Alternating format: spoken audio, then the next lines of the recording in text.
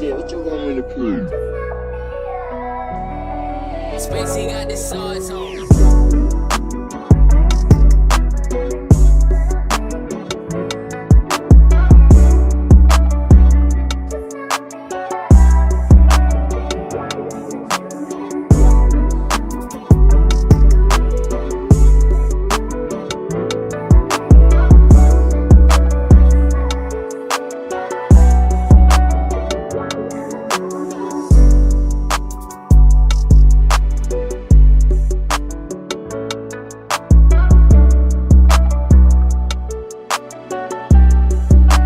Spacey got the sauce on.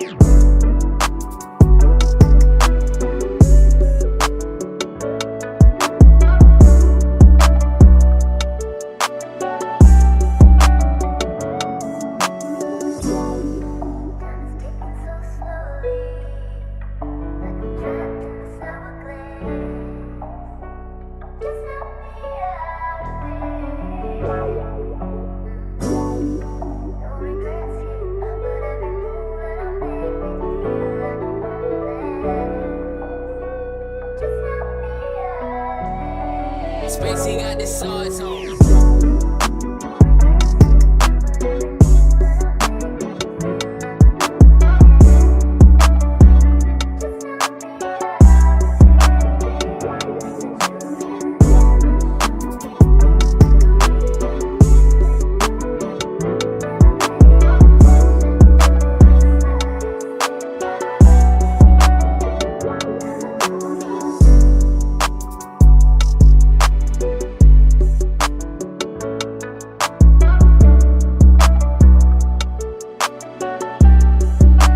Spacey got the sauce on.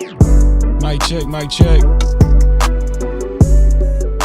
Shout out to the No Cap crew. It's your boy Freezy in the building.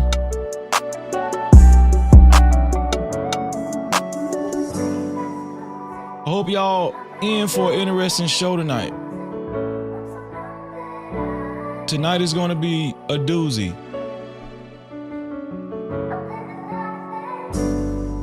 Cap-tivity with your boy Freezy. Join in tonight. No Cap-tivity. Only the boss motherfucking bitches fuck with motherfucking Freezy. It's no Cap-tivity. Get into it.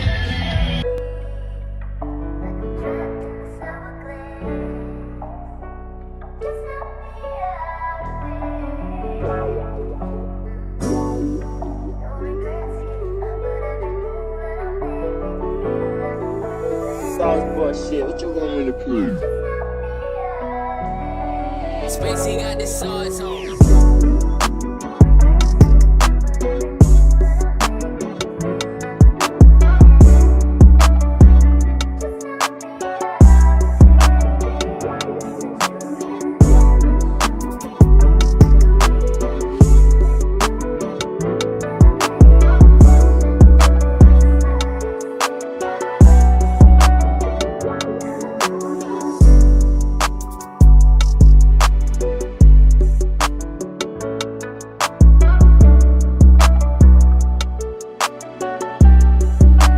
Spacey got the sauce on.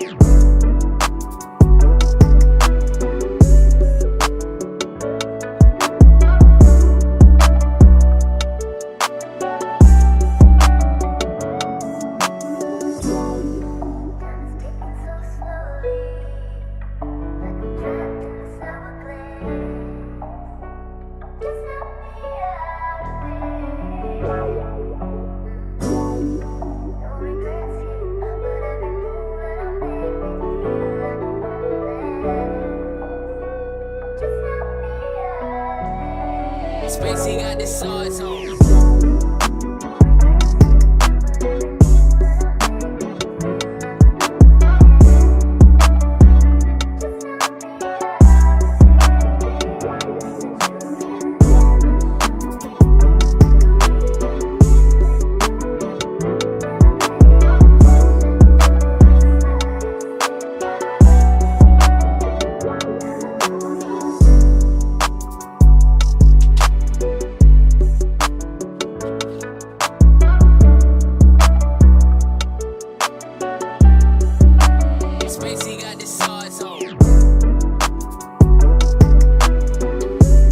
out to everybody that hit the like button so far. Shout out to the one person that hit the dislike button so far. Thank you, I really appreciate it. Thank you.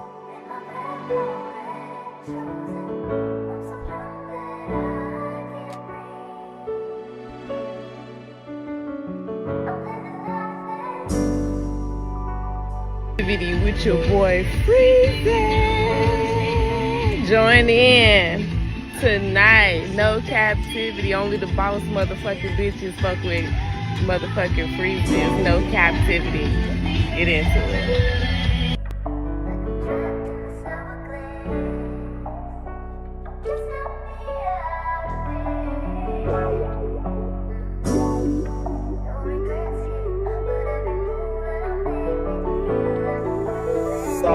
Shit, what you want me to prove?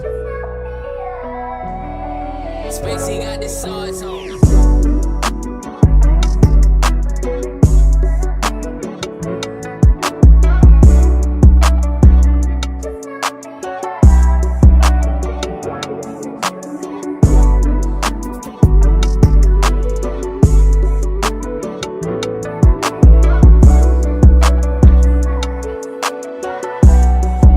Shout out to everybody who's willing to share the live stream tonight. Thank you to everybody that's always willing to share the live stream. I appreciate you. We have 99 members in the Discord. 99 members in the Discord. Who will be the 100th member? Will it be tonight? We're gonna talk about TD Jakes. We're gonna talk about Serena Williams. We're going to talk about marriage, dating, breakups, relationships. We're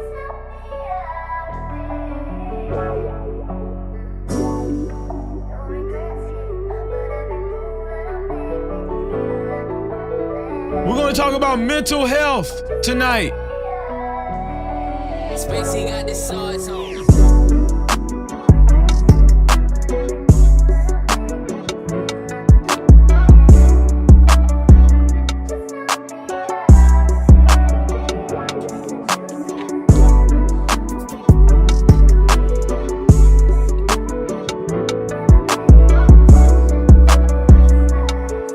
This is No Cap-tivity with Freezy. No captivity.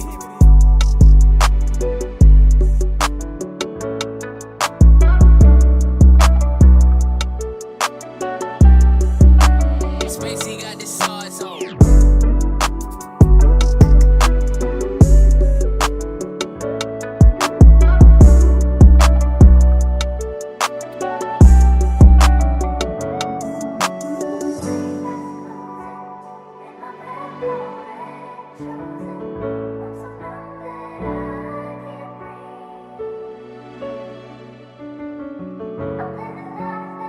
Video with your boy Freezy.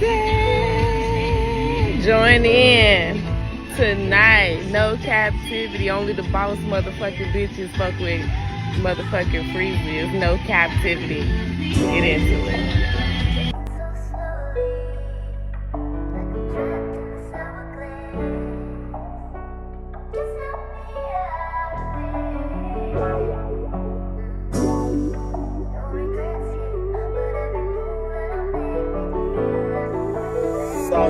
Shit, what you want me to prove? Spacey got the sauce on.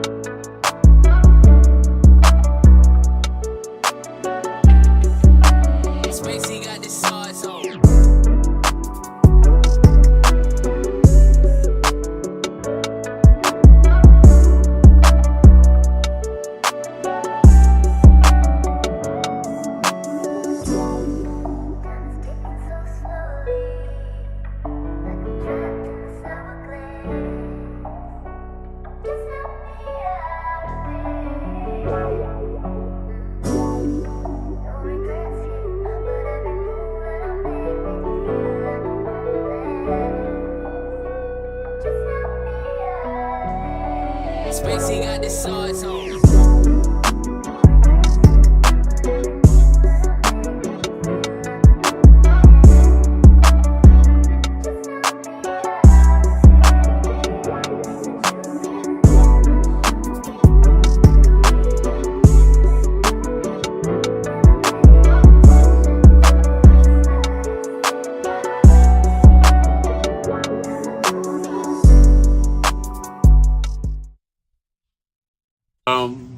Times in our life, You got time to sing on it. You sing. we all have pain.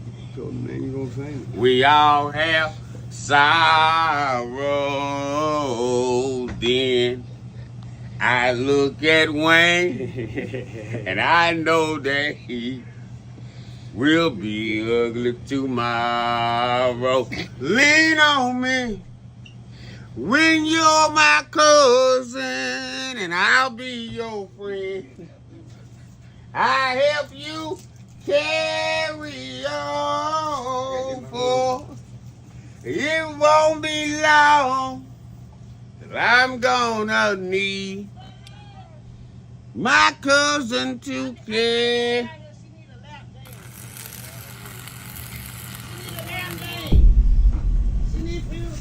No captivity. Freezy.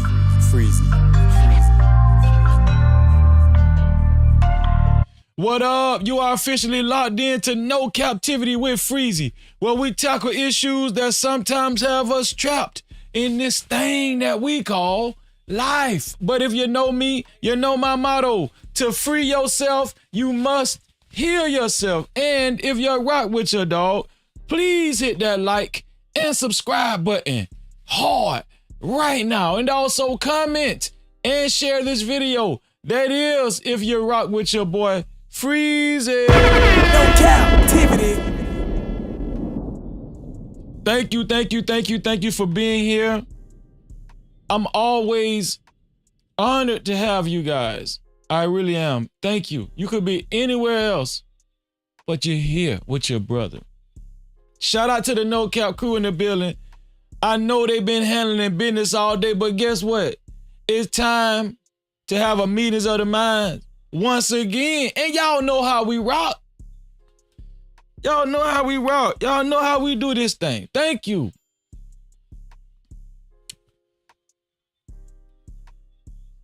I know some of y'all love your pastor, right? Some of y'all will die behind your pastor. You know, you good old church folk out there. And shout out to the good old church folk. Listen, I went to church for a long time. I was raised up in the church. And we can safely say that the black church served as a centerpiece in the black community for centuries. Right? We can say that.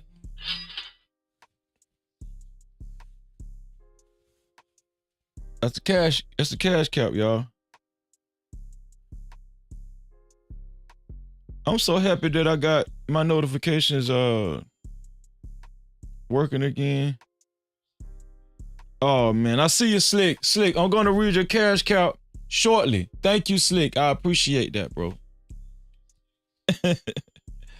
Man, that just feel good because sometimes I be feeling like I be missing y'all cash caps, or not missing it. I never miss a cash cap, but I don't be wanting to take too long to read it. You know what I'm saying? But thank God he gave me this notification.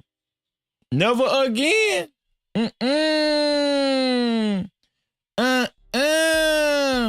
But back to the church folk.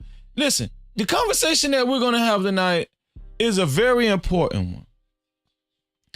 The black church has been a pillar in the black community, right? For a long time. A lot of y'all grandmas, great grandmas, your mothers and everything, right? Gave a lot of service and money to the black church. Has the black church been a help to the black community, or has it been a hindrance to the black community? we're going to discuss that because I think it needs to be discussed. Right? The black church. Because it directly ties to not only spirituality in black communities, right?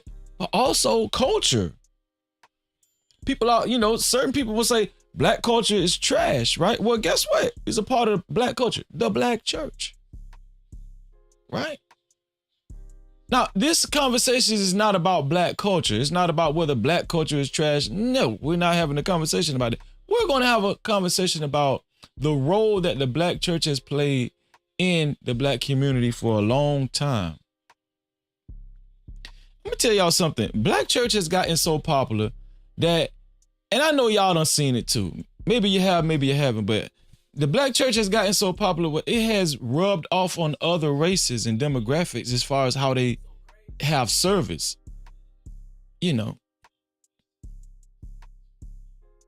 I mean, other races, other demographics have picked up on the cadence, how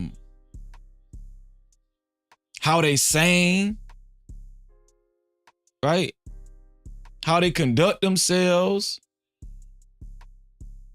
how they behave, all of that. Black church has been a very big influence on other demographics of churches, other denominations. Let's just be honest now. It ain't all been bad with the black church. The black church has had a huge influence on American culture. Like, we can go deep with the black church, right? We're talking about R&B, right? Blues.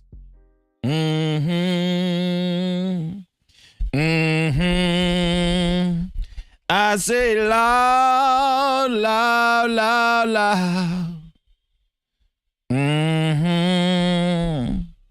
Right?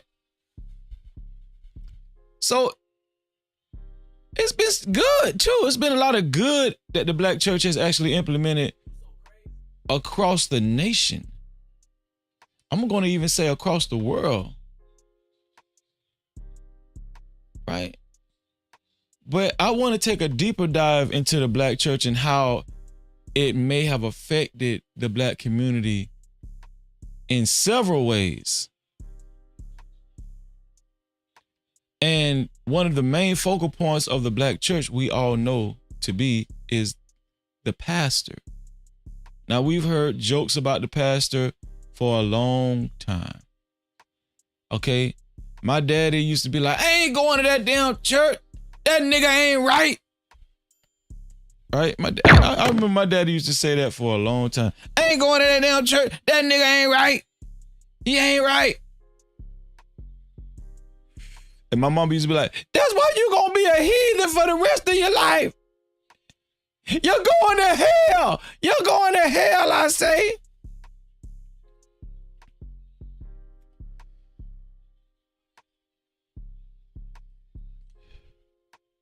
I can imagine there was a lot of households like that across America. But there was a lot of fear mongering going on. I mean, I remember that too. A lot of fear mongering going on. Y'all mamas and grandmas ever use that tactic on y'all?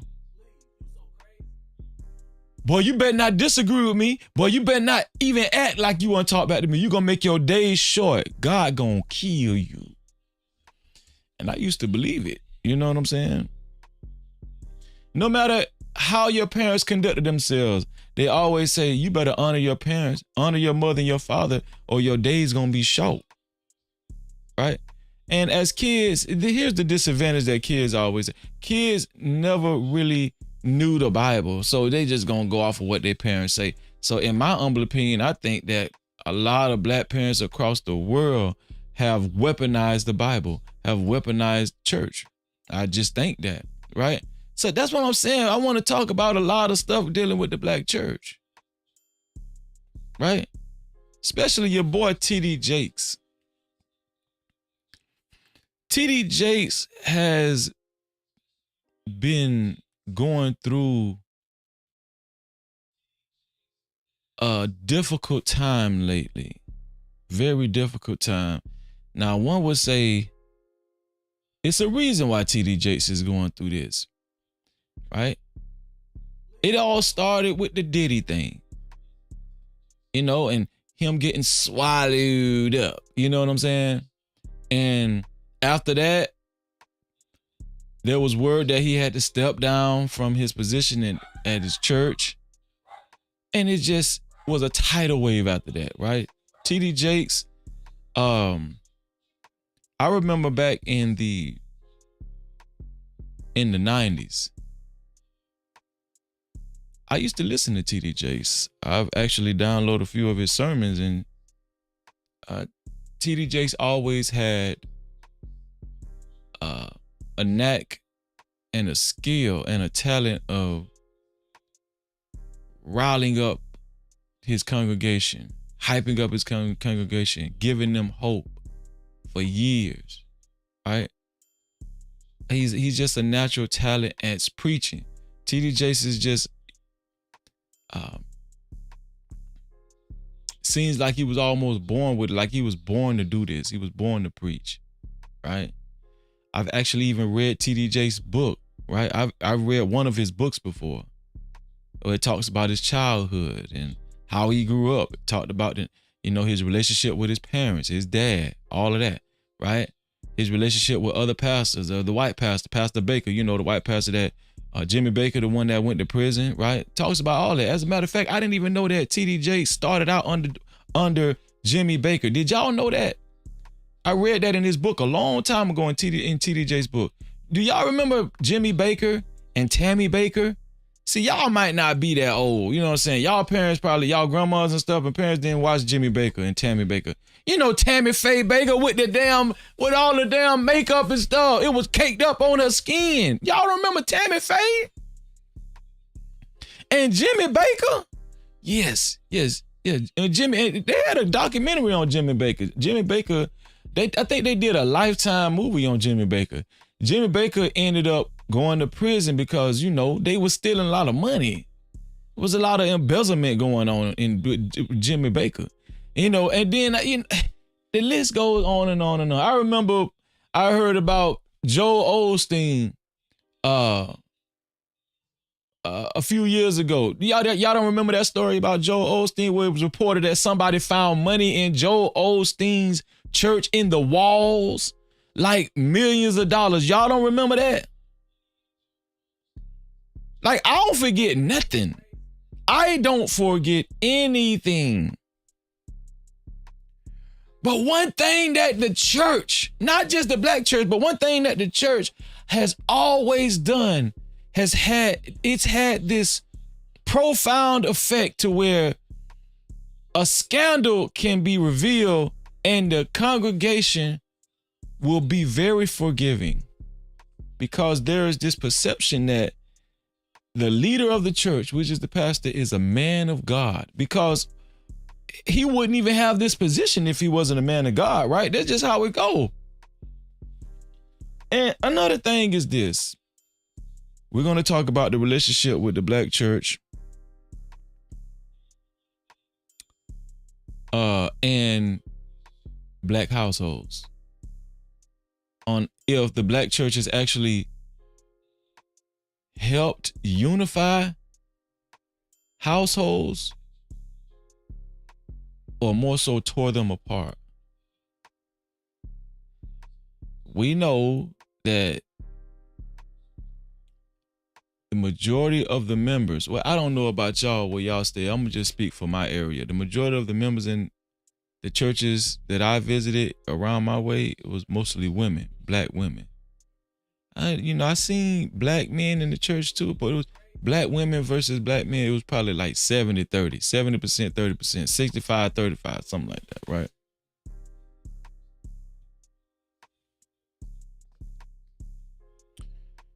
But that's a whole nother dynamic. But before we go deep into it, how about we do this? How about we do the roll call, y'all? Here we go. Shout out to Big Bad Bull. Already in the building. Thank you for being here, Big Bad Bull. He say, Freezy, salute to my big brother Freezy and the whole entire No Cap crew. Thank you, Big Bad Bull. And listen, Big Bad Bull has a Discord too. Big Bad Bull has been a wonderful help with the Discord. He's been promoting the Discord, and it does not go unnoticed. You know, and Big Bad Bull, if you want to put your Discord in the chat, you know, because Big Bad, if you guys don't know how to work the Discord, if you guys need a little, I don't want to say tutoring or whatever, but a little coaching on Discord, Big Bad Bull is excellent. He knows everything there is to know about Discord. So, you know, make sure y'all join Big Bad Bull's Discord too, along with the No Cap Cruise Discord, No Captivity with Freezy Discord. Shout out to Big Bad Bull. No Cap-tivity. Also, shout out to Emperor Kojak 313 the Great. He say, what up though, Freezy and chat, smash that like button. Shout out to Emperor, one of the top mods. Emperor has a gaming channel. Shout out to Emperor's gaming channel. Make sure y'all go subscribe, man. Appreciate you, Emperor. Appreciate you. No Cap-tivity. Oh, man. Shout out to my sister, Brina, in the building. She say, Freezy. Represent for the No Cap crew. Thank you, Brina. It's great to see you. Thank you. It's so good to see Brina in the building. Shout out to Brina, man. No Cap-tivity. Also, shout out to my dog, Slick, reminding y'all to like the stream and also share the stream. Slick, what's up, man? Salute to you, bro. I do got your cash cap, and somebody else just sent a cash cap. I'm going to check, man, and I will be reading it shortly. Shout out to Slick. No Cap-tivity. And there she is. Shout out to my sister, Just Jay, in the building. Just Jay said, good day, everybody. Like, share. That's the operative word. That's a very important word. Share, comment, subscribe, and hit the notification bell, right? You ain't got no excuses. My sister gave y'all full instructions. Shout out to Just Jay in the building. No Cap-tivity. Who else is in the building? Scarlett, how you doing, Scarlett? Scarlett says, host and chat. I always enjoy your lives and replays at work. Oh, thank you, Scarlett. That just warms my soul. Shout out to Scarlett. I appreciate No you. Cap-tivity. Shalom. Tokay, I'm going to read your super cat in 1 second. Thank you, Tokay, for being No here. Cap-tivity. Travel One, what's going on, sis? Travel One says, greetings to Freezy and her No Captivity chatters. Black men pastors are out of order too? Really? I'm listening. Shout out to Travel No One. Cap-tivity. Sugar Bomb, what's going on, girl? Shout out to my sister Sugar Bomb. She said the church been corrupt. No Cap-tivity. Sugar Bomb got her bullets in the gun and ready to shoot. She said, hey, Freezy. Who else is in the building?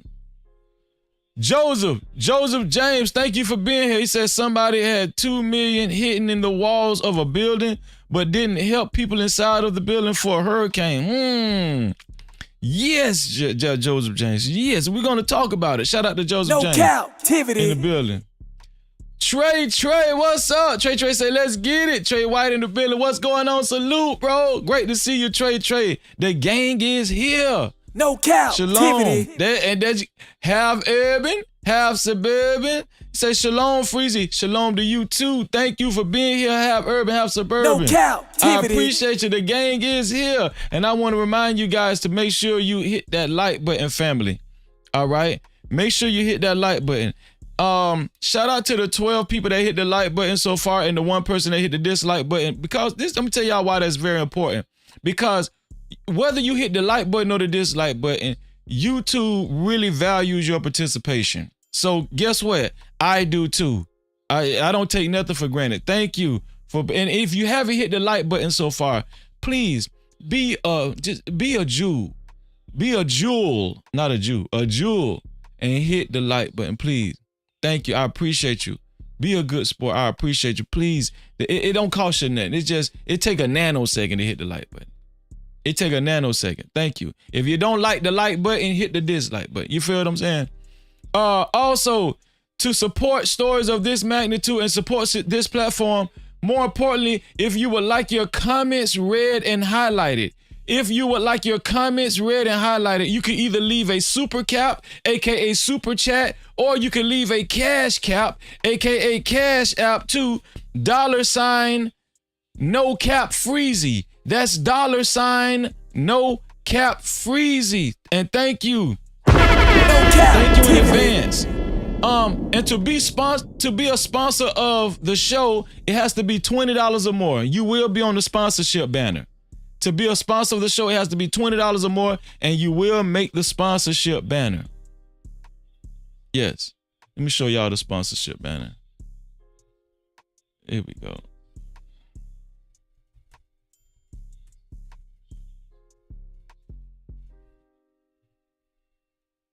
Okay, this is the sponsorship banner right here, y'all. Who will it be? Who will it be? This is a sponsorship banner. Your name will go on the sponsorship banner. Oh, we represent. We represent over here.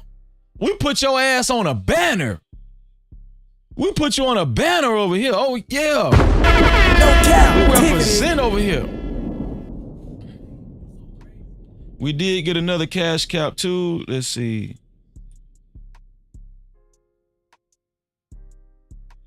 Okay, gotcha. Shout out to my sister Jess J.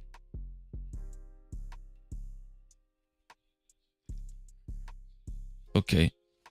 Let's read the super caps first. How about we do that? Super chat. Shout out to Toe K for the $5 super cap. Toe K said working, listening, and supporting. Hey, big props due. Brother Freezy, thank you, Toe K. I appreciate you. No cap. Thank you for helping us keep the lights on as well. Shout out to Toe K for his $5 super cap. Thank you, bro. I really do appreciate it. Let's get it. Super chat. Oh man.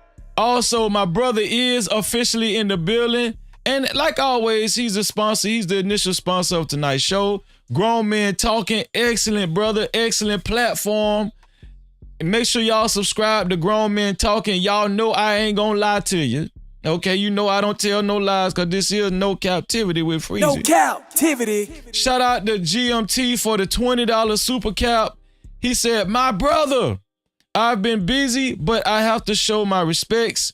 Doing this dating shows got me beat. So he's doing dating shows now. I'm telling y'all, my brother he's off to the races. GMT is off to the races. He's got a dating show now. And it's right down his alley too, man. Shout out to my brother, excellent content creator, man. GMT in the building, man. And he deserves the big light. He does deserve the big light, and he's going on the sponsorship banner. Shout out to GMT. Let me put GMT on the sponsorship banner right now. Grown Men Talking. $20. There we go.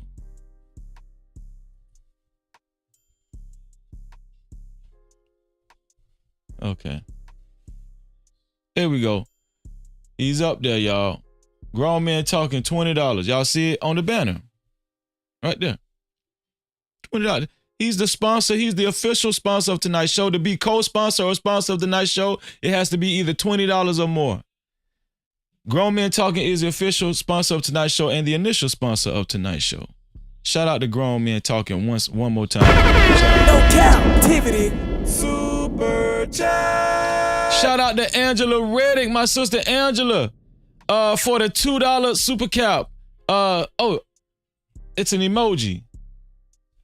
Let me look at it because it doesn't say it on my eCam. Let me see. Okay, it's a hey you. It's a hey you emoji. Thank you. Thank you, Angela. I appreciate you for the hey you emoji. Thank y'all for helping us keep the lights on. I really do appreciate you. Thank you, Angela. No cap-tivity. Also, we do have a couple of cash caps. Oh yeah, we ain't missing no cash caps. Oh no, we ain't missing no cash cap. Let's see. Check the cash out, bitch. Shout out to, oh, I ain't have the right screen. Oh, here we go. Here we go. Shout out to Slick for his $5 cash cap. We say towards the light bill, Freezy.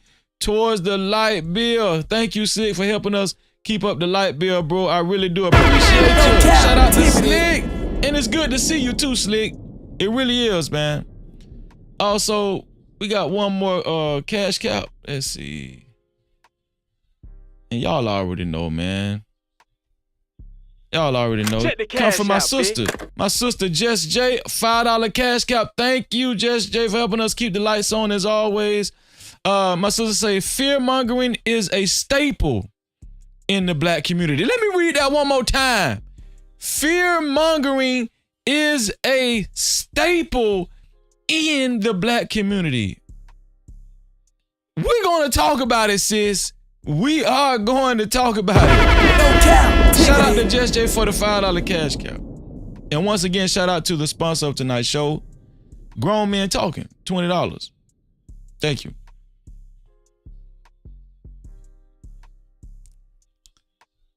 Oh, we got some more people that came in. Who else came in? Let me see. I seen Angela Reddick. Let me see. Oh, shout out to T Will. T Will is in the building. And also El Cheapo is in the building. What did T Will say? T Will say, what up, No Cap crew? It's been a while, but I still catch every show. I know you do, I know you do, because you my dog and you my brother, man. And shout out to El Cheapo. She looking and she say, not you talking about my internet passer. No Cap-tivity. Shout out to T Will and El Cheapo. Yeah, we got, hey, listen. Well, I ain't talking about him.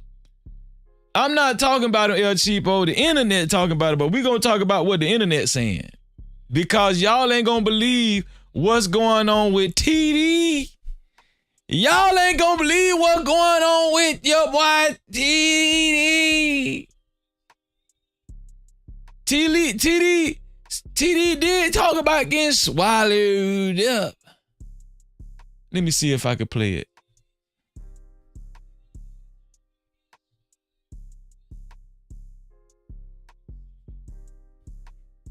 Let's see, TD.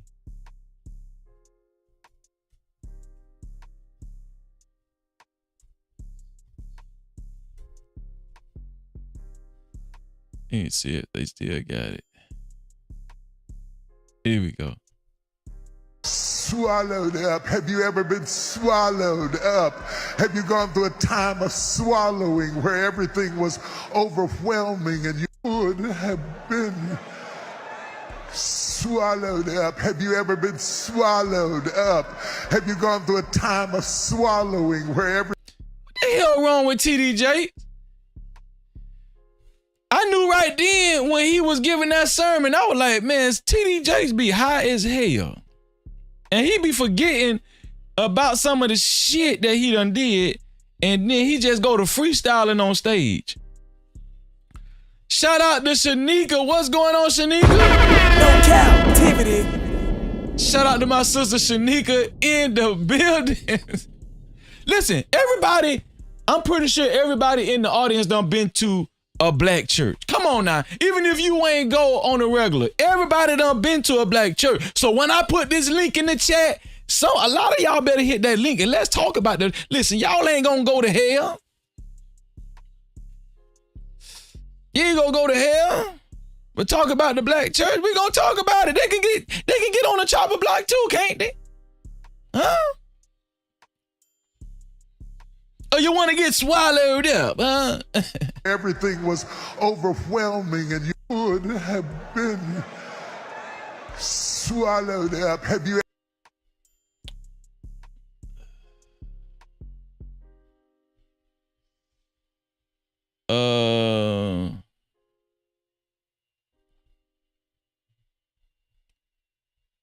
So I got a little ground spam too, y'all. Before we talk about TD Jakes,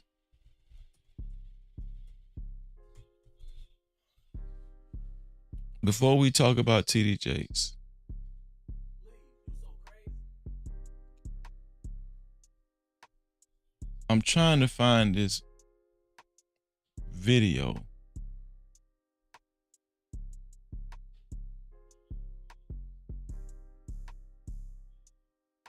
Where it was a Usher concert, and Usher got this new thing where he feeds cherries to women,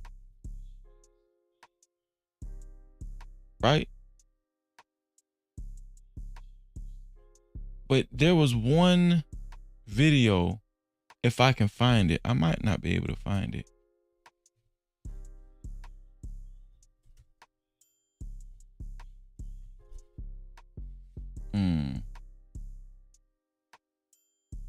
Okay, here we go. I got it. Y'all, all the men in the chat, all the men that's watching, I want y'all to tell me how you would react if you went to an Usher concert with your wife, and then, you know, you're being a good sport. You taking your wife to see Usher, even though Usher have his shirt off and the nigga, you know, the nigga have Diddy oil on and all that. You know, you being a good sport, you taking your wife to the Usher concert. And then your wife is one of the lucky participants. Y'all one of the lucky participants where Usher choose y'all to get fed cherries. Not the husband, but for the husband to feed your wife the cherry. Right? And I think usually Usher is the one that feeds cherries, or maybe Usher gives the cherries to the husband so the husband can feed the wife the cherries. Have y'all heard about that? Usher got this new thing where he has cherries. And he gives the cherries to, I don't know if it's to the woman or he gives it to the woman. If the woman has a husband, he'll give it to the husband out of respect so the husband can feed the wife a cherry.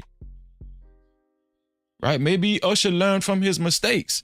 You know, it's because there's some guys don't play about their damn woman now. Right?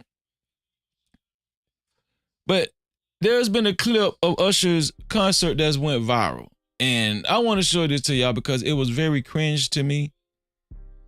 But I don't know if it was just me. I want to know if this video affected y'all the same way. Women, y'all can comment on this video too, but I really want to hear from the men.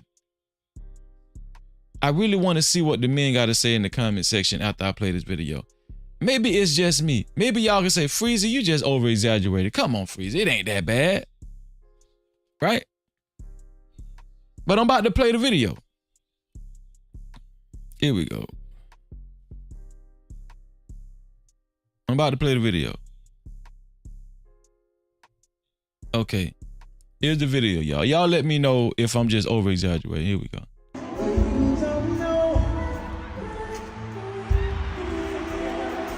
Do you see how she's licking the cherry? Like, I started to think, is this woman an alien or something? The way she licking the cherry. Look how she, like, it's like she's, I don't know. It's weird. But you can tell, like, I would have rather this woman not participated. Like, if I was her husband, I would have rather her just not. Not if I was her husband. If me and my wife was there, let me put it there, because I don't want that damn. I want my wife. Shit. But I'm just saying, if my wife acted like that, I just rather not participate. Even though I wouldn't even be doing no shit like that at no Usher concert. Period. You know, at all. I'm just saying, all of this is hypothetical. I'm just saying. But if she reacted to eating the cherry like this in front of everybody on the teleprompter and you know, Usher, everybody, you know, everybody sees that my wife really, she's not really intimately into me like that. Or am I overreacting? Y'all tell me if I'm overreacting. Let me just play the whole thing from, here we go. Ain't that your husband?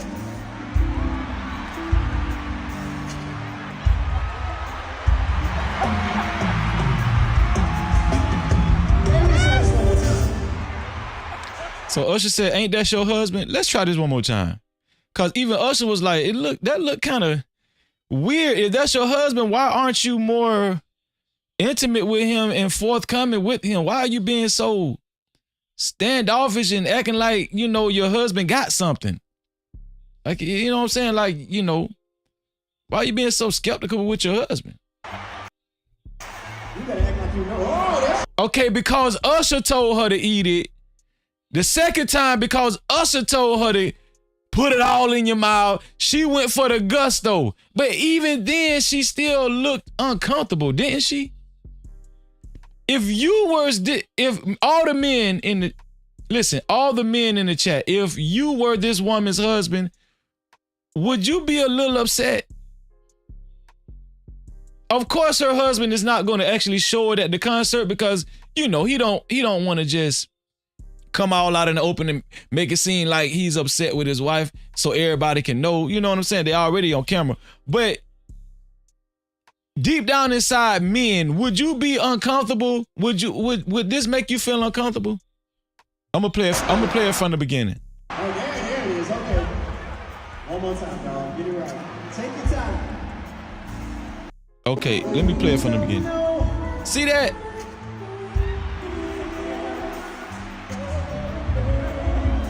Ain't that your husband? Now, Usher say, ain't that your husband?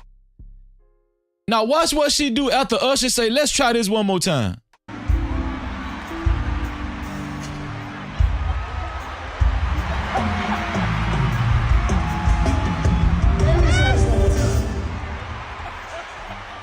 You better act like you know. Oh, that's... God damn! She went for the everything. No Cap-tivity. Cause Usher told her to. Oh, there it is. Okay. One more time, dog. Get it right. Take your time. There goes Miss Baby.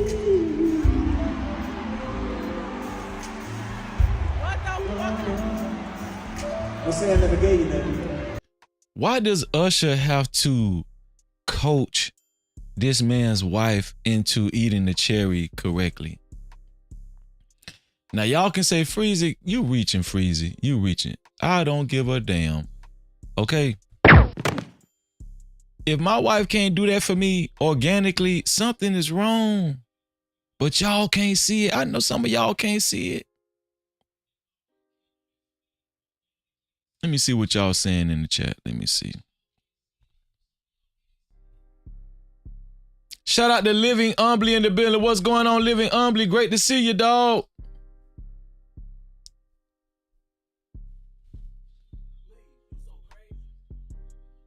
Slick say, ain't no way in hell. Yes. I feel the same exact way, Slick. Ain't no way.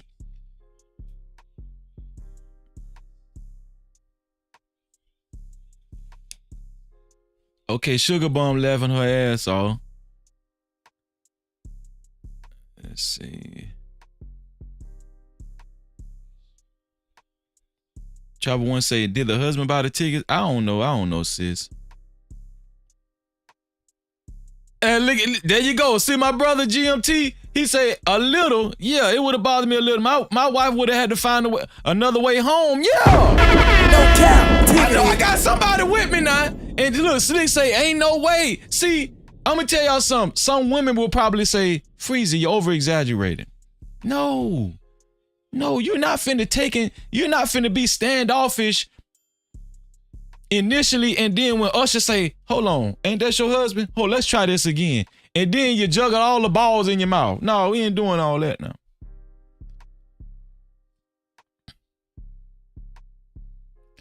Angela say, Usher is going to get punched or KO'd by somebody's man one day. That's a fact, Angela. Yep. Salute to you too, Rush. Great to see you, dog.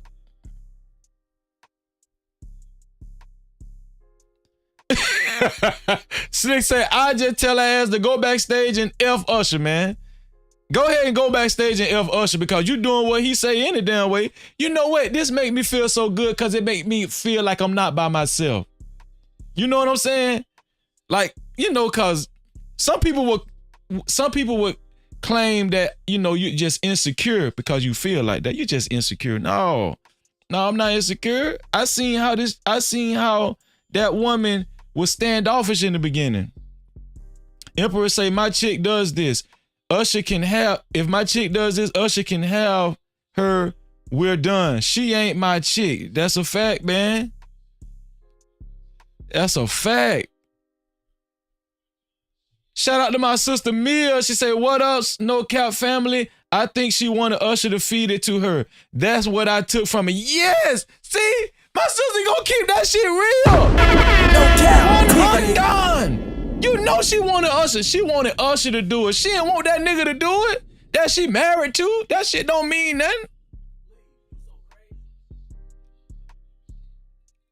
I say Jerome in the house. What's up, Jerome? No captivity. He said Hot Sauce told you what it was 2 streams ago. What he said, Jerome? I knew Sugar Bun say, that's a concert freezer. I wouldn't feel no type of way. See, but see, that's why I know the men is going to automatically feel different. I think it is a double standard, right? Let's see it one more time. Let's see it one more time. Here we go. Let me pull up the video. Because is y'all seeing what I'm seeing? Look at it. Oh, it'll go up slow. Okay, here we go. Let's take it from the top.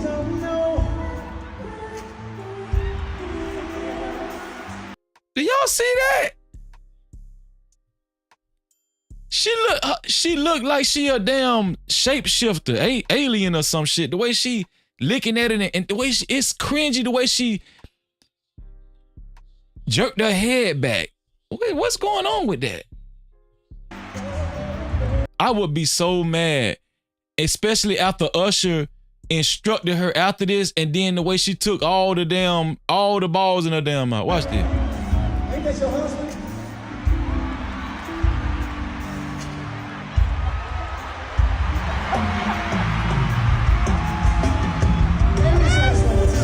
Because Usher told her, let's try this. Let me try this one more time.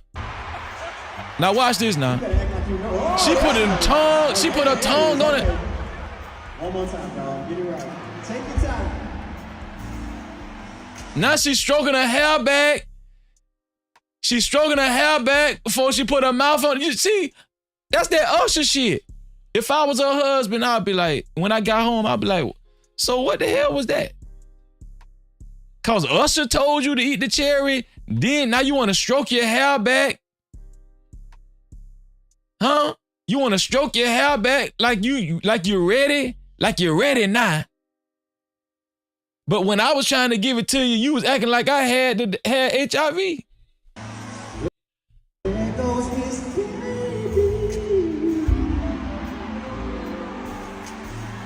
What the fuck? Don't say I never gave you that.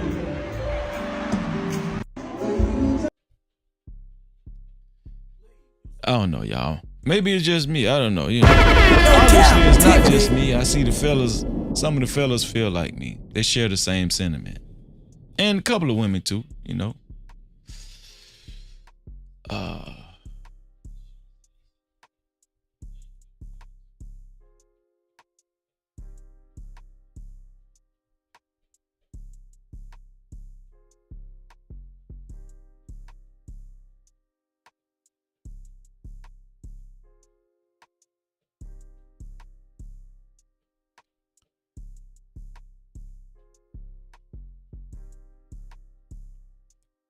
So, do y'all remember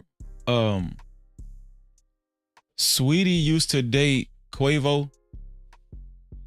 Anybody remember that? Did I need to get a new cash cap? Let me see. Yep, I got a new cash cap because I heard the phone. Shout out to my sister again. Shout out to my sister again. Check the cash out, bitch. Just J for the $5 cash cap. She say, there go his baby. The Usher effect. Oh, that's Usher baby. Yeah. No captivity. Yeah, that's Usher baby. Yeah, sis. That's who it is. Uh-huh. I'm gonna be honest with y'all. Usher done brought out a bunch of insecurities in men. Because if I took my wife to an Usher concert, I'm gonna be fake smiling. I'm gonna be like, here go my confessions. And I'm gonna be looking at her out of the corner of my eye, to see how hard she cheesing that Usher. And then when she look at me, I'm gonna be like this here. This song. These are my confessions.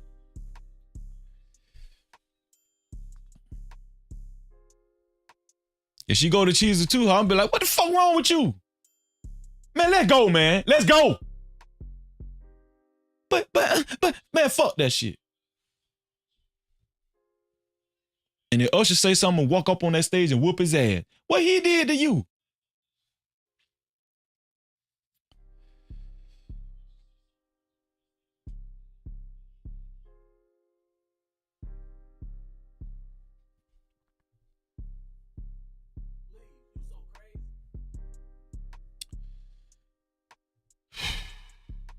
So, Sweetie used to date, what's his name again? Quavo from the Migos. And they went through a public breakup. Of course, y'all remember the famous elevator scene where I think they was playing tug of war with a duffel bag or something. I forgot, right? But they used to date and they broke up. But a lot of people demonized Sweetie because the footage that we seen, the surveillance footage that we seen, it showed Sweetie kind of being a little aggressive. She was trying to grab hold to, I think it was a duffel bag or it was something of value. I think the duffel bag might have had money in it. I don't know. Do y'all remember that? Sweetie and Quavo used to go together. Shout out the Next Level in the building. We're going to talk about this story. Shout out the Next Level in the building. He said, shout out to the No Cap crew. Appreciate you, bro. My brother. But let's look at this. Let's look at what Sweetie had to say. I found this very interesting. I remember I had got a call from a childhood friend. And when I had picked up the phone, I put it on speaker because I had nothing to hide. And I'm like, oh, Happy New Year's. He was like, Happy New Year's. I love you. Like, you've been killing this. I keep going, da-da-da. So I'm like, you too. Like, love you too. Happy New Year's. I hang up. He's so, like, drunk that he misinterprets the call and was like, wow, like, okay, like, I know that y'all be doing this, and that, projecting. Like, he couldn't believe that I had a platonic relationship with this person, and this person's my childhood friend. Okay. Like, nothing is going on. Okay. So he starts cussing me out. He was, I'm gonna be honest with y'all. I don't play that shit either. All that platonic friendship with a guy, you've been friends with this guy since you was a child. Fuck that shit. You all ain't friends no more. Yeah, you with Freezy. You ain't friends with your child. Fuck him. Damn him. Okay, I don't give a damn. I don't give a damn about no love in basketball. I really don't. It's like, I would never do this to you. He was like, man, you can go through my phone. My code is da-da-da-da-da. And I go, oh, it's da-da-da-da-da. Da-da-da-da-da. No. I put the code in my phone. But I'm thinking he's probably just like drunk, Right. I remember. Right. Nothing, like, it's not the real code. So finally, he goes to sleep. So here's the deal, y'all. She's telling the whole story from Jump Street. She's saying the way it started was Quavo seen how she talks to her supposedly platonic friend that she's been knowing since she was a kid. And Quavo had a problem with it. They got into a back and forth about the platonic friend. And then Quavo said, hey, I would never do that to you. I wouldn't have no platonic homegirl. I don't give a damn. If me and you in a relationship, I don't think that's right. And basically, I guess she challenged him on that. And Quavo was like, yeah, you can check my phone. Here go the code to my phone. Right now, if you're not being faithful to your old lady, why would you give your old lady the code to your phone, Quavo? I keep trying to tell y'all, just because these guys got money, that don't mean that they kind of smart. They don't. Just like my mama say, they ain't right, bright. They ain't right, bright. So she said that she waited for him to go to sleep, and she went inside his phone. Now, if he gave you the code to his phone, why would you wait for him to go to sleep? If he gave you the code to his phone, why would you wait for him to go to sleep? Right? Now, I just want to you know, show y'all the nature of this relationship, show y'all what y'all should avoid. Here we go. So it's time to investigate. Investigate. Investigate. Investigate. So I'm like, okay. So I saved the code. Girl, no. I said, and it goes, you know, it's the, You're like, whoa.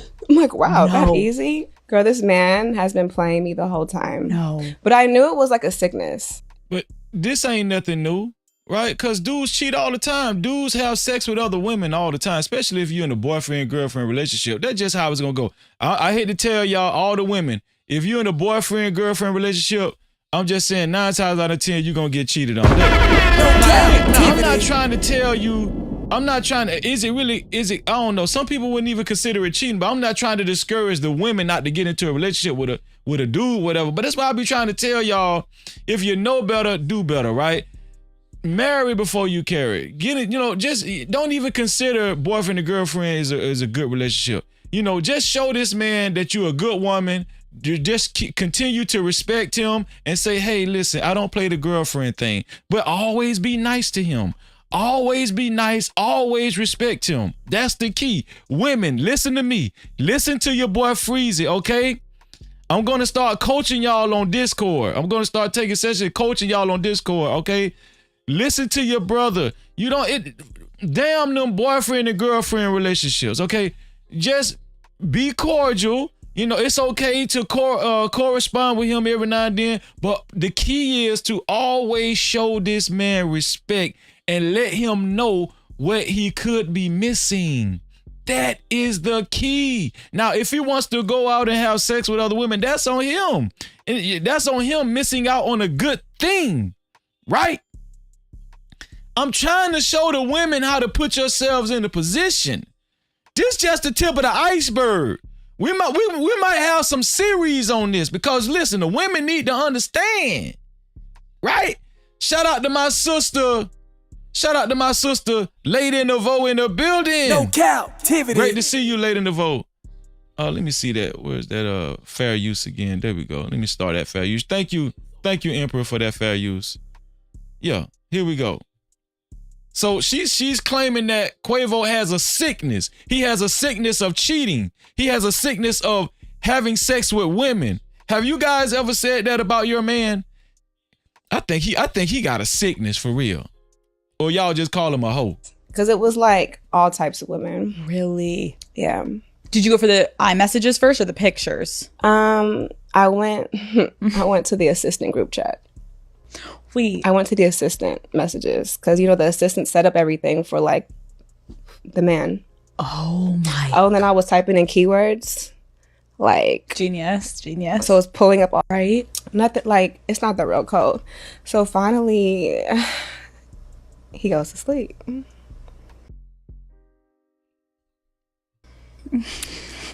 So it's time to. Okay, this is Sweetie. I remember I got so sick, but then so numb that I didn't care because it wasn't like one person. It's like, okay, no, you have a sickness. So he was having sex with a lot of women. Can I ask y'all a question? Why do women make this shit so complicated? Why he got to have a sickness? No. This dude is famous. He's Quavo of the Migos. I would consider him the lead rapper. This man didn't have no sickness. This man was famous. No Cap-tivity. Y'all ain't never heard this song before? Young rich nigga. YRN, young rich nigga. That's what he was.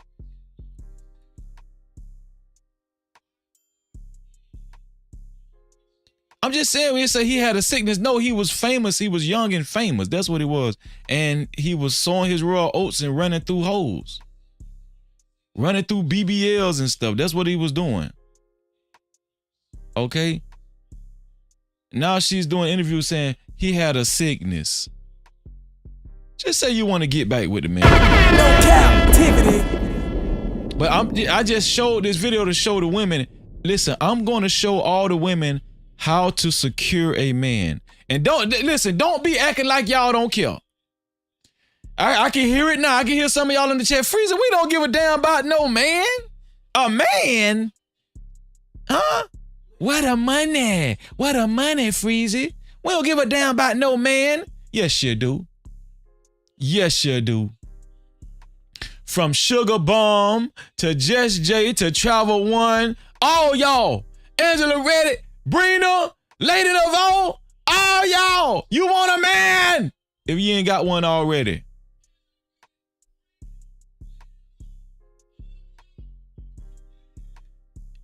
And guess what? We're going to help y'all get a man. We're going to steer y'all in the right direction. Okay? And what I'm going to call it, the Freezy,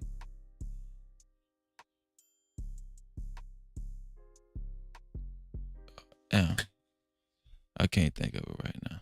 Hold on.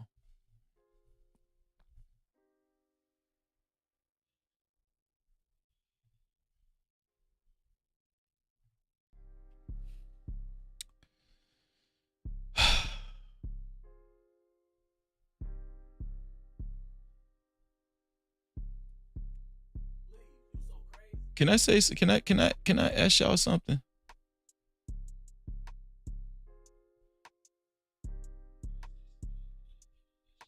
Do y'all think, I seen this video, sometimes I be thinking people just be saying anything. I forgot this guy's name. He's well known on social media. I think he was on him and his wife was on a reality show. I don't know his name. I think he used to play football or whatever. Maybe my wife know him, right? I don't know, but he came up with his own philosophy about why black men and black women don't get along in this modern day society. Why it's been a lot of tension between black men and black women. And I'm going to show y'all what this guy said. Here we go. We're going to flip-flop. What's the narrative that we hear about black men? They don't get married. No, they don't like who?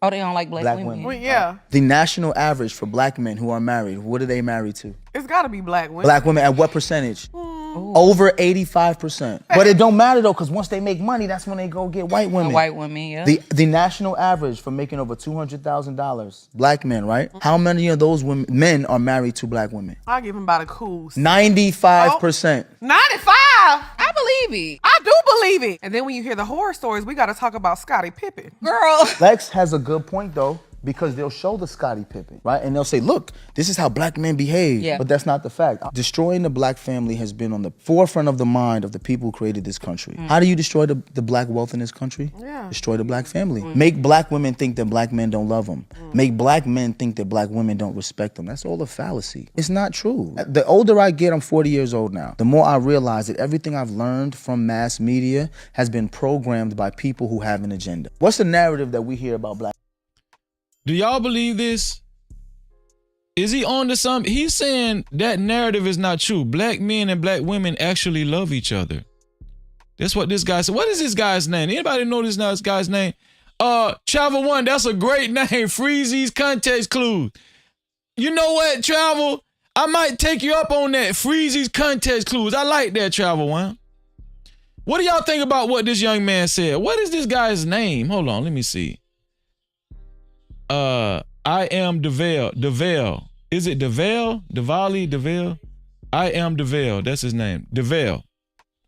Right?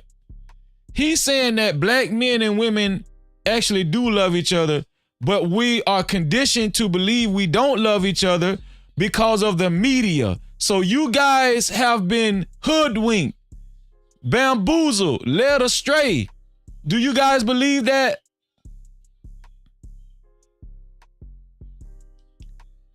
All of this talk, all of these conversations we've been hearing about black men and black women and the tension that has come between us, and we don't like each other, and divorce, and 80% of divorces filed by black women and single mothers is the reason why the black community is in shambles, right? And the black man ain't shit. The black man is not to be trusted. Just like Sweetie said, we got a sickness and all that kind of stuff. Do y'all think this is the media?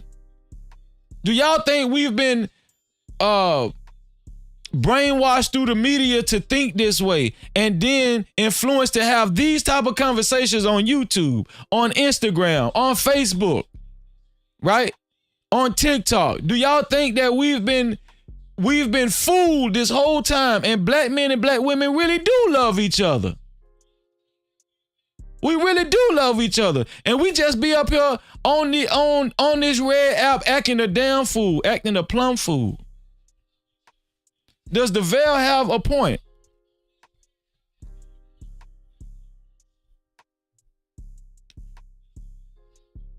Well, if the media has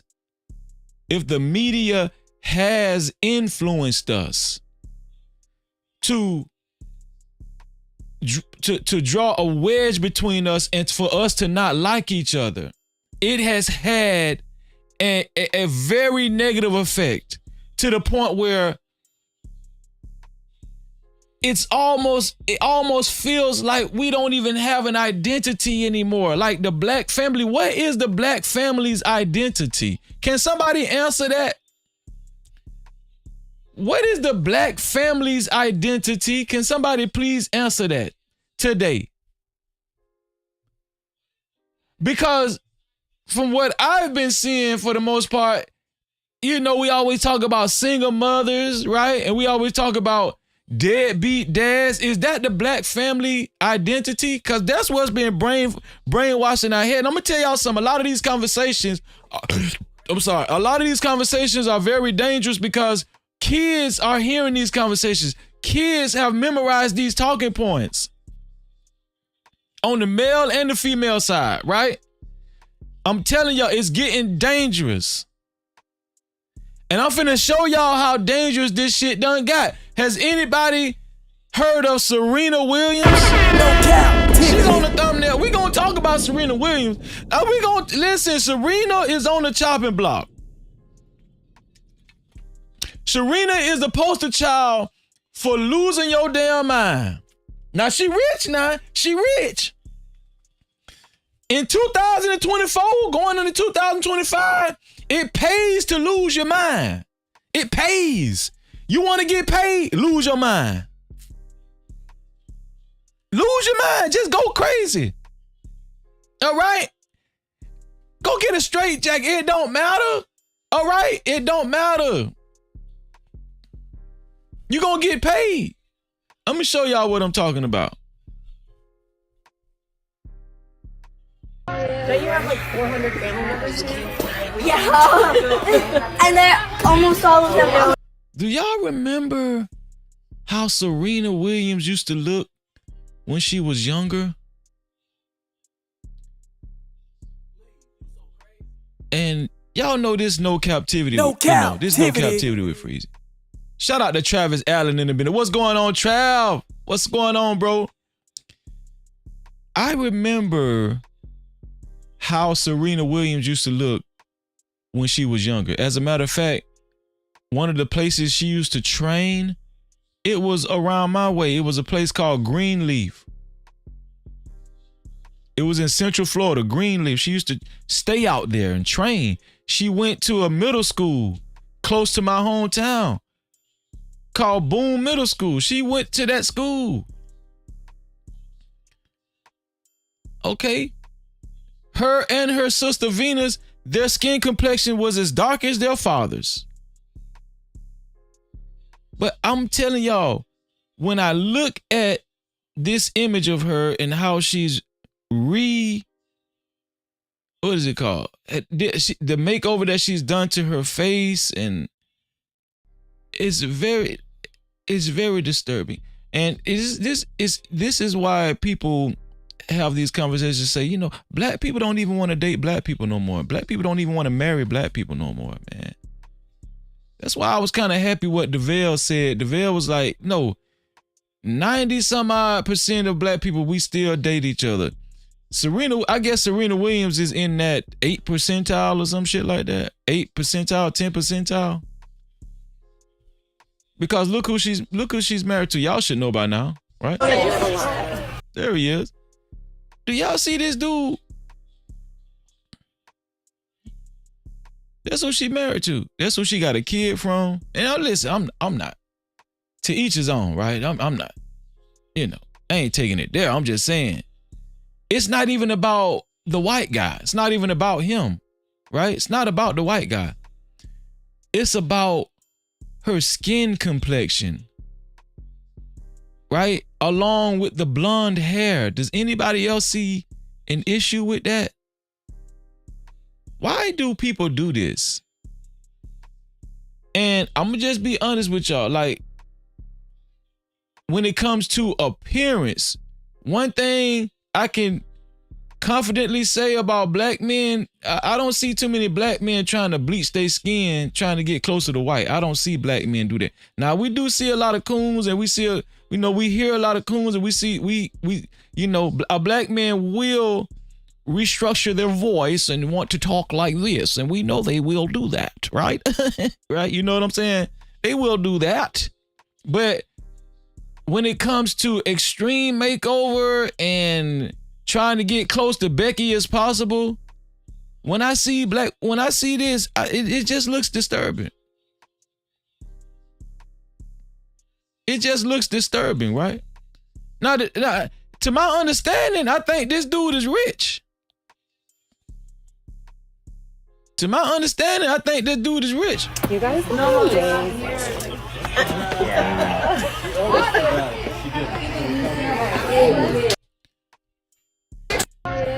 Do she look funny to y'all? Yeah. Why they do that to their face, y'all? Like, if I had to wake up to that, I'd be scared every morning. Every morning I wake up and roll up, I'd be like, oh, what's wrong, baby? Oh, nothing. I just had a nightmare. I'm tired of this shit.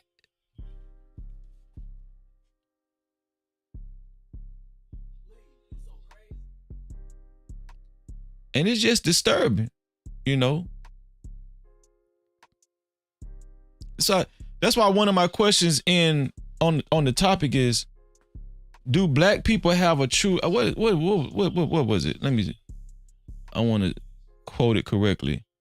Did black people ever have a true identity? Did black people ever have a true identity?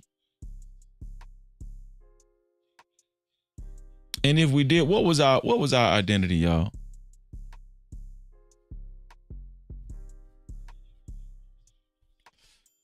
Because when I look at this,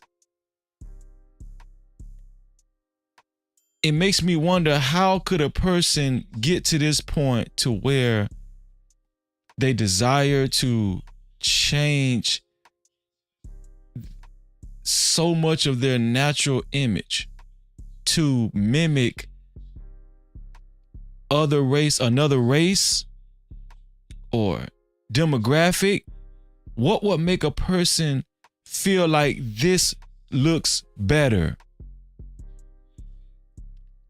Why would Serena Williams look in the mirror at her original self and then transform her original self to this and think this looks better?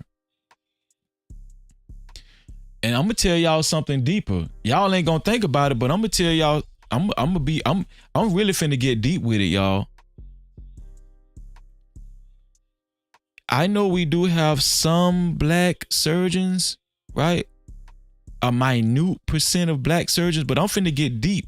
I know y'all ain't even thought about it like this. But the majority of surgeons in America, right, are of another race. And I'm gonna go out on a limb and say predominantly black. Predominantly white. I'm going to go out on a limb and say predominantly white, right? Listen to what your boy Freezy finna say.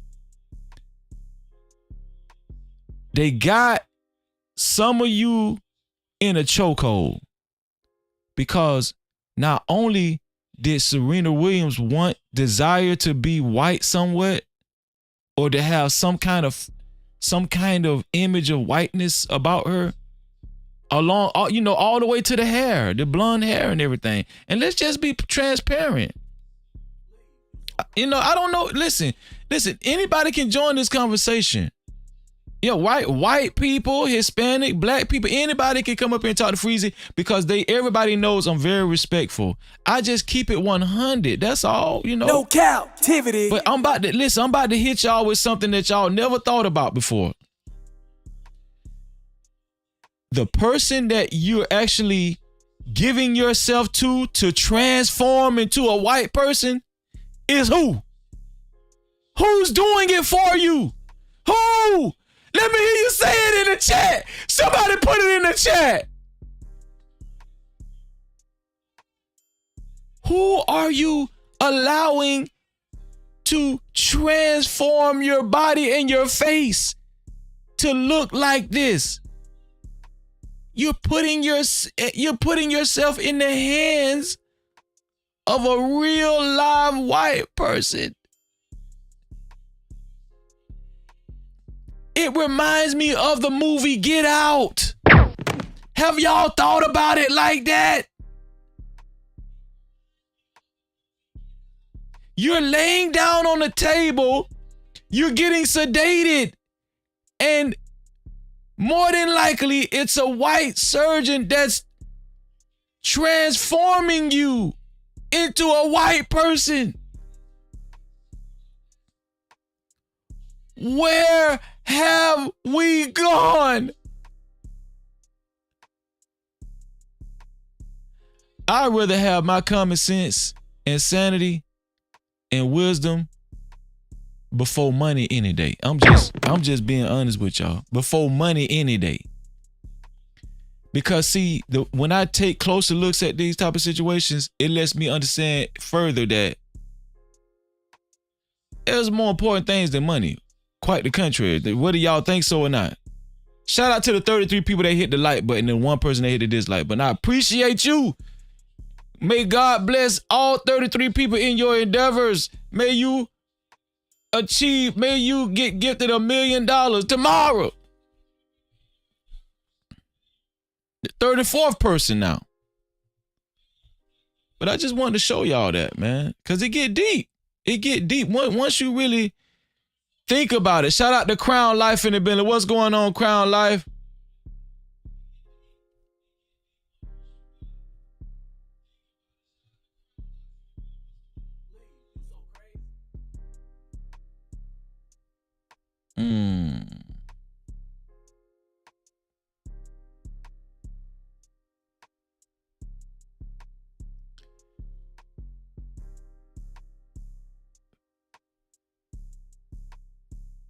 I'm gonna tell y'all why a lot of y'all ain't gonna make it, man. When y'all get into these relationships, I'm gonna tell y'all why a lot of y'all ain't gonna make it.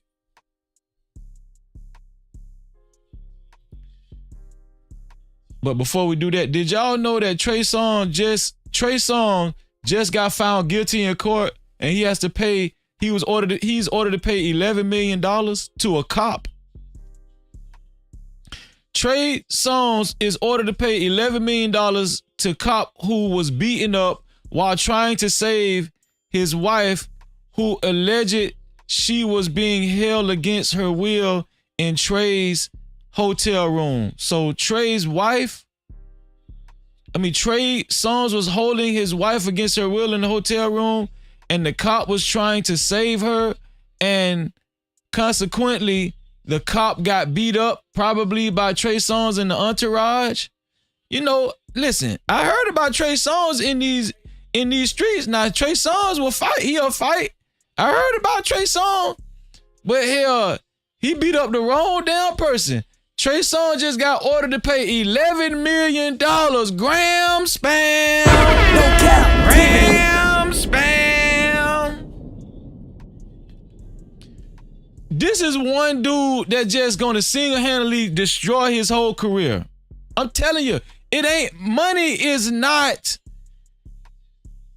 the answer to everything. It really pays to have common sense. Now, some of y'all can say, oh, $11 million, that ain't that bad. You was a damn lie. This one here for the third. You a damn lie. $11 million? That man might be eating out of the soup kitchen. We don't even know if that man got $11 million liquid. This might be the end of Trey Songz. Trey Songz gonna have to let somebody stick him in the booty one more time like they did Drake. You know what I'm saying? For at least a couple extra million or some shit like that. You can't go out like that, Trey. $11 million. When I seen this shit, I said $11 million. What the hell? Man, that's crazy as hell. And so you already know he probably gonna try to file bankruptcy just like Tasha K tried to. But guess what? The judge didn't even let Tasha K. No, hell no. Yeah. And no, you can't get away with this one here now. You gonna have to pay them $4 million to Cardi B. Right? And Trey, you gonna have to pay the $11 million. Because hell, we ain't gonna let you get away with this one here, Trey, huh? Blame it on the drink, blame it on the juice.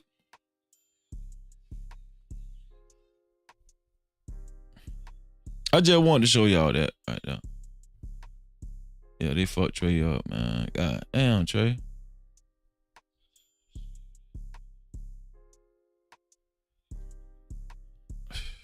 We talking about relationships, right? We talking about relationships. I'm gonna show y'all why a lot of y'all ain't gonna last in y'all relationships. Now, we talk about pastors, right? We talk about pastors. We gonna talk about TD Jakes tonight.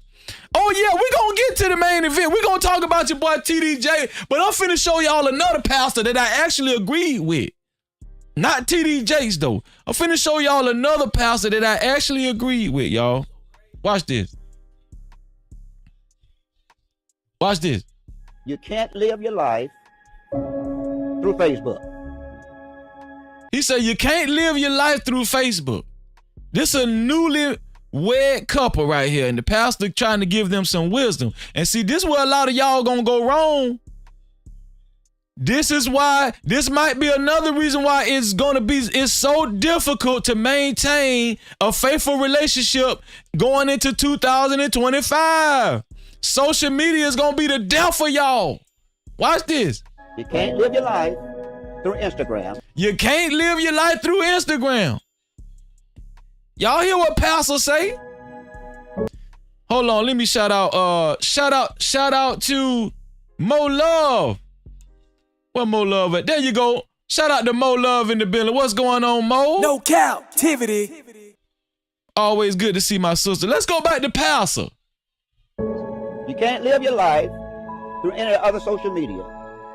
You can't live your life through any other social media. How many of y'all prepare for this? If you get a man, I told the women I'm gonna start coaching y'all in the Discord. I'm gonna start coaching the women in the Discord because you need it.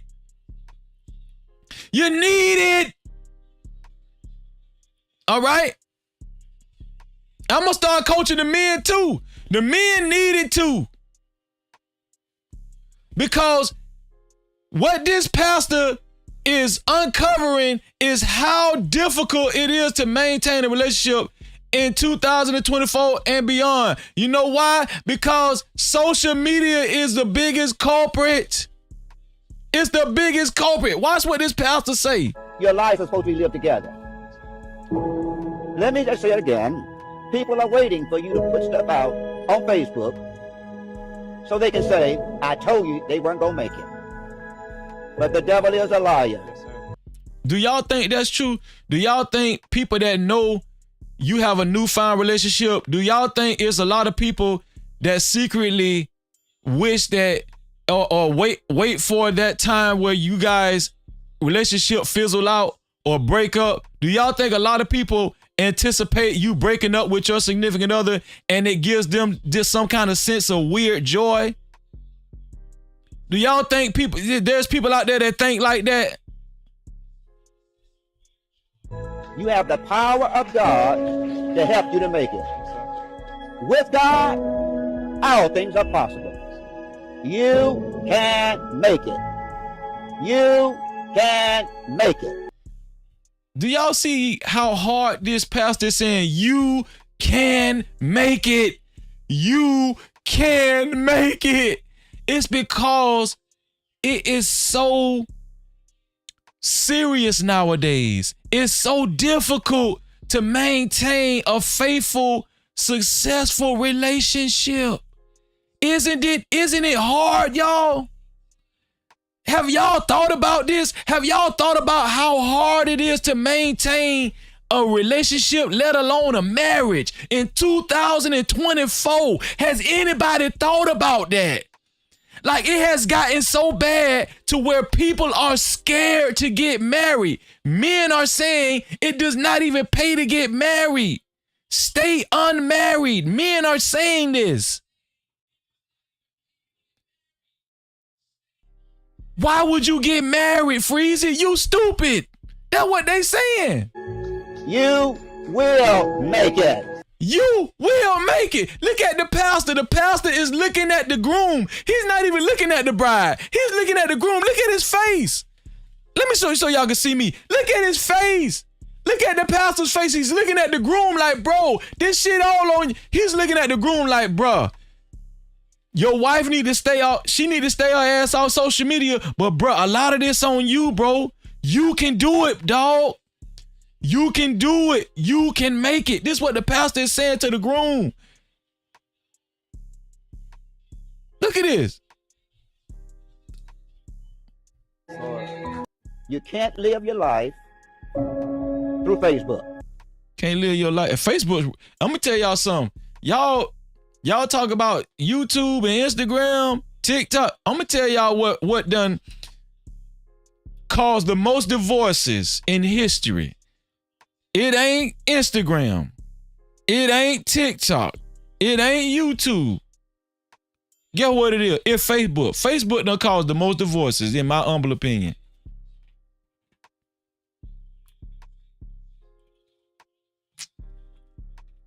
That's why the first thing that pastor said was, you can't live your life through Facebook. You know why that was the first thing the pastor said? Cause he got a goddamn Facebook. That's why. No Cap-tivity. He has to be watching them damn hoes and stuff on Facebook, man. I know what's going on, shit. Look at that pastor right here. I know what's going on. Look at that pastor. You know he be watching them hoes. Look at him. Like a damn pervert, man. God gonna strike Freezy down, man. God damn. I was just playing, pastor.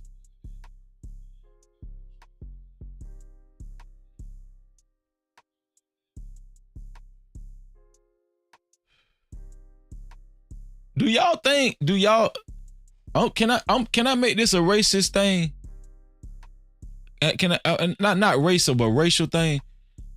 When men cheat, do y'all think white women are more likely to actually stay with their man than black women? I just want to have fun right now. Listen, I just want to entertain this. Do y'all think white women would more likely stay with their man than black women?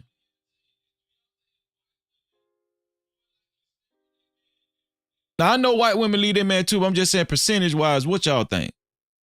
Let me show y'all this right here.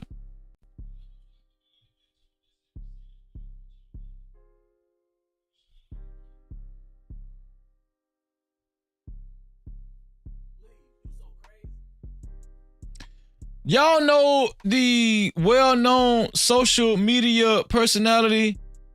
He goes by the name of Tony the Closer. This is Tony the Closer right here. Y'all know who Tony the Closer is? Shout out to Hot Sauce. What's going on, Hot Sauce? No Cap-tivity. Shout out to Hot Sauce in the building. This is Tony the Closer, and this is his, I want to say, his old lady. I don't know if they're married or not. But his real name is Tony Robinson. Tony Robinson shares how he tried to win back Nicole Lanell following their relationship ending, claims Nicole is getting a restraining order against her. Well, goddamn, she ain't just leave his ass. She put a restraining order against her. I'll tell y'all something. When a woman's fed up, there ain't nothing you can do about it. I was reading a little bit on this. Let's read through, because Tony the Closer left some posts describing what actually happened, what led up to the restraining order. Okay, obviously his old lady left him. Let's see why she left him. Tony's now deleted post. Here it is. Tony the Closer, I've apologized daily, sent hundreds of roses, thousands in Apple Pay.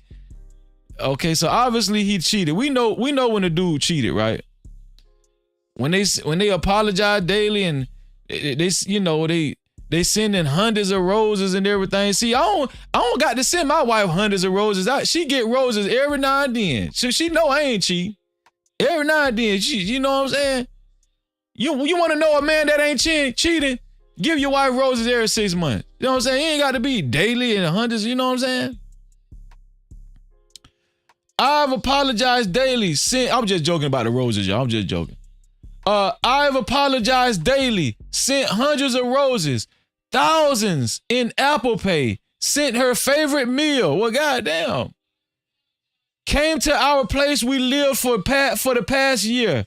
He said he came to our place we lived for the past year and was told she's getting a restraining order.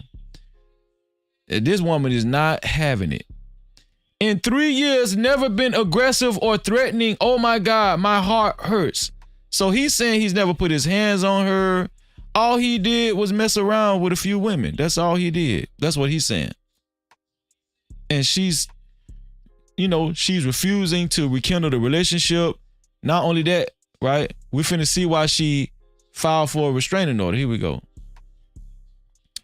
Where it says, watching people get in business, choosing sides, man, this bullshit was one-sided as fuck.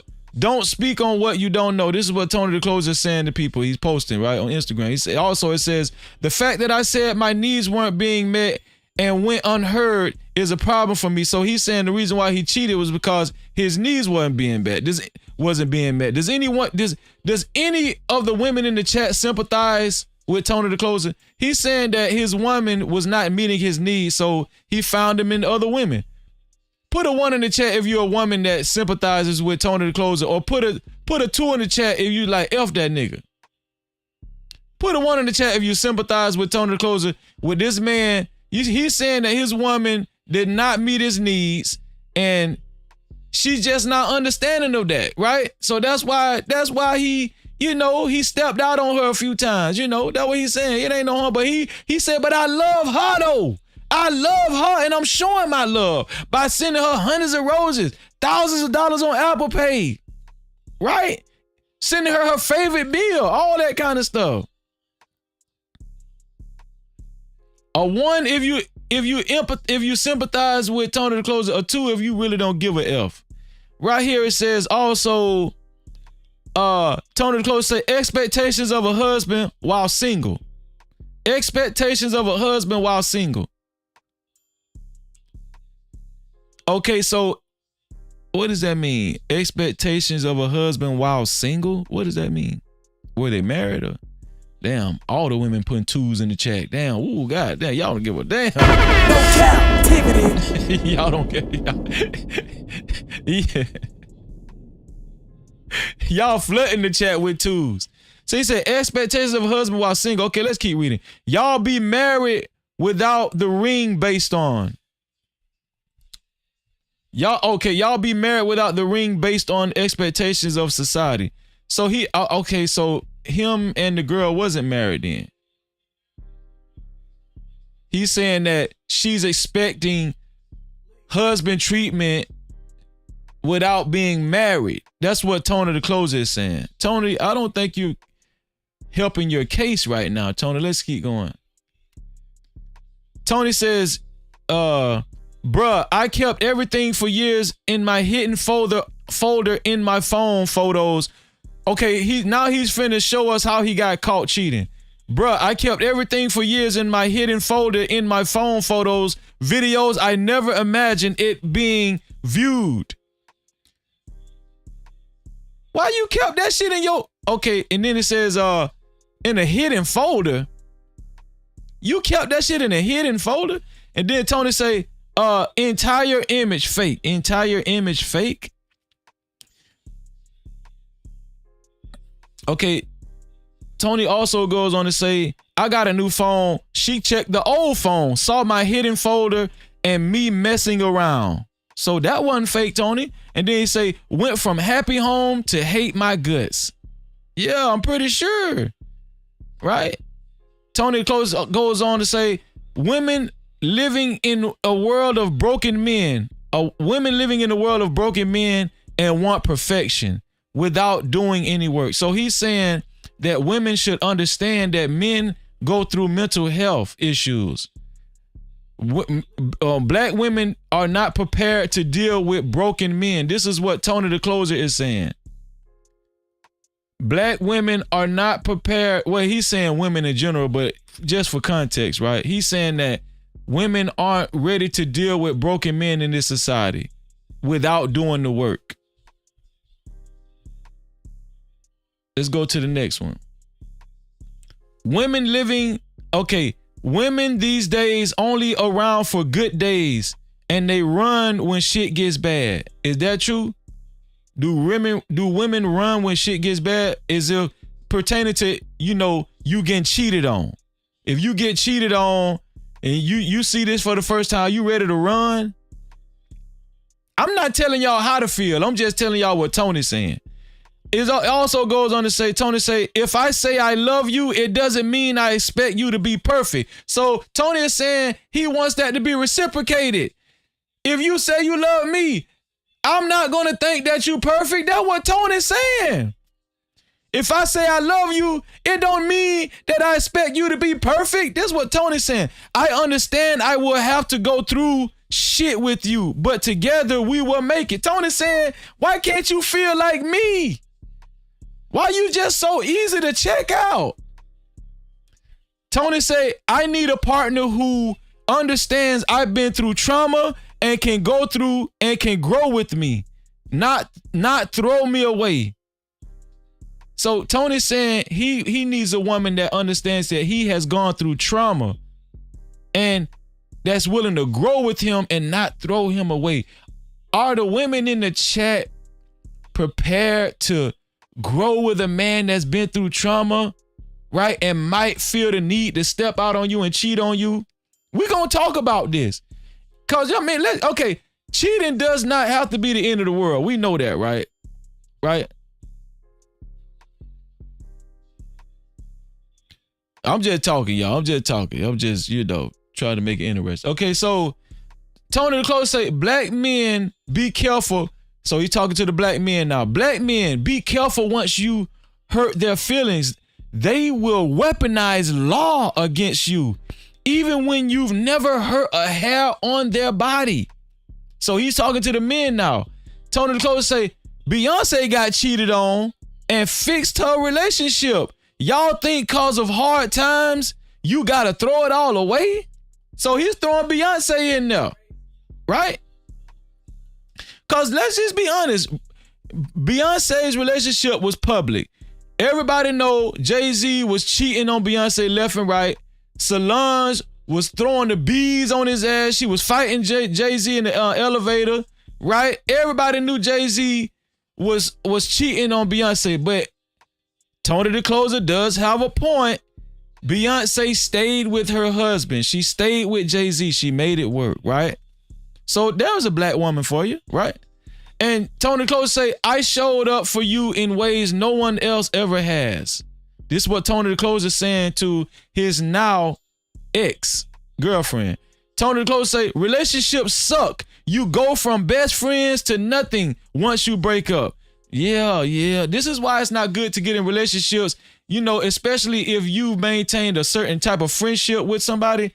If you get into a relationship and it doesn't work out, you can trust and believe 9 times out of 10, you will not be friends with that person anymore. So right now it says Tony explains his attempt to win Nicole back. I'm guessing this is how he got his restraining order. He say, I flew to LA yesterday to try to get my girl back. She said no. Got my ass on flight right back out. LOL. Last time I'll try. So he said he went to LA. Then, and she said no, she wasn't having it. Then he said, I don't care what y'all say. You don't just throw away someone you love. You fight, get help, and try before you just quit. We all got trauma and shit. If someone is good to you but needs help, you help them. I'm gonna be honest with y'all. I kind of agree with that. Now, some of y'all might not agree with that. We're gonna talk about it. If you know your man need help, if you know he's had trauma, right? It's good to help him. Now, whether you should deal with him cheating on you, that's a whole nother issue. But some women will be more understanding. Some women won't. I want to hear from the women, right? Tony Closer say, love you 1 minute and then F you the next. That's what Tony said. So let's hear from Nicole. This is Nicole. Nicole say, I know this uncomfortable season all too well. I can do hard things. When everything is being stripped away, God is about to do something big. The journey, the rebuild will be epic. So you know when a woman start talking like this, talking about the rebuild and all that kind of stuff, Tony, your ass is grass. And all the men across America, when your woman start talking like this, talking about she's going on a different journey and God is going to help her the way through and all that kind of stuff, and you know, being stripped away from God, and this journey will be epic. Oh, your ass is done. It's over with. And okay, she goes on to say, I am ready for my miracle. My wildest dreams have never exceeded his plans. Who wants to join me for our best year yet? Let's become the best versions of ourselves. Today, to do prayer grateful list, find Pilates class, workout, prep lunch, meet with one-on-one clients. Okay, so this is all the shit that she says she's gonna do. Prep, NL, team, BFCM, love up on me. That's what she says she got planned. So this is Nicole Lionel. She said all the women join her in the new journey to rebuilding yourself. It's going to be epic, right? So if you guys can identify with Nicole Lionel, subscribe to Nicole Lionel because she's on a new journey and she just put a restraining order against Tony the Closer. No Cap-tivity. So that's Tony the Closer's relationship in a nutshell on how it ended up. Shout out to Lisa Moore in the building. How you doing, Lisa? Great to see you. Great to see you. No Cap-tivity. So here's another relationship that ended up in the limelight. A well-known guy, a UFC fighter, household name. Everybody know by now he got caught cheating. Right? And not only that, got accused of sexual assault. Sexual assault. I don't want to put the S on it, right? But let's see how this one ended up. This is what I'm saying. What do y'all think about this? So this is Conor McGregor's fiance calls out his accuser following sexual assault case. She said, what's her name? D. Devlin. That's her name, D. Devlin. Imagine a woman with her own boyfriend, child, texting provocative pictures of herself to another woman's man with a family and child on the way. This woman claims to know me, yet still went ahead and sent messages and pictures of herself over and over to my man? Really? Whilst out on a 3-day bender? Texting excuses to her own child at home where mammy is on Saturday afternoon, Saturday night, Sunday morning, Sunday afternoon, Sunday night into Monday morning. All the while out of her face in a hotel room, dancing around a hotel car park. What sort of woman are you? So this is Conor McGregor's fiance clapping back at the woman that accused Conor McGregor of sexual assault. Let's keep going. It says, my sons will be warned women like you exist in the world. This is what Conor McGregor's fiance also said to the other woman, the accuser. Let me see. Conor and I dealt with these issues privately many years ago, as should be done in a relationship, and we have come out stronger than ever. So she's saying that her and Conor McGregor have came out stronger than ever. We have 4 beautiful children now whose smiling faces and happy hearts are a testament to who he is and who we are. So not only is she sticking by her man, right? But she's also saying it's a testament to who we are and who he is too. So she's bigging up her man, right? They without sin cast the first stone. This is what she's saying. This is what D. Devlin is saying. This Conor McGregor's old lady, right? Conor McGregor says he should have never stepped out on his partner after being found liable for sexual assault. Oh, I said sexual assault.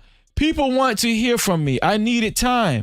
I know I made mistakes. 6 years ago, I should have never responded to her outreaches. I'm guessing he's talking about the woman that accused him of sexual assault. I should have shut the party down. I should never have stepped out on the woman I love the most in the world. That's all on me. As much as I regretted, everything that happened that night was consensual, and all the witnesses present swore to that under oath. I have instructed my legal team to appeal the decision. Well, okay, so, and this is when he lost his deal with the video game company and all that kind of stuff. This Conor McGregor. So what do y'all think?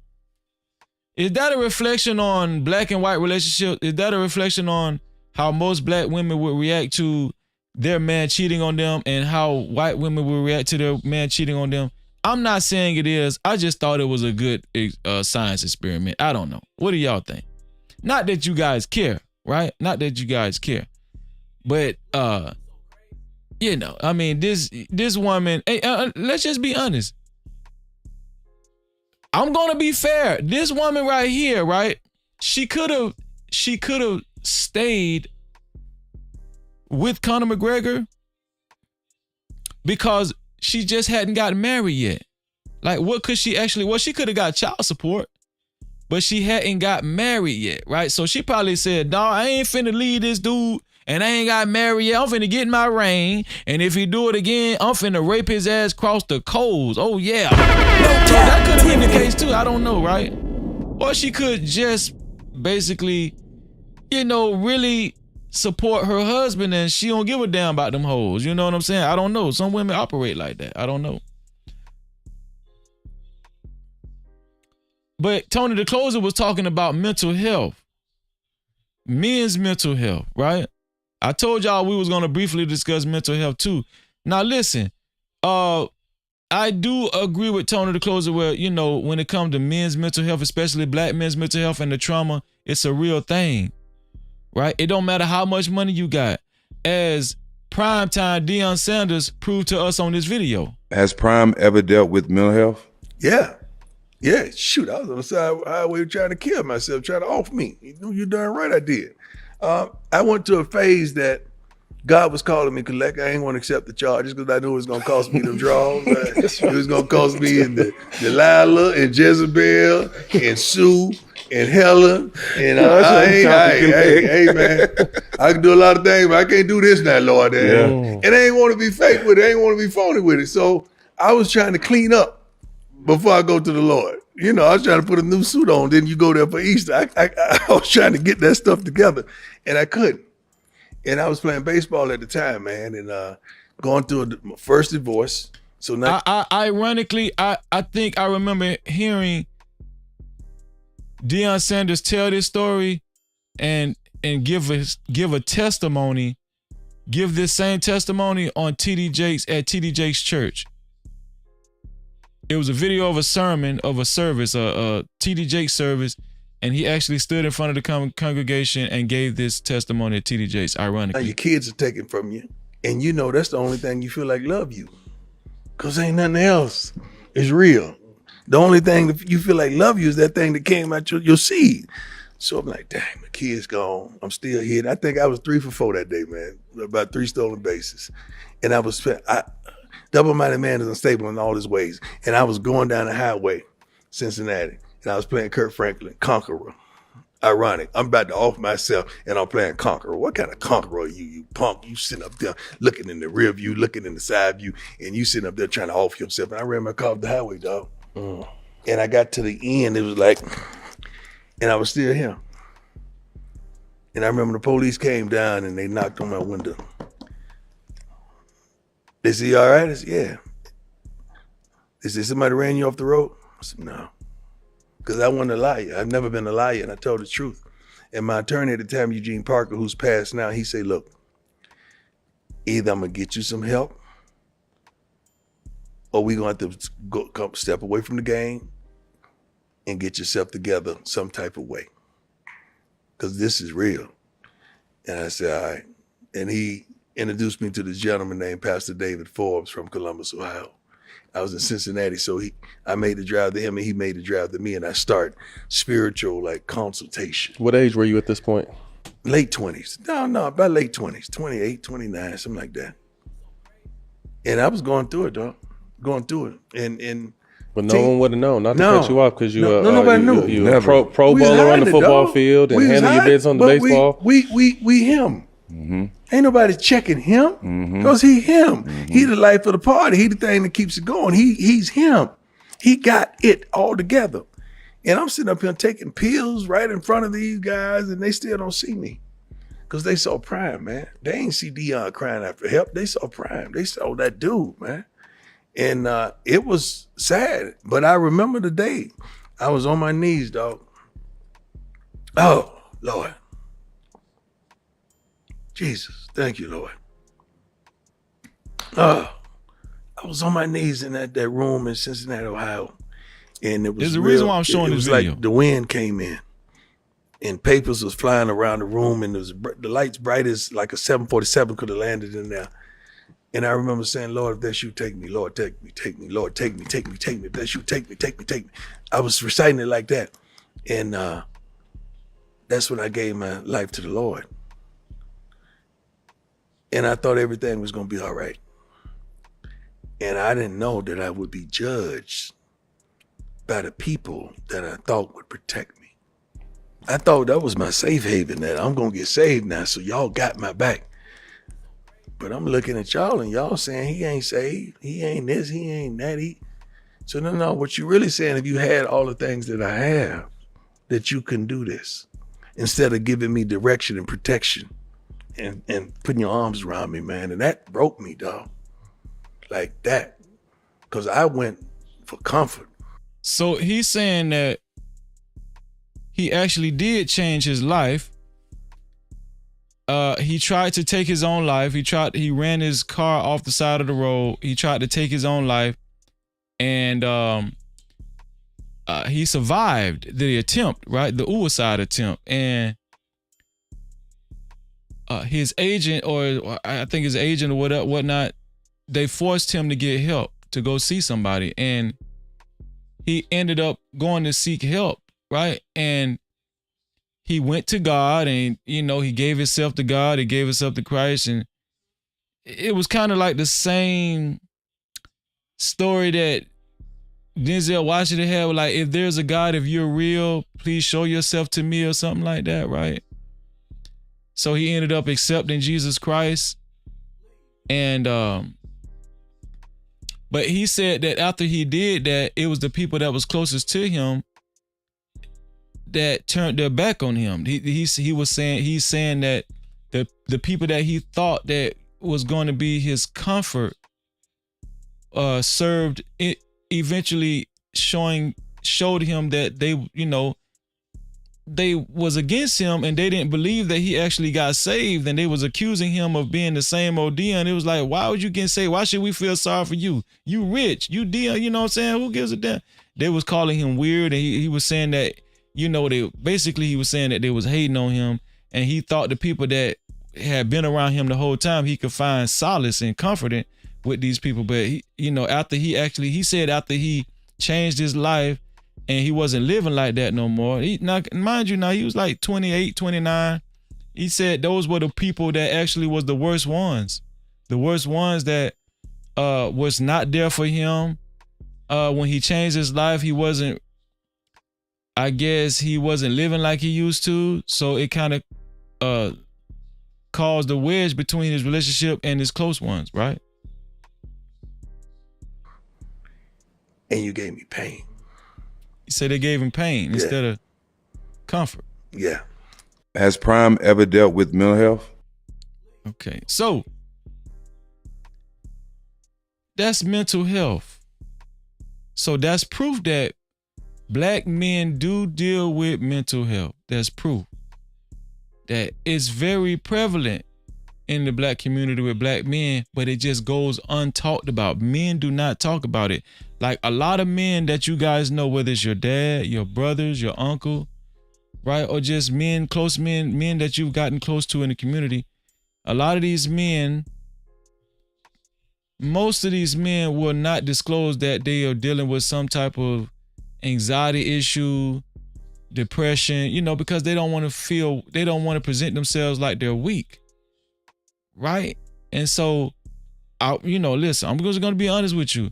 If a man is in a relationship with a woman and this woman seems to be inconsiderate, right? Or a little selfish at times, whatever, I can see how a man that's not rooted in the spirit of God, how he will try to look for solace somewhere else in another woman, right?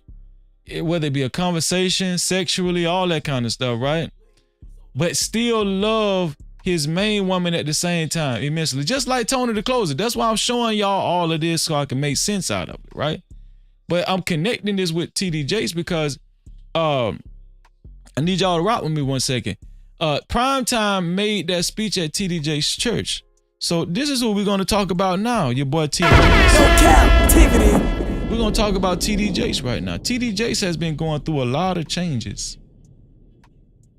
He's been going through a lot of changes. I don't know if you guys heard about TD Jakes and what he's been going through. Right? No, before I show that, listen, I got to show y'all this video right here. I love this video. This is another video of a black couple because I don't want to end it on a bad note with black couples, right? I want to show y'all this. Now, I know this was a skit, but I really love this video. I love this video. Watch this video, y'all. Finally, you're home. What's up, baby? Why you rubbing your belly like that? I actually missed lunch today, but I don't even want you cooking this time of night, so I'm gonna just order something. Boy, are you crazy? I already made dinner. I got steak in there, asparagus, candy yams, and I even made your favorite, berry peach cobbler. No, you didn't make the cobbler. Oh, and I already meal prepped your lunch for the week. Baby, you ain't have to do that. Yeah, we got you all set up, baby. Oh, well, thanks. I appreciate you. You are amazing. You know I'm gonna take care of my baby. Oh, and did you take my clothes to the dry cleaner? I need something to wear tomorrow for work. What you need a dry cleaner for when you got me? I already washed it and got your outfit pressed out for tomorrow. I ironed them already? No wrinkles. Thanks. That's gonna relieve some of my stress. How was work? Honestly, it's just been a lot. We just got a new project, so it's a little stressful. It's due in a couple days, and of course they got me managing everybody in the sector. It's just a lot. We just got to meet this deadline, and I don't want to mess nothing up. And if you notice, this woman don't need Usher to motivate her to do all this. She grabbing her hair just like the other woman did at the Usher concert, ain't she? But she don't need Usher to grab that hair. We know what's coming next when she grabbed that hair. Yeah. You always handling everything. You deal with people at work. You handle everything with your family. Come here.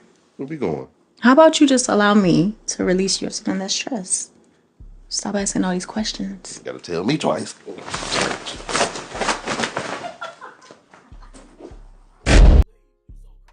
I just want to show y'all that, But now we finna talk about TD Jakes. Shout out to Slick. Super chat. Shout out to my dog Slick for the $5 super cap. He said, thank you for the great stream freezer. You think so? Thank you, bro. No cap. Thank you, Slick, for helping us keep the lights on, man. I really appreciate you. Always, Slick. Always. Shout out to Slick, man. Okay, here we go. So let's go on this TD Jakes. It's been a lot going on with TD Jakes.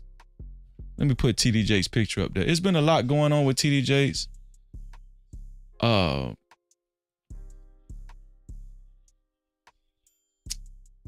Let's talk about it, y'all. Just recently, TD Jakes, I think TD Jakes made an appearance at his church. I think TD Jakes had so far he kind of went on a hiatus or something, if I'm not mistaken. I don't want to.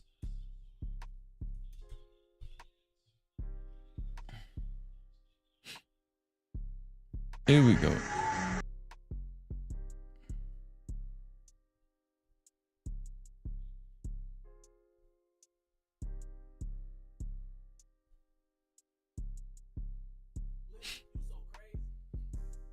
Y'all look at this. Look at your boy TD Jakes. I'm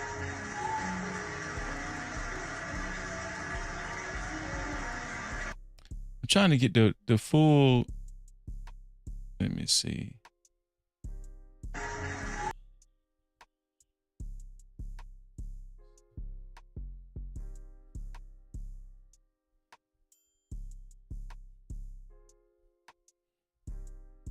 When he first started talking, I want the whole video. Where is it?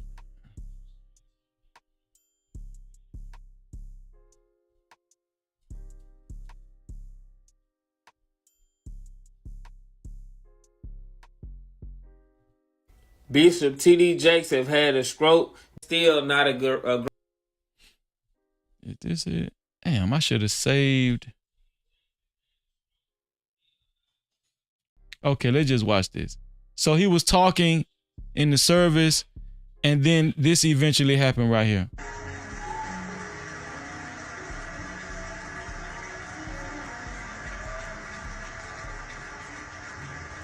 Now, Lord, let the words of my mouth and the meditations of my heart Okay, here we go.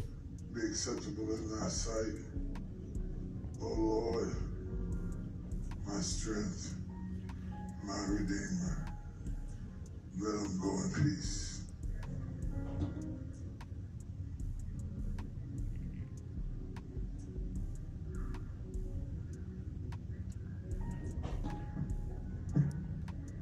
Now, y'all, this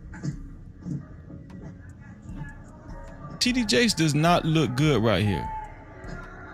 And I can imagine, listen, I can imagine it's all of the stress. A lot of it has to do with a lot of the stress that he's been going through with this Diddy stuff and him being removed from the church. Some people are saying he caught a stroke right then. It was like he was experiencing a stroke right live on stage. Now, remember TD Jakes had removed himself from the position. He stepped down. And I think he had just came back. What do y'all think? Y'all think that's God striking his ass? What do y'all think, man? Let's just be honest. Let's not take it easy on TD Jakes because he a pastor. Now, I want y'all to be honest about what y'all think this really is. We're going to talk about this. Be acceptable in thy sight. O Lord, my strength, my redeemer. Let him go in peace.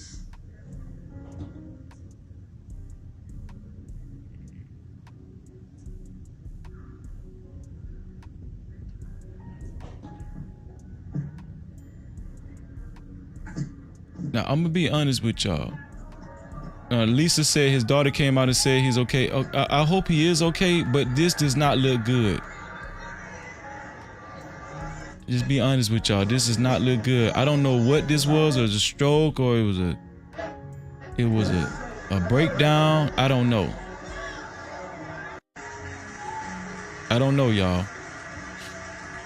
Okay. But this came on the cusp of him saying, how, have you ever been swallowed up and all that kind of stuff, right?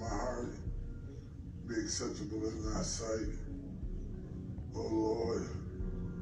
Now, I seen this yesterday, but this is what I'm going to show y'all today. I seen that yesterday, But I seen this today. Y'all tell me what y'all think about this right here. Here we go. We befriended kind of close with Bishop Jakes. And we decided in one of the times he was there, it was going to be his birthday. And it was decided after we were done taking him out to eat that I would be the person to take him back to his sleeping place. After taking him back to her home, he says, come on in, let's talk. After sitting there and having this long discourse with him, I finally look at my watch and I'm like, oh my goodness, I got to go. I got up from the table. He got up from the table. He walked around way I had to exit quicker than I got over there. And when I started to walk past him, he pulled me to himself, wrapped his arms around me and tried to kiss me. And now, do you guys believe this guy? No Cap-tivity. Do y'all believe TD Jakes? When this guy said he sat with TD Jakes, he came back to TD Jakes' house after a event or whatever. He sat down and talked to this dude like man to man, having small talk.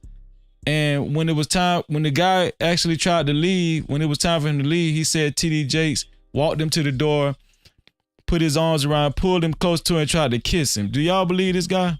Now, of course, TD Jakes is saying this guy's lying, but this guy he's very adamant about coming to social media because obviously, as you guys read up top, as you've read up top already, or probably already so far, Bishop TD Jakes sues registered sex offender Dwayne Youngblood. So apparently this guy is a registered sex offender.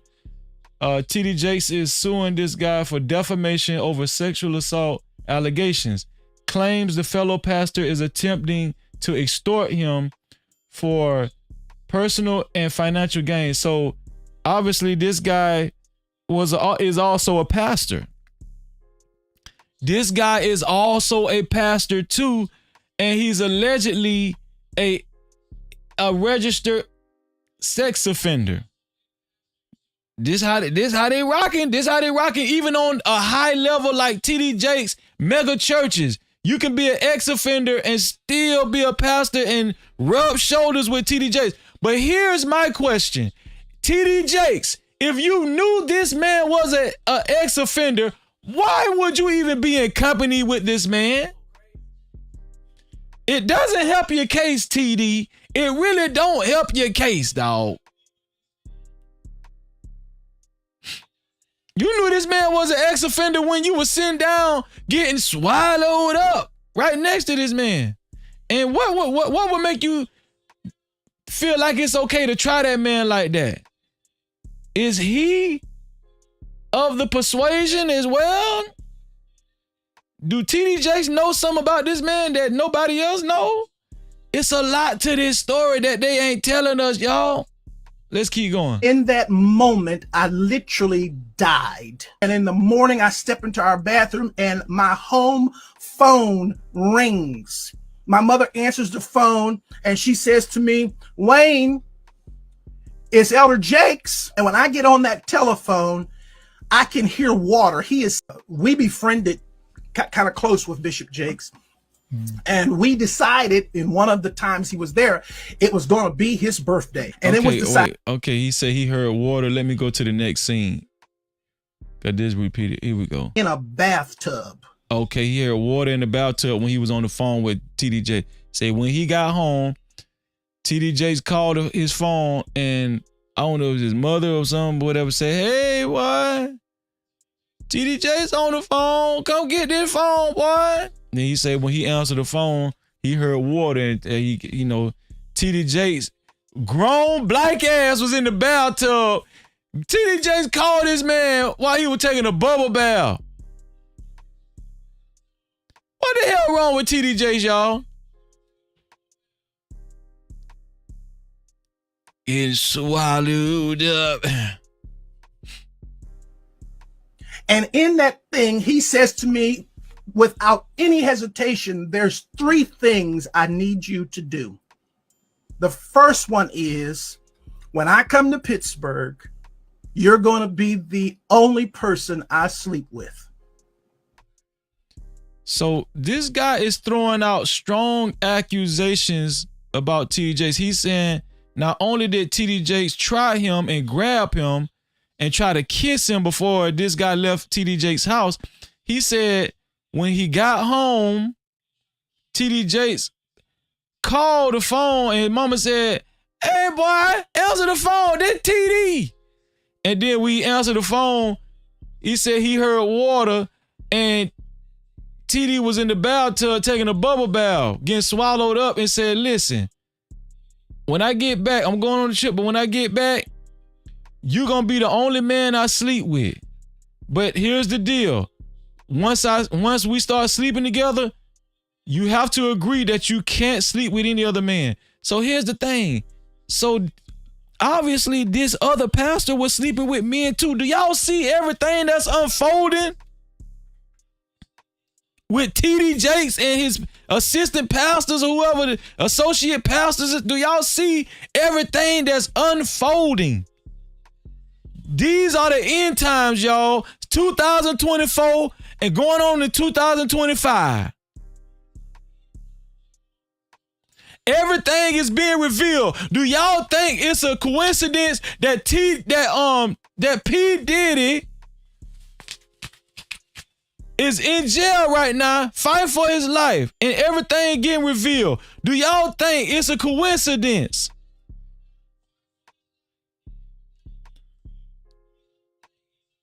That we just watched a video of the singer Khalid and people and his ex-boyfriend came out on him and said, "Yeah, y'all ain't know Khalid is gay. We used to go together 4 years ago." It just came out, you know, the Location dude, the dude that sang the song Location. Well, I think it was Just Jay said yesterday.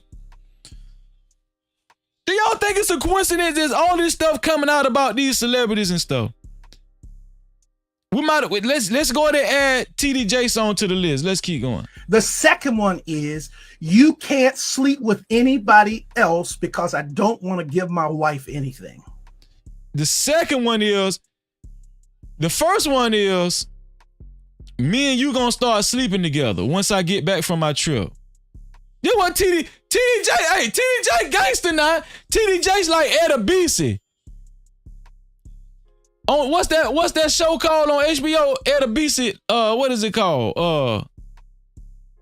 And what that show was called? Somebody put it in the chat. Edabisi was a character in this prison show on HBO. Was it Lock Up? Is it called Lock Up or something? I forgot. But TD Jakes, he like Edabisi. Hey man, listen, I'm going on my trip, and when I get back, I'm fucking you in the ass. You gonna be my man, all right? And you know you gonna be my side nigga. And you know, after all that, you can't get addicted to nobody else now. Because I ain't trying to give my wife no disease. I'm just letting you know how this go. All right? Hallelujah. In the name of Jesus. And thirdly, I will take care of you the rest of your life. And third, after all that, you ain't got to worry about nothing. I'm going to take care of you for the rest of your life. Man, TD Jakes sound like the Illuminati, don't he? No Cap-tivity. That's what the Illuminati did. That's what they did to Diddy. Right? That's what they did to Drake. The Illuminati is in the church too, y'all. The Boule. Y'all don't think Oz. Thank you, Oz. That's the name. Yeah. Thank you, Just Jay. Oz. Thank you, Big Bad Boy. Oz. That's the name of Oz. I said lock up. See, this what make me feel like TD Jakes is a part of the Boule. Y'all know what the Boule is? Oh, I need to put y'all up on game. Oprah Winfrey, Gail, I was finna say T Diddy. That's fucked up. I was finna say T Diddy. That's his new name, T Diddy. Right? TD Jakes at Diddy Freak Off Party. TD Jakes at Diddy Freak Off Party. TD Jakes off the chain, man.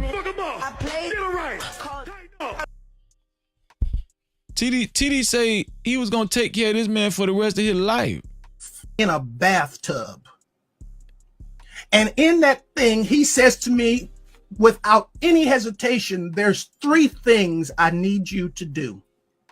The first one is, when I come to Pittsburgh, you're going to be the only person I sleep with. You going to be the only man I'm putting dick to. Listen, I'm finna give you 3 rules, all right? When I come back from Pittsburgh, nigga, you going to be the only nigga I'm hanging dick in. I'm just telling you how this shit gonna go, all right? The second one is, you can't sleep with anybody else because I don't want to give my wife anything. And I'm gonna tell you something, if you sleep with somebody, if you get that dick away, nigga, hey, boy, it's gonna be hell to pay. It's gonna be hell. It's gonna be hell to pay if you get that dick away.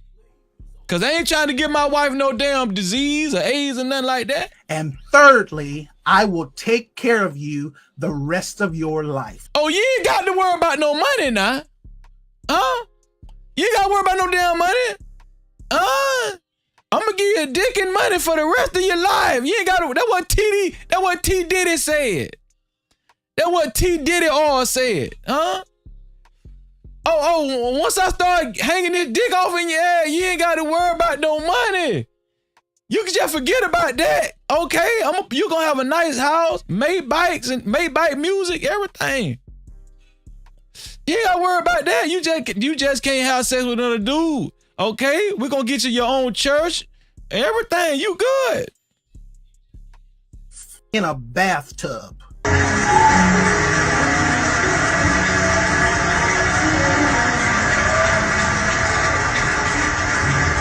Now, Lord, let the words of my mouth and the meditations of my heart be acceptable in thy sight. This is the whole video here. Oh, Lord, my strength, my redeemer. Let him go in peace.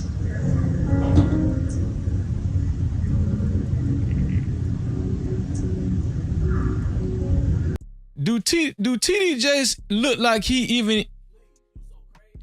Do TD Jakes look like he even in any type of shape to be hanging dick in a nigga? TD Jakes ain't in no shape to be hanging no dick in no damn dude, man. TD Jakes need to sit his ass down somewhere. For real. Talking about, you gonna be my only nigga and you can't have sex with nobody else. I'm gonna give you all the dick you want. TDJ, come on now. You need to sit your ass down somewhere. You having a stroke right now. TDJ need to sit his ass down somewhere, man.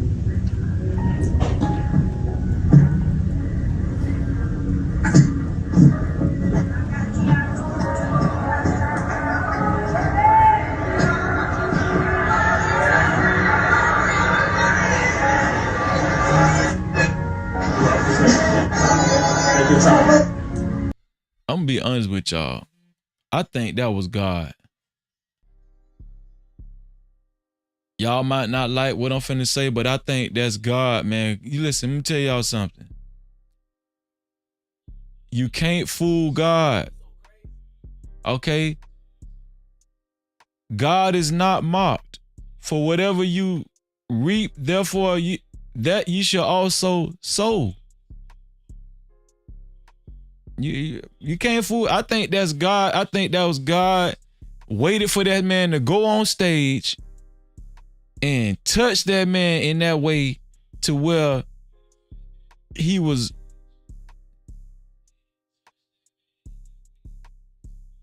powerless.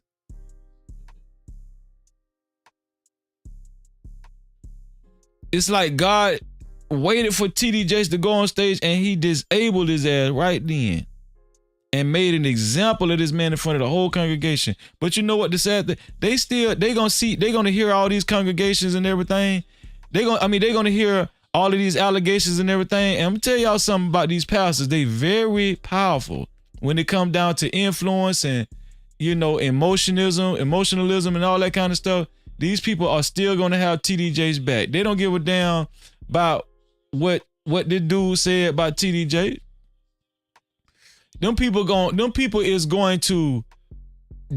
going to blackball that dude for coming out on social media saying that about they pastor TD Jakes. They're gonna blackball that man. And I can imagine I wouldn't doubt if that man don't get death threats. That's how powerful the church is. I'm trying to give y'all the real understanding of church. Right? TD Jakes is a very powerful man.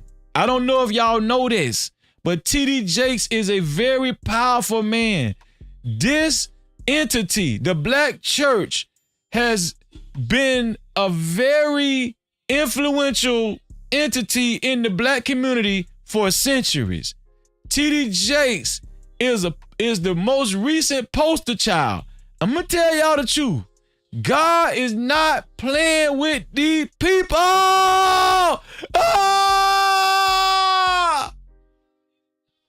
He ain't playing with them.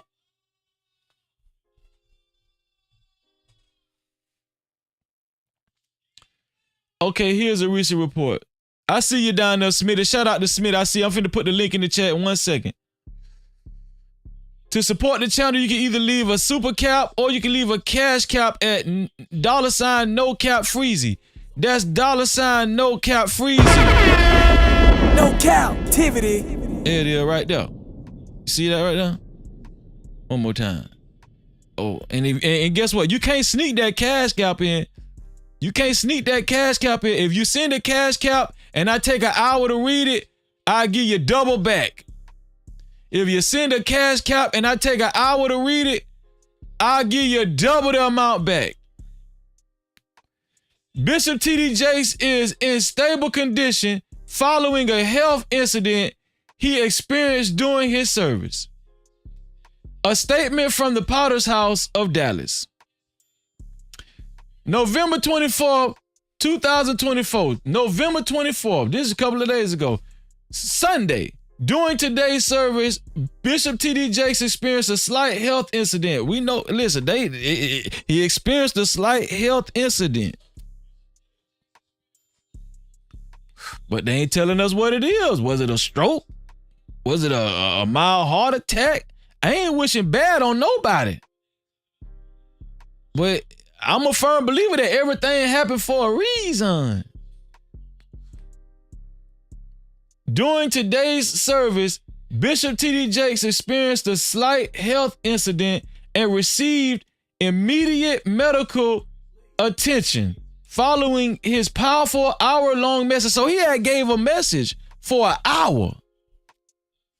So prior to that, TD Jakes spoke for an hour. Are y'all seeing this? God is real. God waited for the end of the message to do this. Are y'all understanding what's going on?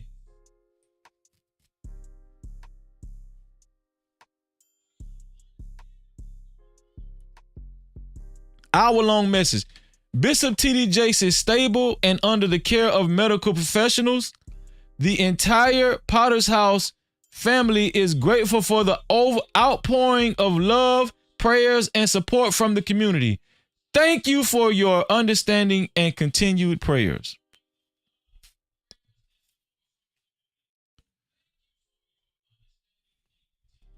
No Cap-tivity.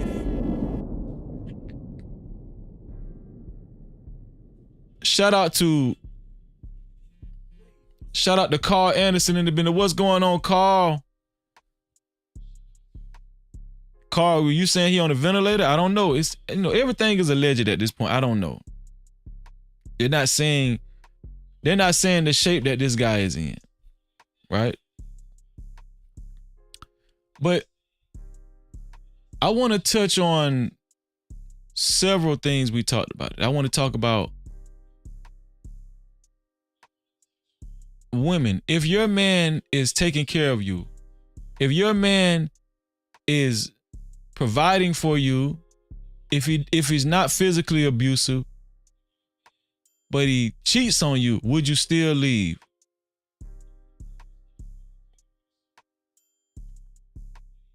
Would you still leave, right? I want to talk about the black church and the effects that it has had on the black community. Has it been more good or has it been more bad? Right? I want to talk about the identity of black folk. Right? I want to talk about the identity of black folk. I showed this earlier. It's in connection to this this video I showed of Serena Williams. I want to talk about the identity of black folk, man. Are we withering away? Are we slowly losing our identity? And is it going to get worse and worse and worse and worse? Is it going to get worse and worse and worse and worse? This type of shit. Right? I want to talk about mental health with black men. I want to talk about that. But before all that, let's go ahead and put the link in the chat. There we go. It's time to invite my family up.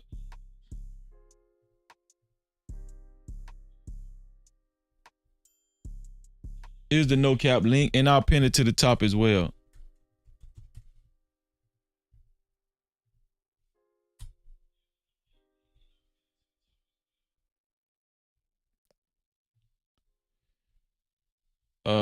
Let me pin it to the top.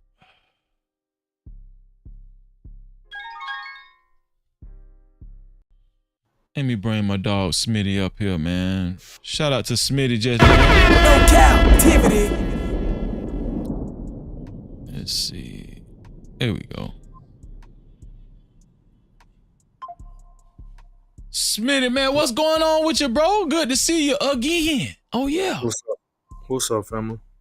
Nothing, man. You know, today so far has been a really good live stream, bro. I really am excited about talking about the black church. Now, Smitty, since you was a kid, did you grow up in the black church? When I tell you this, you ain't gonna believe it. Go ahead. I was actually raised Mormon. No, for real? No Cap-tivity. Well, how did that work out? How did that work out for you? You know, I'm not really a church person, so. Are you still Mormon to this day? I haven't been to church since like I was in high school. Once I got to a certain age, I stopped going to church. To be honest. What? Okay, so was it a lot of black people that used to go to y'all church too, or was it a minority? Yeah. It really was, for real? I mean, let me say this. In our so how the Mormon church is structured or whatever, in the local like branch. Yeah. Where we like the location we went to, it was a decent amount of black people in that church. I'm not gonna say it was all black people, but it was a decent amount of black people. It said I can't come up with that. Hold on. Let me answer this text message.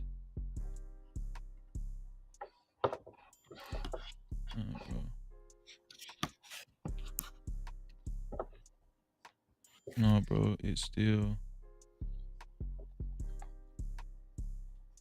the same.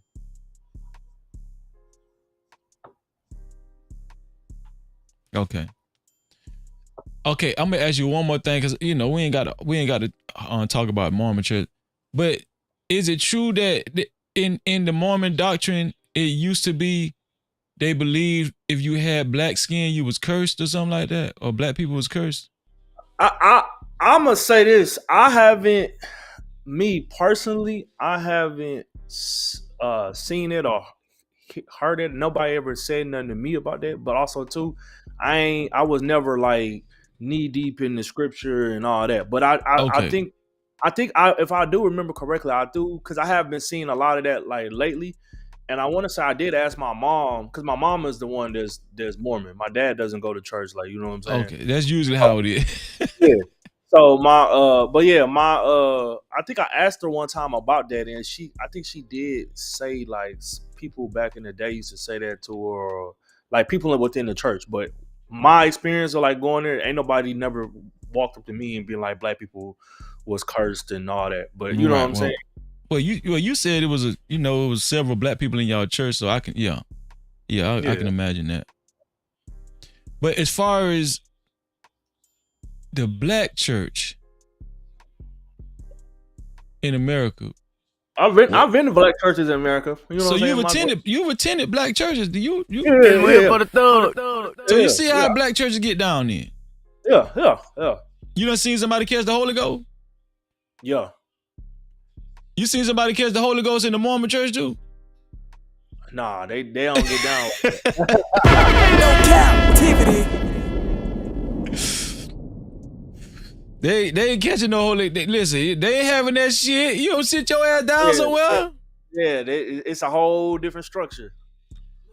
Yeah, listen, we singing proper. Oh Lord, we are here to Sunday. We here to praise your name. Let a bitch get up there and try to act like they catching the Holy Ghost. Man, they gonna escort their ass up out of that bed.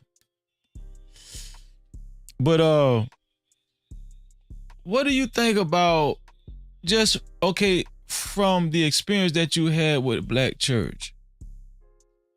Do you think the black church, just a generalized question, right? Do you think the black church has done more good in the black community or harm?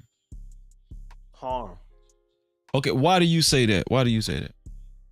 Because I'm real big on history. I do a lot of reading. I like to talk. I talk to my elders. You know what I'm saying? And the black church it used to be a place where black people came together, not just for church, but for community events, for politics. Like, you know what I'm saying? Yeah. If you were short on your bills, and this is something that I do like about the Mormon church or whatever, but the black church period, if you were short on your bills or you needed some food or something, you could go talk to your pastor. You know what I'm saying? But what it has morphed into now is, of course, the prosperity preaching, and on top of that, most of these people ain't living like what they putting out there. Prime example. I know you was talking about TD Jakes, but Eddie Long. I graduated with one of his daughters. Oh, really? Yeah, and we graduated at New Birth. You know what I'm saying? So it was a lot of, back then it was a lot of shady shit going on or whatever. What's New Birth? That's the church. Eddie Long was. Oh, New Birth. Okay, Eddie Long. Thinking about TDJs. Yeah. Okay. Yeah, but yeah, these places, these churches today, man, they not. The pastors ain't. You know what I'm saying? We know that the government incentivize these people to preach a certain type of way by giving the churches goddamn non-tax exempt status. Like, you know what I'm saying? Right. So it's our churches aren't on some real stuff. Like, it ain't what they're not doing what the hell they need to be doing. Like, you know what I'm saying? They pushing other agendas, in my opinion. Like, so when it comes to black family and stuff, like, I grew up in a black church when I was younger, right? And my dad was like your dad. He didn't want to go to black church. He didn't want to go to church at all. He felt like pastors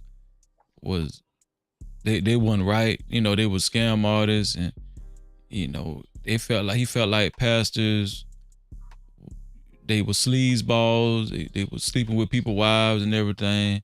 And we done seen the movies and stuff. Richard Pryor, we done seen a bunch of movies, where they make jokes that the pastor sleeping with somebody's wife and all that kind of stuff. But they really do go on in real life, right? But when I went to the black churches that I went to, I'ma just be honest with you. I never, like, as far as me personally, it really didn't really like cause this huge or just positive effect on my life. Like I do know that there is a God, and I went to I had to do say my Easter speeches and my Christmas speeches and all that kind of stuff. I went to church with my grandma every Sunday, right? But I don't know, like I just don't think it caused just this significant positive effect on my life. I don't even know what it did. The only thing I remember was we used to put money in the collection plate all the time, and the pastor used to hoop and holler.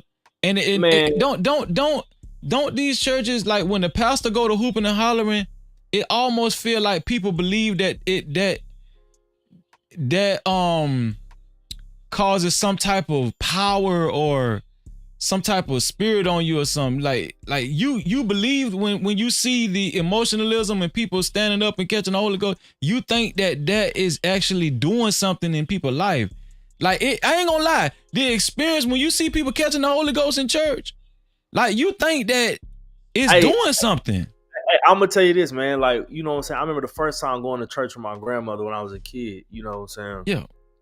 And I seen them people get to playing the music and the piano and the organ and stuff, and people getting up and they dancing, and then they passing the collection plate around. I'm looking at, I asked my grandma, grandma, like, why they passing this plate around? And I said, well, do we take the money? And she said, no, you don't take the money. You put some on.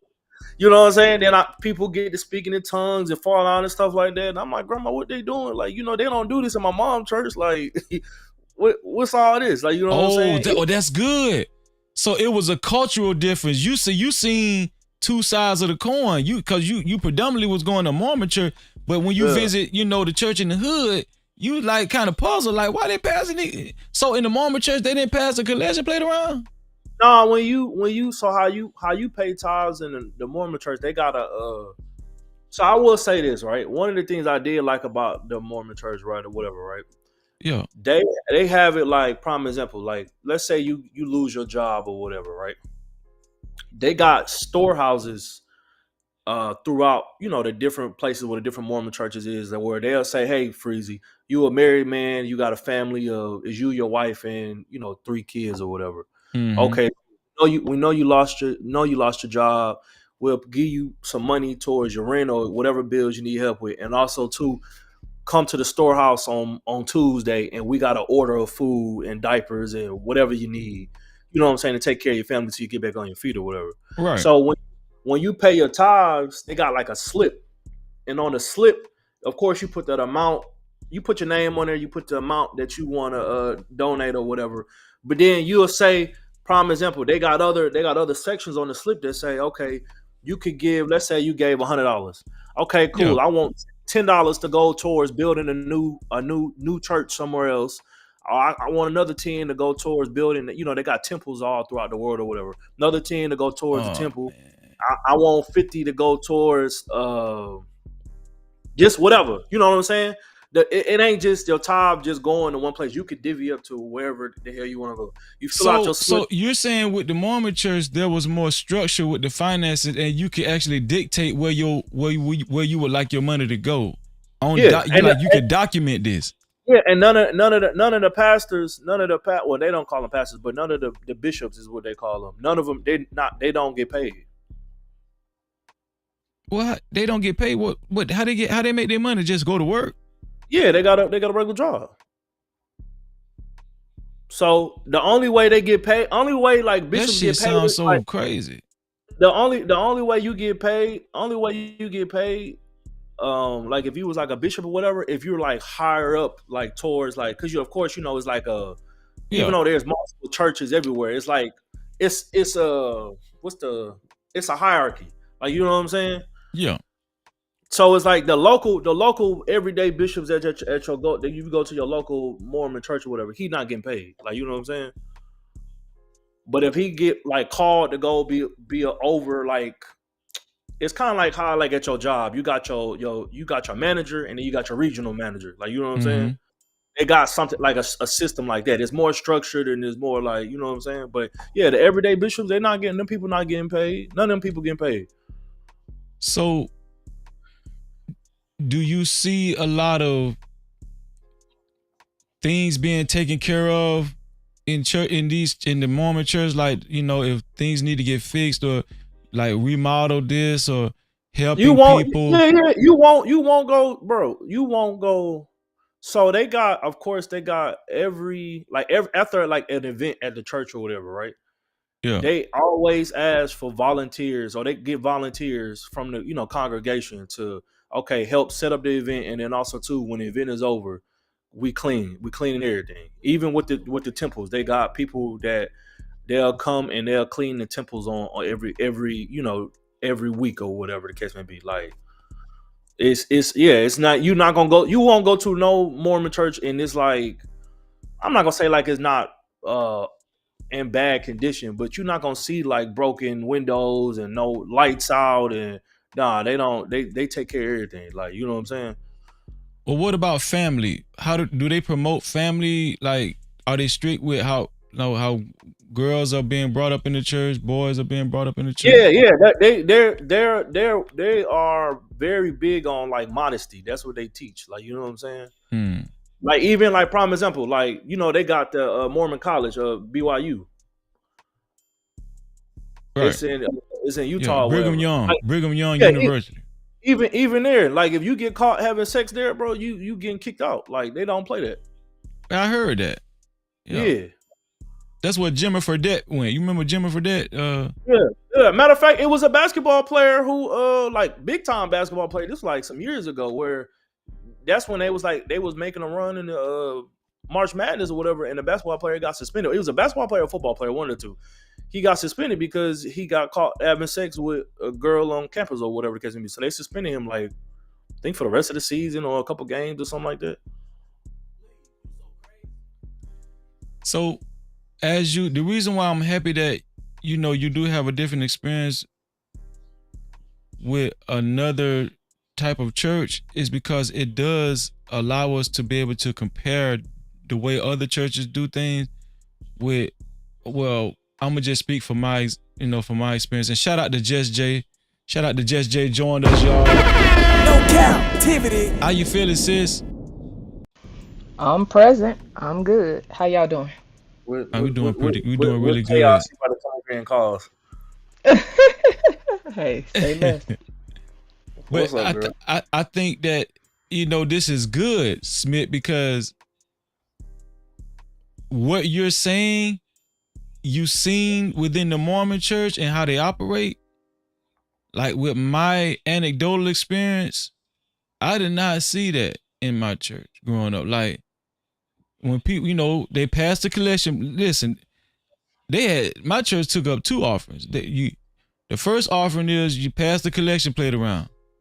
Then after the pastor get done preaching, after you give us a show and he hype everybody up, that's when everybody, the ushers stand everybody up, and then everybody have to, row by row, you have to walk down and put your money.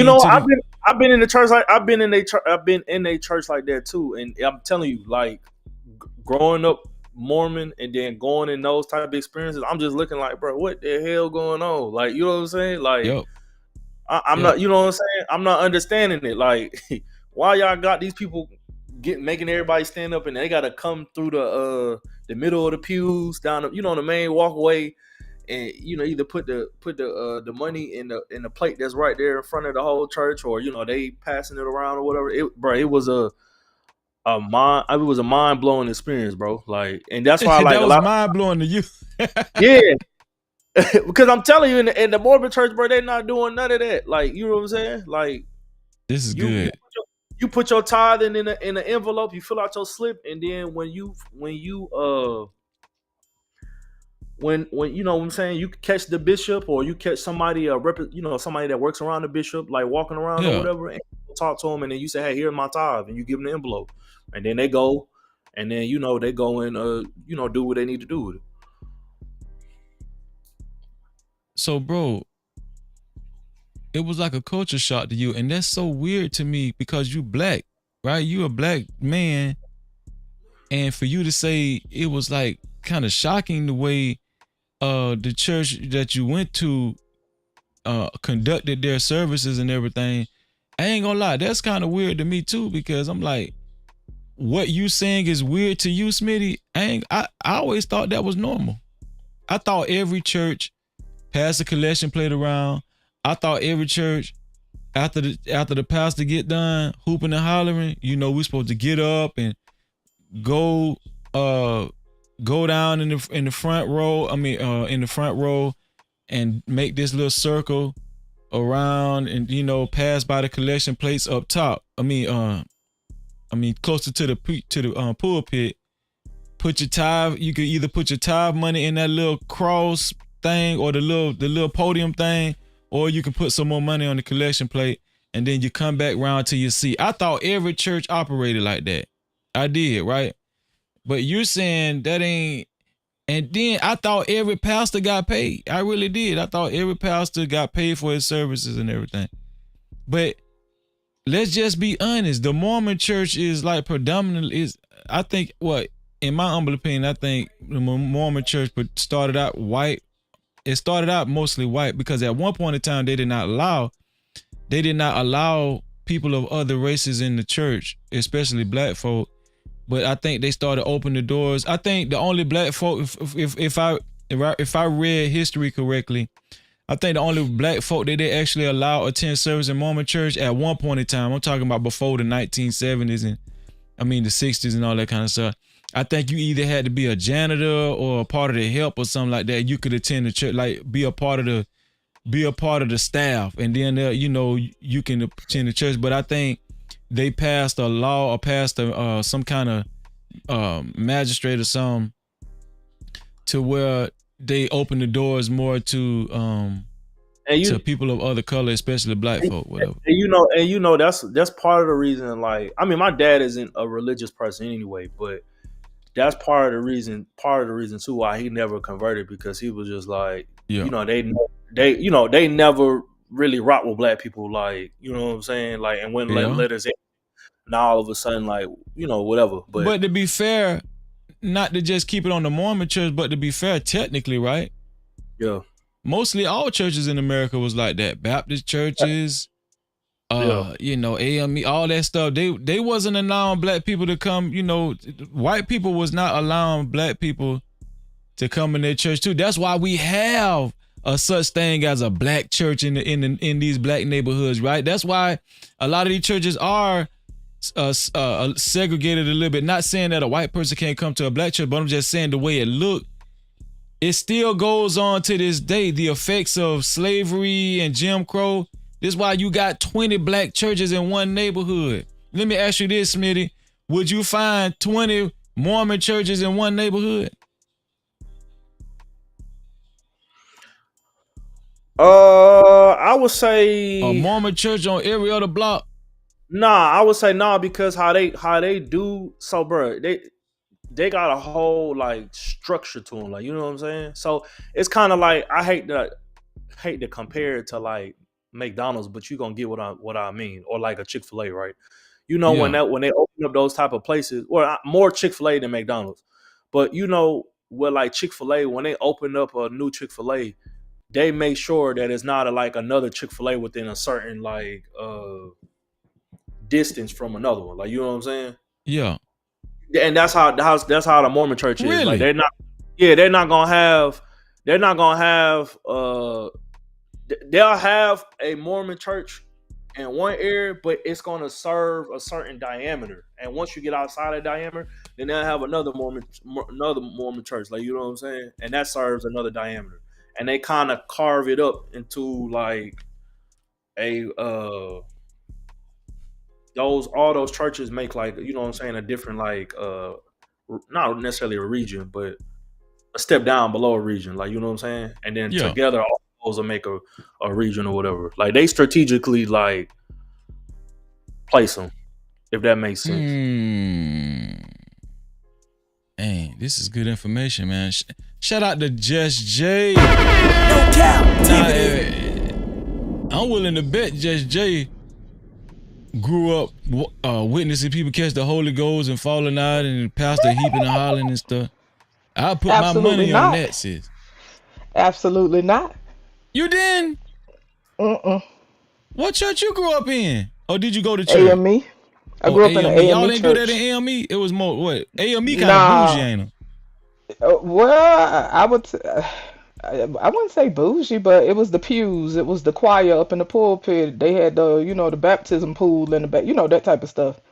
Yeah. So it's like Methodist. It was pretty chill. It wasn't super loud. You know what I'm saying? People could amen here and there, but it wasn't a lot of hype.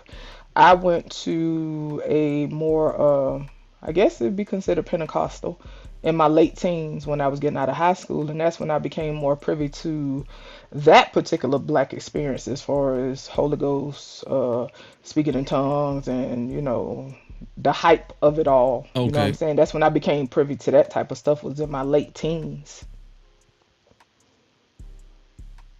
I don't know So where you want me to go with the conversation, Freezer. I'm trying to. I was hoping, first of all, I was hoping some women would get up on the panel, but I see ain't nobody hit the link. I was also hoping some men was gonna get up on the panel since you wanted to talk about mental health with black men. So, see, we're gonna cover Smitty all was the only that. participant, so I Listen, decided to hit the link. they ain't got to hit the link. We're gonna talk about this shit here. We're gonna tell you that. But yeah, so okay, with your experience with AME and what the other church you said, Pentecostal? yeah. Okay. I mean, I done been to all different types of churches and Right. stuff because there was a point in time in my life where all I did was eat, sleep, shit church. You know what I'm saying? I done been to mosque. I done been to synagogues. I done, so I know how to fellowship in all different kind of settings. Yeah, I'm gonna say Freezer. I've been to like a hella different churches, Lutheran. You know what I'm saying? Oh, okay. Yeah, I done been to all kind of different type of houses and assemblies of faith. You know what I'm saying? So at this place in my life, I'm pretty well rounded where, for the most part, I know how to fellowship with just about anybody. You know what I'm saying? Because I know where my boundaries are and my personal limits. And I really don't bother people about their faith. So even when folks get into all them arguments about faith and stuff, it's kind of weird to me. And to me, it's not logical to argue one's faith. Like, how did that even make sense? Well, see let what me I'm saying? ask you So, something. yeah. Go ahead. Finish your thought. No. That was for the most part. And to what Smitty was saying about the Mormon church, I would just say, all churches are business. Let's be clear. The church don't run off of hallelujahs. You know what I'm saying? Some churches and some businesses, right? They have more money than others, and the Mormon church is just structured in a way where they are able to support within, you know what I'm saying, and take care of each other within. That don't mean there's no dysfunction, but they are very structured in how they operate. You know what I'm saying? And I put in the Oh no, back no. chat I'm gonna that say no. It definitely, not to cut you off. It definitely yeah, is you functional. good. It's Yeah, definitely. and it's dysfunction everywhere. You know what I'm saying? So when people try to make like they have this romantic, and I'm not saying you, Smitty, and that's with any church, right? Because with any business, you're gonna have challenges. You're gonna have whatever. Some people just good at keeping stuff on the back end and keeping their head in better than others. So I put in the back chat that it was the late 1970s when they allowed black people in the Mormon church to hold office. You know what I'm saying? And to be ordained. It was the late 70s. Right. You know what I'm saying? Much, yeah. So yeah, but yeah, to Smitty point, they take care of each other. They look out for each other. I know when is it when they graduate, Smitty, when you have to do missions? I know they do missions for 2 years. You don't Everybody have have to. to do. I'm Go gonna say ahead. you don't have to do a mission. I know my mom wanted me and my brothers and sisters go on mission, but I was just like, no, I'm straight on that. But nah, you can go on a mission once you graduate high school or whatever. And it's for 2 years, right? Yeah, and you don't. I don't know if they changed it now, but back then when I knew people was going on missions, you didn't have no TV in your house, like in the place where you living at. They didn't your cell phone wasn't like no iPhone and nothing like that. You had a little basic Nokia phone, like you know what I'm saying. You Mm-hmm. wasn't. They were real. It was like real strict, and then you know what I'm saying. They could send you anywhere in the world, like go do Anywhere at the drop of a hat, right? And to what he was saying, the churches that they have set up, it covers a certain radius, right? So it ain't no, oh, sister so and so finna go start a church, oh, brother so and so finna go start a church, oh, not in the Mormon church, you not. Everybody finna come and congregate under this one goddamn roof. That's what they finna do, right? So it's a certain radius that they operate in, and then when they do their missions, because where I live, they rotate, right? So sometimes I see, a group of fellas come knocking on my door or whatever. And with my experience, Freezy, like, so the young men that would come, if they was doing missions and they was young men, they wasn't allowed to come in my house. Not that I invited them in, but they wasn't allowed to come in my house unless they had an elder with them. You know what I'm saying? So they definitely have a structure with how they do stuff. They always have to wear their name tags when they go out in the streets. They not allowed to walk around without a name tag. You know what I'm saying? They walk around in they uniform, or they, whatever clothes they had. The young men wear a shirt and tie and slacks. The young ladies wear a skirt and a shirt, and they wear their little tags and stuff. And they are hosted at people's houses. So if you was a Mormon, Freezy, and you hosted some of the people doing missions, you would take them in and get them somewhere to sleep and eat while they in town, right? And then Well, it's whoever not. over that certain, go ahead. I'm gonna say it wouldn't be the sleep. It would just be the because they had their own The apartments and ones I stuff. know, they stayed. Well, the ones I knew they stayed at people's houses. People hosted them. So I'm not saying that that's for Oh, everybody, because they came from out okay. of town. So when they came from out of town, they stayed at people's houses and they took care of them and stuff like that. But yeah, Gotcha. they do have that Yeah, common area. What you talking about too, Smitty? So yeah, y'all yeah, listen. yeah. I ain't the authority here. Smitty is the Mormon, not me. Okay. No, but you, but But you, anyway, but I you don't want to know, get to rambling too much about that. I'm gonna say, but JJ, Listen, don't nah, get me for you, started, Smitty. I'm gonna say Go ahead. you know you surprised me with how much you know though, because most people don't. You know what I'm saying? Most people don't Listen, know. They listen, listen. That's why I be laughing at these people when they say I'm a heathen and hyena and whatever. Child, please, I can run circles around half of these motherfuckers. But listen, Smitty, I ain't gonna go there. Whenever they had a little Mormon Bible, I used to shake them up because I'd be like, "Hey, can y'all tell me a little bit more about Nephi? Because I ain't even gonna hold you. Nephi kind of fine. Listen, they used to know what to do because you know how they had the little pictures. listen. And then the elders would come and I'd be like, hey, check this out. So what's the end game here? And they'll be like, well, what do you mean, sister? Well, what's the end game? What you want from me? They'll be like, I want you to what and one dude was honest, this young boy, he was like, well, ultimately it's to get you to come to the church. I said, well, I appreciate you being honest, right? Because they will come by your house every week, Freezy. Every week, like clockwork, when they do their missions, they will come by your house.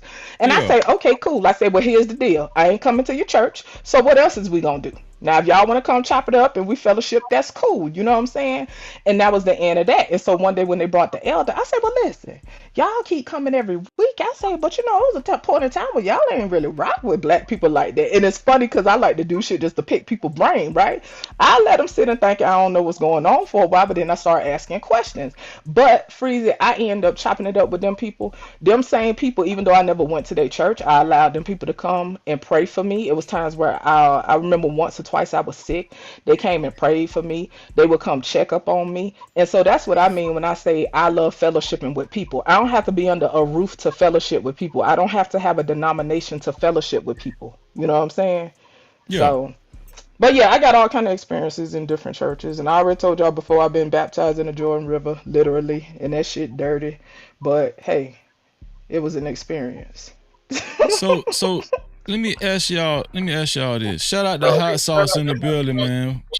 Yeah, we're gonna get your ass up here, Hot Sauce. But he got the crystal bottle. That's what's up. I rock with it. Yeah, you got that crystal. They sell crystal but in China. I've been to Brigham Young because I did my summer science camp in high school at Brigham Young. That's what's up. Yeah, we went to Provo because it's in Provo.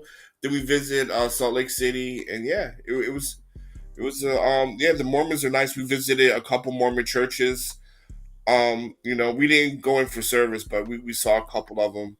But yeah, Brigham Young has a very strict code of conduct and is very, very religious. Everything is super separated because I did my summer science camp there. So would y'all say that the black church is the most disorganized? Probably because even here, because like when Smitty was talking about helping people and stuff like that. Like, so there's Singapore churches here in Shanghai. Yeah. So like if you're part of the church and you need money and stuff like that, you go talk to the pastor preacher and they'll give you the money. They'll write it down, stuff like that. And all the past, everybody has a job, right? They're not, their job is not a full-time preacher. Like they have a job Monday through Friday. Then they come in on Sunday to give the message, and then they go back to their jobs. And at the beginning, of each, or at the beginning of each service, they'll let you know this is how much tithing we got, this is what we spent the money on, this is how much we have, whatever. They'll let you know up front, total transparency. Oh yeah, and to add to that, Freezy, yeah, when earlier when I was talking about tithes, as far as the Mormon Church or whatever, they do that too. Like maybe every soul, I be they be having this thing called like conference or whatever, right? Mm-hmm. And the conference is basically like where you don't go to the local Mormon church, you go to like everybody gets together from all the different churches in the different areas, and they go to this one set church, and they talk about like the regional managers come in and they talk about, okay, this amount of money was given and it's Yeah. donated to this cause, and this is going here, Yeah. this is going here, stuff Yeah. like that. So it's more structured then. Yeah, it's definitely it's hella structured. Like it's what I'm saying. It's still a business though, but it's all structured. Go ahead, Freezy, sis. so are we speaking to the condition of the quote unquote church now? Well, Or we just speaking, I guess in general, just kind of just general or whatever? I was Judge Jay. I was thinking when he asked that question. I'm thinking Mm-hmm. talking about in current times, because I don't think the black church has always been. I think they always been fucked up. No, not So right. can I say this right quick? So I don't necessarily think that they're the most dysfunctional per se. Maybe outwardly they may seem to be the most dysfunctional, right? Because churches in general, I don't care what fold you go to, what sect you go to, if you look hard enough, you're gonna find issues with PDF behavior or essay behavior, right? Yeah. You're gonna find these things if you look, you will find. But I do think that the black church is more overt and outward with the dysfunction, right? Because certain religious organizations are, listen, they don't play about you staining the name, right? So before you stain the name, you will be ostracized and you will be pushed to the side, right?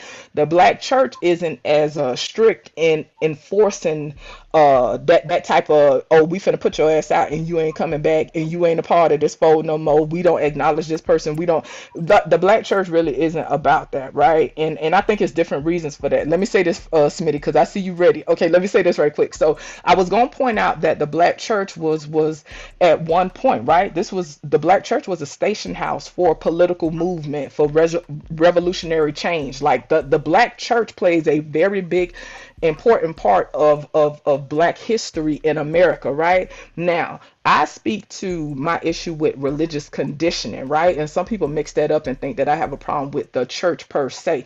I have an issue with religious conditioning, and that's not exclusive to the black church. So I'm not going to negate the fact that the black church has been very vital in the history of black America. I'll leave it there. What Judge Jay, I was just gonna add to what you said. No, I feel good. Go ahead, you got it.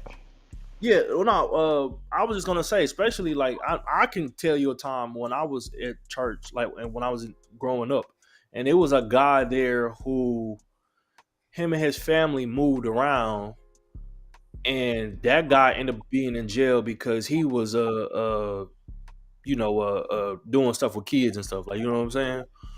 But what the church ended up doing was, like just Jay kind of said, like they real quick to protect their name, like, you know what I'm saying. So of course they sent people from the church to go check on them in jail, but come to find out, like my mom, I remember this because my mom kind of like told me, me being the oldest or whatever, that the guy, had basically a rap sheet of doing stuff with kids, like, you know what I'm saying. And I guess a lot of people didn't know or whatever, but him and his family constantly was moving around, like, you know what I'm saying. But that's not something that and then even then, just like a lot of these different churches, it's a lot of like stuff that didn't go on, but these churches, because they need to protect their name and the brand or whatever, they keep it, I ain't gonna say necessarily hidden, but they definitely bury it under some shit, like, you know what I'm saying. You gotta go looking for it. So do y'all think, for the most part, what do y'all think as far as the black church being a significant being significant in the progression of black communities as a whole. Right? What do y'all think about that? Today is insignificant, in my opinion. So at one point in time, they were significant in the progression of black communities? Yeah, I was. 60s, yeah, 60s, 50s, sure. Yeah, I would say yeah. It definitely was. Why? You said Well, why? I mean, that's the hub of the civil rights, man.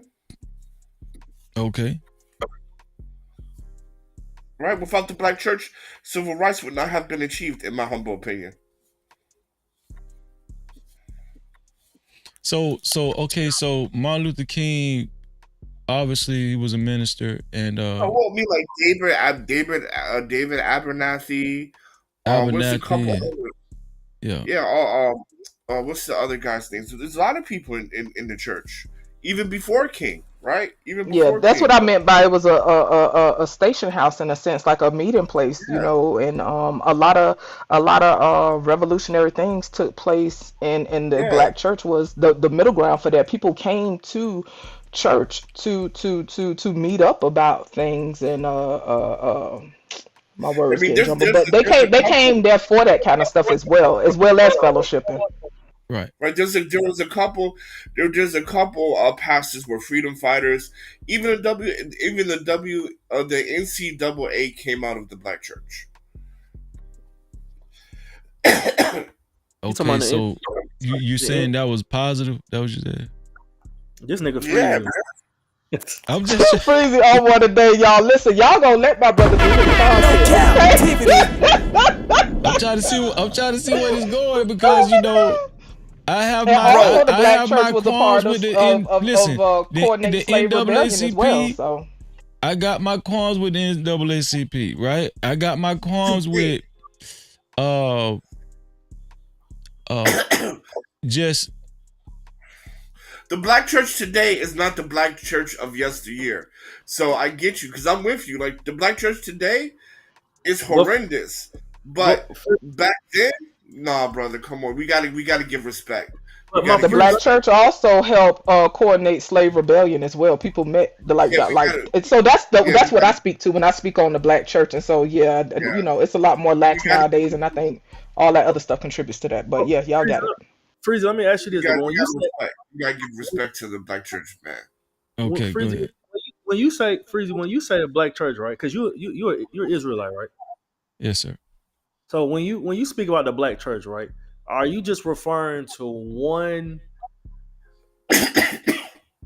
Are you speaking to all the denominations, or are you only speaking to just a few of them? You get what I'm saying? Because when you say the black church, wouldn't Israelites fall under that too, or no? No. I'm just asking. I don't know. That's why I'm just asking. Well, here's the Smitty thing. put his hands up. Hey, I'm just asking. I know how them Israelites get now when you get to talking crazy now, man. Well, no, listen. This actually, this is a segment of the conversation. We wasn't just going to stay on the black church as a whole. I'm taking it somewhere, right? But okay. But just to answer your question, what was I was going to say something as far as the black church. He asked, was Israelites, would they be a part of the church? Absolutely not. Absolutely not. Right. No, I was trying to see if I could jog Freeze's memory, because he having a brain fart. Y'all hit that cash out. Get my brother a vitamin pack. Appreciate yeah, exactly. y'all. For real. Come on now. But what I was going to say in response to that, if I can remember, is this is what I was going to say. God is good. All praise. The black church,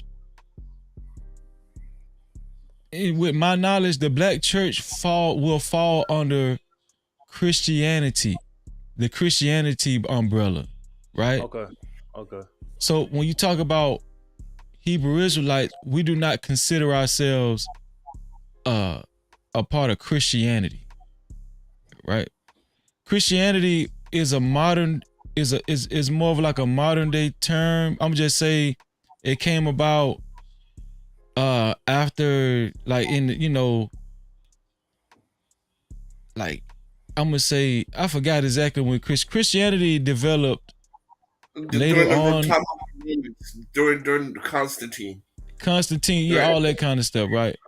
I ain't gonna say it's more of a I'm gonna say modern day Christianity, right? Modern day Christianity is what I would actually fit black churches up under. I would fit even Mormonism and Catholicism and all that kind of stuff. Modern day Christianity, right? I'm gonna say Mormons are Christians. Right. So I will fit all of those churches up under that umbrella, Christianity. I'm now in my belief, I don't think Christianity has done black people good. I think and if people remember what I was saying about identity, black people and identity. See, I'm going to connect all of this together, right? I got you. So when it comes to the black church, because I really don't want to talk about other churches. I want to talk about white churches or whatever, because they don't really have a direct effect on the black community. I don't think so, in my humble opinion. I want to talk about black churches, right? I think black churches, even during the civil rights, and a lot of people, they're not going to like what I'm about to say. I'm going to just be honest with you, right? But this is no captivity. No captivity. Right? I'm going to just be honest with y'all. Even during the civil rights movement, even during slavery, a lot of what was taught to black slaves and how that migrated into the future with black churches during Jim Crow, black churches played a big part in promoting white Jesus to a lot of children. Participating in Christmas, waking up, when you go to school, having, making black kids feel like there's more validity when it comes to white history, like, Christopher Columbus and all that kind of stuff. So I do think that I hear echo. I think that's you, hot sauce. I hear echo. If you just mute until you get ready to speak. But I do think that black churches actually played a huge part in the brainwashing, because we adopted this ideology from slavery. I think black church is in direct connection to slavery and what we learn. Right? This is why Nat Turner, he was a preacher. Nat Turner was a preacher, and he was taught by, white pastors and stuff during that time, but he actually came into the knowledge of the truth.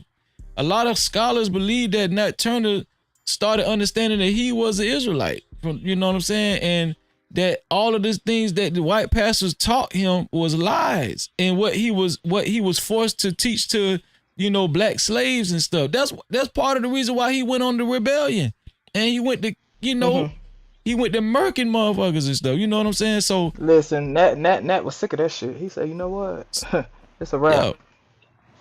So if you ask me about the black church, even during the civil rights movement, it was sensation. It was a lot of sensationalism going on, but I'm talking about the end effect, the results of all of that. I just think it wasn't good. It just was never good. Yeah. I don't think it was. But on that aspect, I agree with you. I think the black church has definitely done more harm than good. I'm just saying that when it came to civil rights and slavery, they have done there has been some positive effects.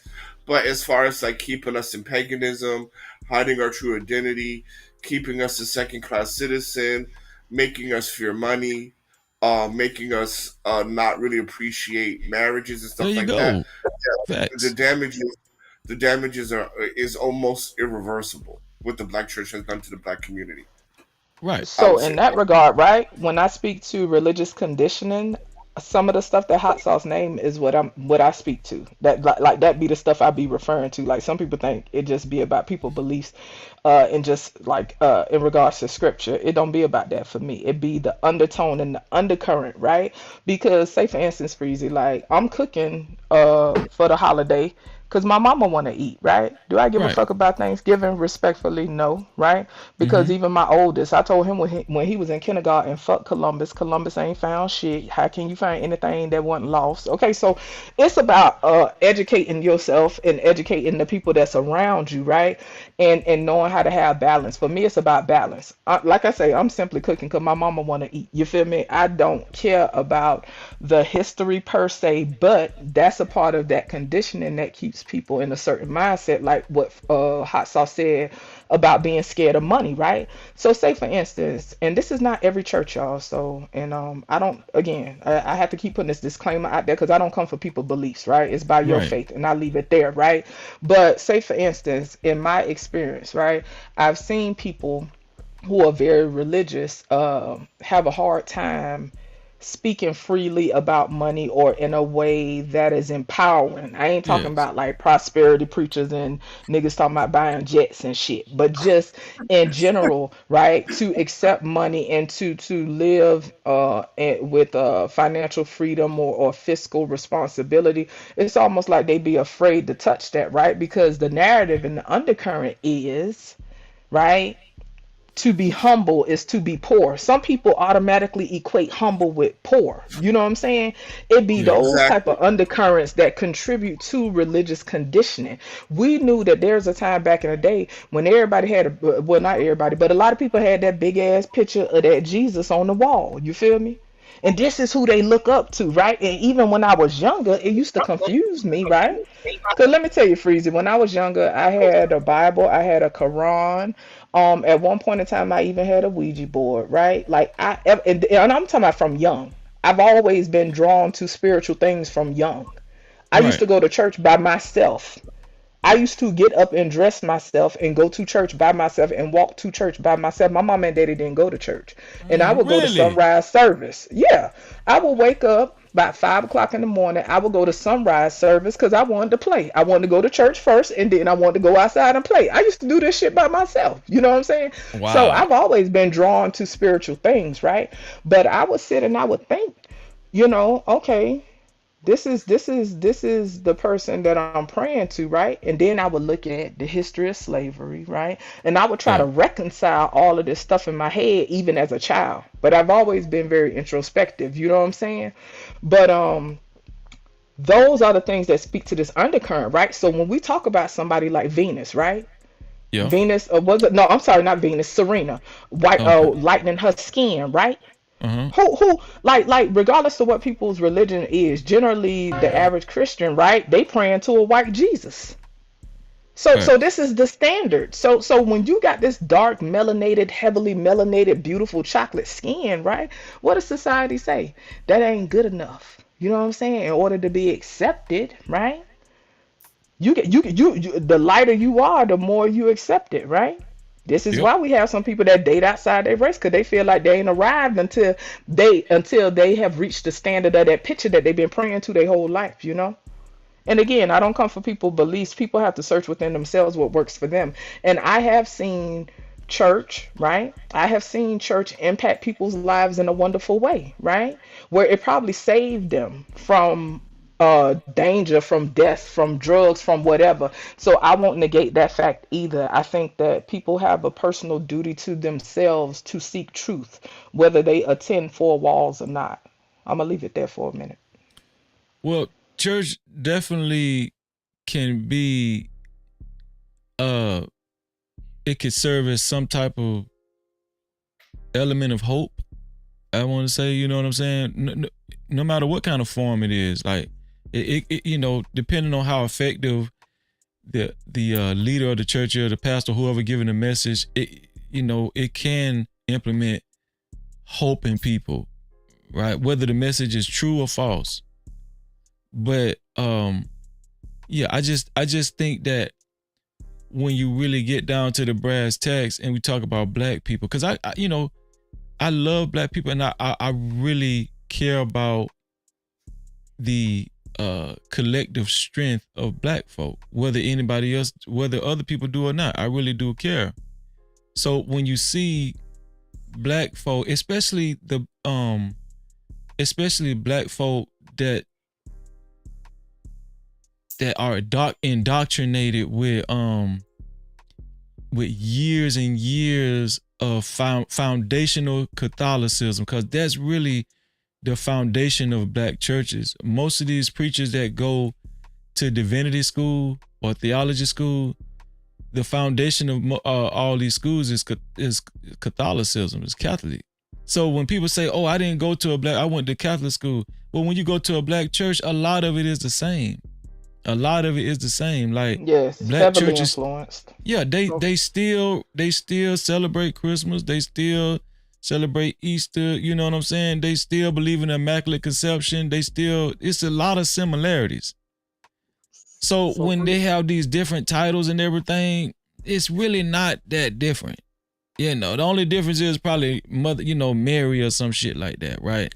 But yeah, I would argue that the Catholic Church actually holds more information about black history, black Jesus and whatnot than your average black church, to be honest with you. Like the Pope and all that kind of stuff, or the Vatican. Ain't no telling what's in that motherfucker. You know what I'm saying? We know what's in there. I'm just saying. Listen, that's a whole entity by itself. Well, Freezy, so you telling me when I start my church, you're not gonna come? Yeah, I'm gonna help you get that money, cause I know what time it is. Shit, I'm just playing.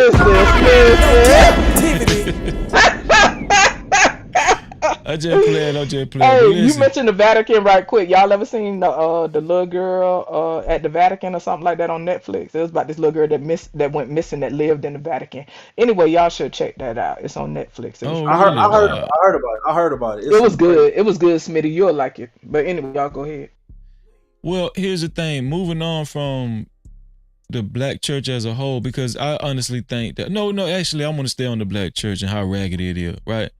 I think that also the biggest thing that the black church has done to the black community. Oh, and to touch on what Just Jay said as far as financial literacy, I think did somebody else said it too. Did Hot Sauce said or somebody too?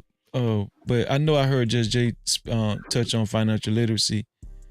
But it would actually work against the black church to implement financial literacy, especially to young people that attend these black churches, because now you're going to have too many people inquiring about the treasury and all that kind of stuff and where the money going and how the money can be invested. And you know what I'm saying? Church is designed to keep you dumbfounded and ignorant. It really is. Damn. Freeze, I hate to cut you off. I'm so sorry. Hold on, Smitty, please. Yeah. Okay, so remember yesterday when I was speaking about Umar and I spoke about religious conditioning? Okay? Yeah. And that's what I be is part of the problem. So I asked a question in the chat and I dropped down because I ain't trying to debate with people. If people want to support Umar, that's their business. That I don't count money that I can't spend. You feel me? But right, when you give in to an organization or something that you was expecting to build upon, right? So because like even to this day, Freezy, I don't mind donating to churches if I see they fruits, right? If you got a building fund that been going for 30 years and I ain't seen not a damn thing come out of it, don't ask me for a goddamn thing. I don't give a fuck who you is, okay? Now, if I could see where stuff been going, you been sending people on missions, you been feeding folks, y'all out here giving out clothes and stuff. Me personally, and this is personal, y'all, I don't mind donating to stuff like that because I see the fruits of the labor, right? So in regards to religious conditioning, right? Religious conditioning tells you to not question God. Remember all the sayings that you grew up with in church? When you had questions, you was told not to question God, right? Now, the same brain that the creator created, right? Yeah. the same brain that gives common sense, the same brain that is able to introspect and search for self, right? To search truth for self, to show the same thing that I was created, with right from the creator, right? Like the creative and the creative, all that stuff, all that go together, right? Right. What the creator made still resides in me. I come from that, right? So shouldn't I be able to tap into that? But religious conditioning says that the people that are in position in these churches know more than you. right? So they put these people on pedestals, right? Because they know more than you. So guess what, Freezy? Whenever I used to get whatever you would call, whatever people want to call unctions, vibes, when I would pick up certain energies and stuff like that, right? Listen, the creator already gave me the answers within. It was just about me finding the right keys to unlock the shit, right? And so when I would have certain unctions and I would pick up on certain stuff, I already had the answers, but religious conditioning told me to second guess myself. Not why? Because the people that are in position know more than me. Because they on the pedestal, right? So then whenever I translate that to Umar, when you was talking about fiscal responsibility, why does this man not have a board of directors? Why? Because he would have to be accountable. You That's understand what I'm right. saying?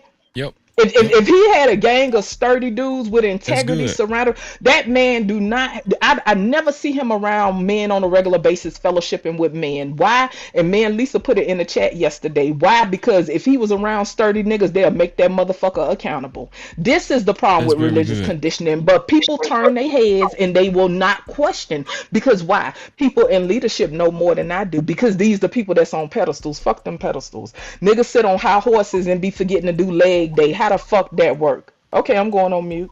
Oh, that was so good. Go ahead, Hassan. No captivity. I don't have anything to say. I thought you was saying something. Go ahead, No, I'm Smitty. sorry, it was Smitty. Okay. Freezy, what I was about to say is I just seen a video a couple weeks ago about this girl talk about how she lost her job or she was in some type of financial trouble or whatever. I can't remember exactly what it was. So she went to her church, her church, to go ask for some money, right? Yeah. According to the girl in the video, they told her you ain't gave enough in tithe over the years, so there's nothing we could do for you. And she had been a member for like several years, like you know what I'm saying. And she was just like mind blown, like she. That was hot sauce. Hot Go ahead. sauce got a house phone. Damn, I miss a house phone. All right, I'm going back on mute. That's a car phone. Yeah. No, it's my cell phone. I just have it on the like 80s I'm gonna leave you ringtone. alone, hot sauce. There's so many questions. What type of phone you I got, saw got a man? That sound like a Kawasaki. dope boy. That sound like a dope boy phone. Wait a minute, I'm going on mute. Yeah, I'm sorry. I'm sorry. It's 3 o'clock in the afternoon. I'm still working. What you So- doing over there, hot sauce? What you That got man going got on? that man got some bricks coming in, man. What's going on? It's here for the thug. But I'll say this if Smitty's done. No, go I'll ahead. say Yeah, this first of all, people need to understand what tithing is because that is the biggest gotcha in the church. You're not supposed to be giving just to be giving. There's reasons why you're supposed to give. Right, it's for the widows and the orphans. Right, that's what that's about, and it's about food. It's not actually about cash. Second, yeah, man. I mean, I just think that the black church has done a huge disservice in just how we live our lives as black people. A huge disservice. And I'll leave it there. Well, here's the thing, right? Here's the thing. Like, you think about how much money as a whole the black church has drained out of these black communities. I will go as far as to say, a month. Black churches earn 50 million a month nationwide every weekend. Right. So so it's safe to say trillions for years, right? Like you add up Billions. I'll say billions. I say trillions. I would say it's closer. I would say it's billions, but it's more closer towards the trillion. More. Yeah. Yeah. I say trillions. That's what I say. Do what I'm saying.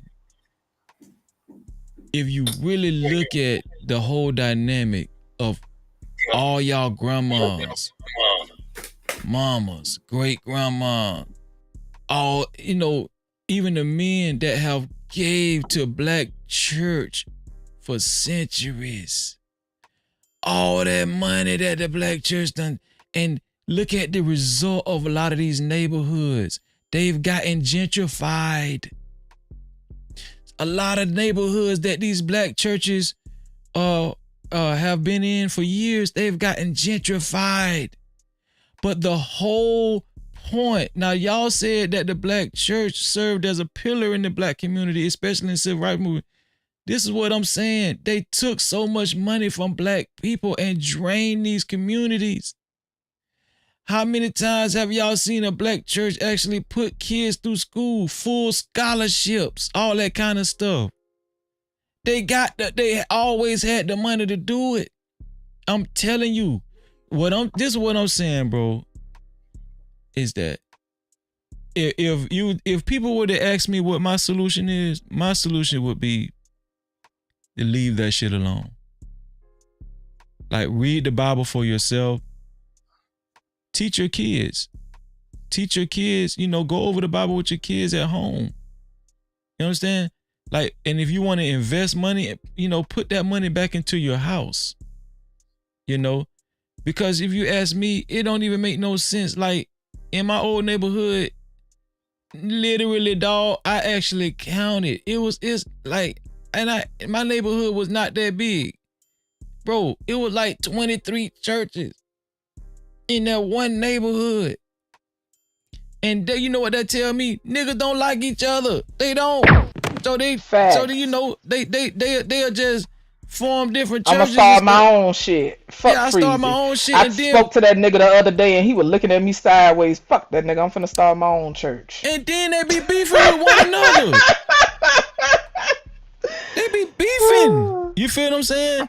So I don't like freezer rule. I'm finna start another church. Exactly.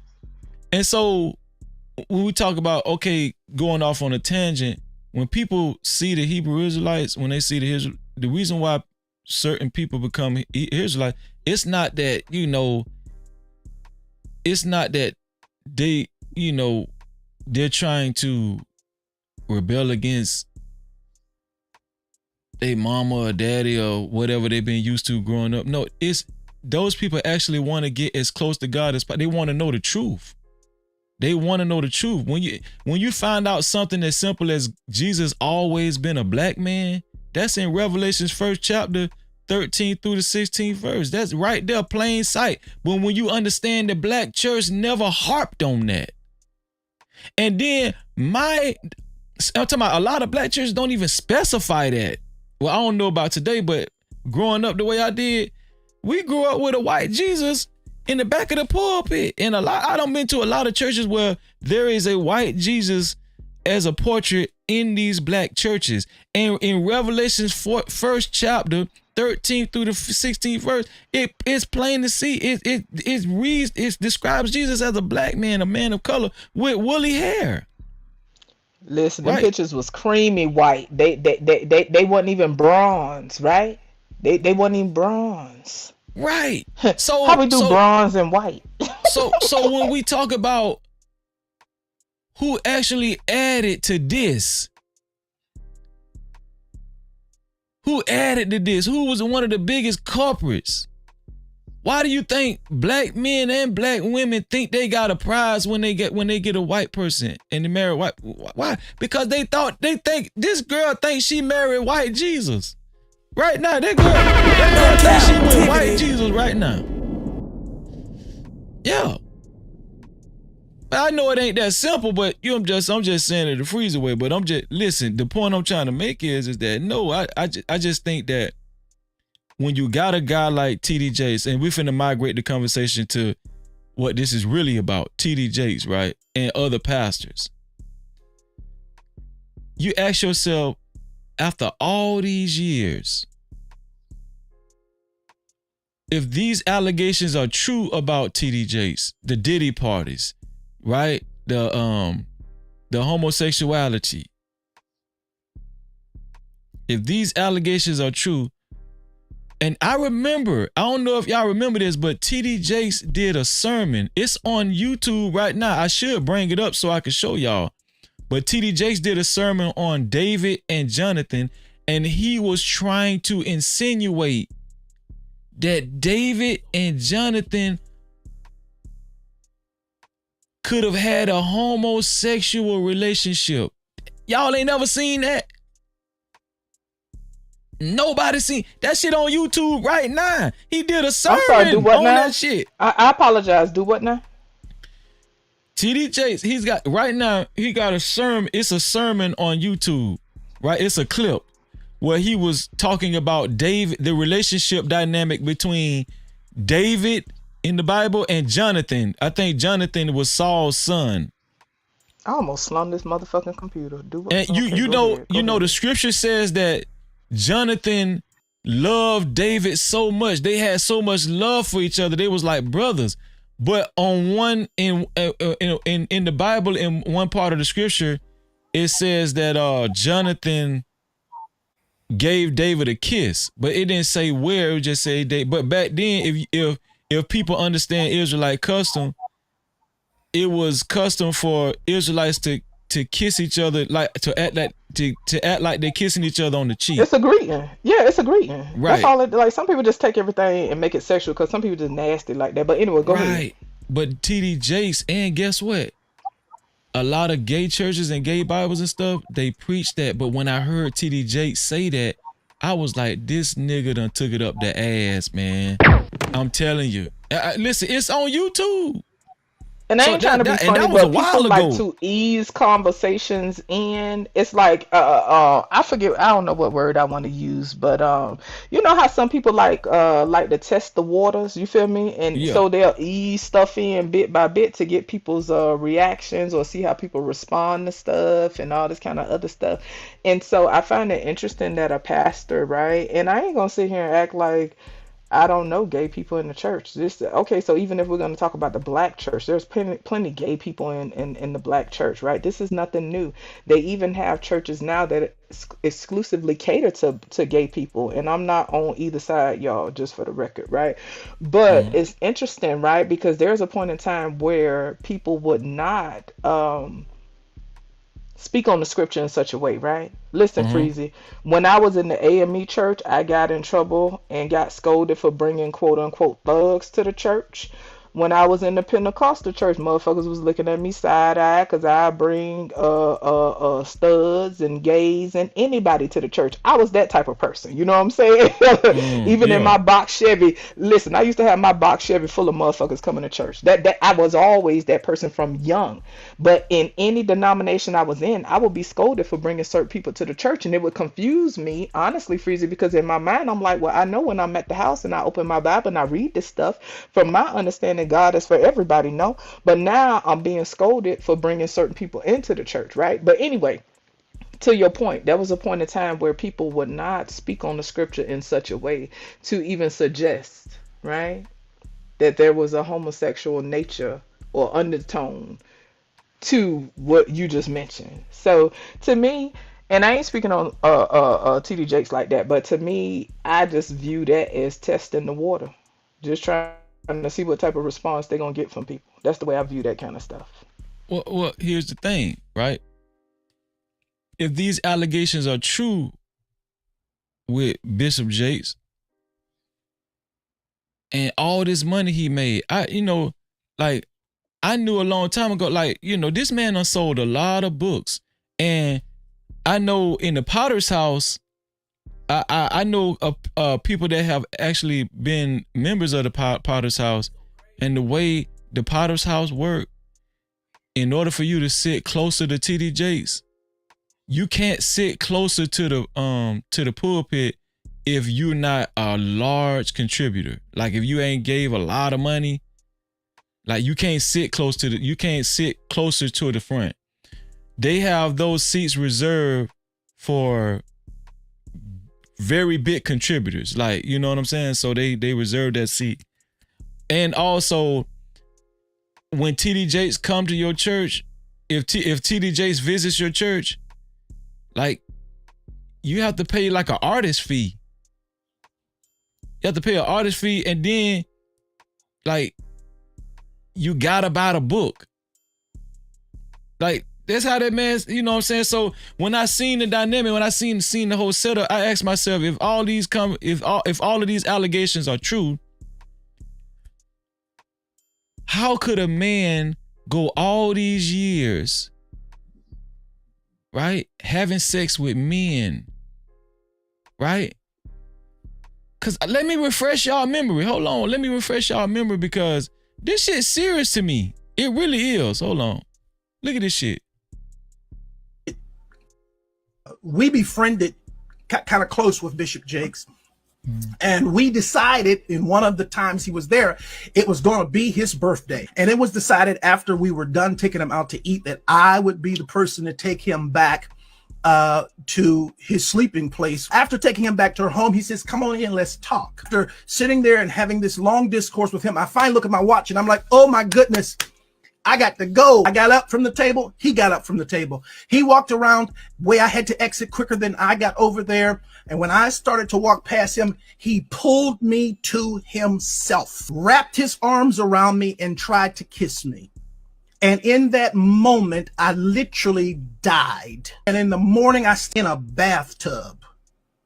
Step into our bathroom and my home phone rings. My mother answers the phone and she says to me, Wayne, it's Elder Jakes. And when I get on that telephone, that shit funny as hell, man. I can hear water. We befriended kind of close with Bishop Jakes. And we decided. Imagine your mama saying, Wayne, it's Elder Jakes, and TD Jakes trying to, he calling to get your booty. He calling, so you know what I'm saying, to try to fuck you. But your mama tell me, Wayne, it's Elder Jakes. But Jakes calling to put dick in your ass. That's crazy. In one of the times he was there, it was going to be his birthday. And it was decided after we were done taking him out to eat that I would be the person to take him back to his sleeping place. After taking him back to her home, he says, come on in, let's talk. After sitting there and having this long discourse with him, I finally look at my watch and I'm like, oh my goodness, I got to go.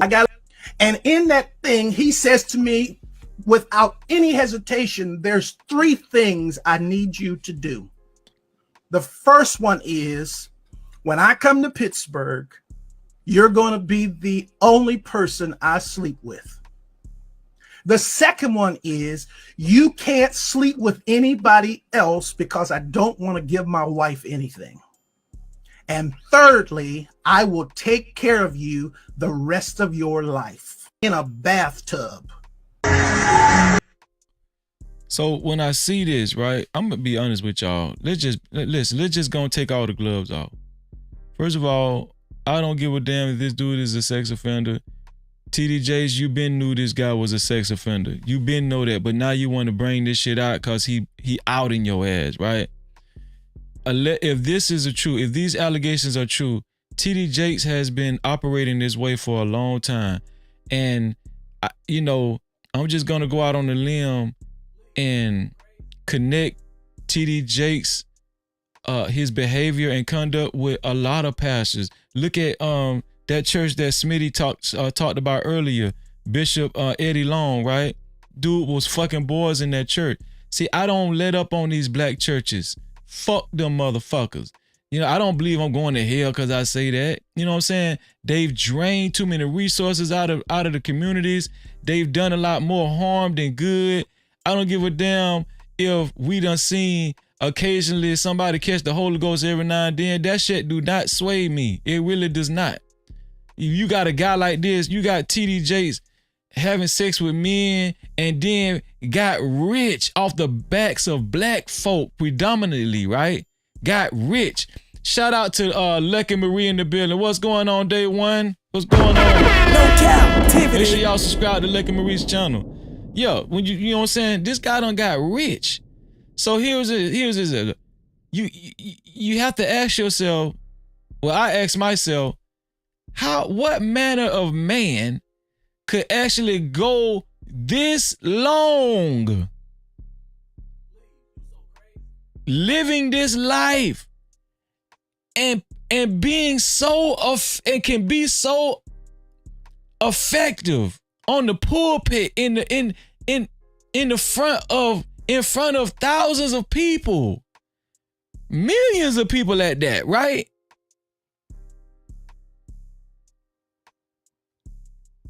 And don't have no conscience. People gonna persecute me when I say this, but it's only one person that could do that. To that extent. It's the devil. It's the devil. Right? Now I know what people gonna hit me with. Freezy, you don't supposed to judge TD Jakes. I be down. This man came out. This guy came out. The other guy came out and said what TD Jakes did. Now here's the deal. TD Jakes is suing this dude for defamation. But what made this man come out initially and even say this? This other dude is a pastor. So maybe the dude did catch this sex offender charge a while ago, but he changed his life and now he a pastor. Obviously, right? I don't know how that shit went. But what made him initially come out and say this? What made him come out and say this? And I believe the dude didn't have sex with TD Jakes because he came out and revealed this shit freely, right? Right? So when I talk about the black church, and if we really take a step back and look at the whole picture on a macro level, it's a reason why niggas fucked up today. It's a reason it's a reason why we got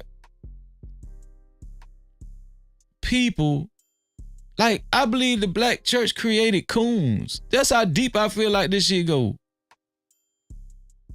Right? Because they love white Jesus.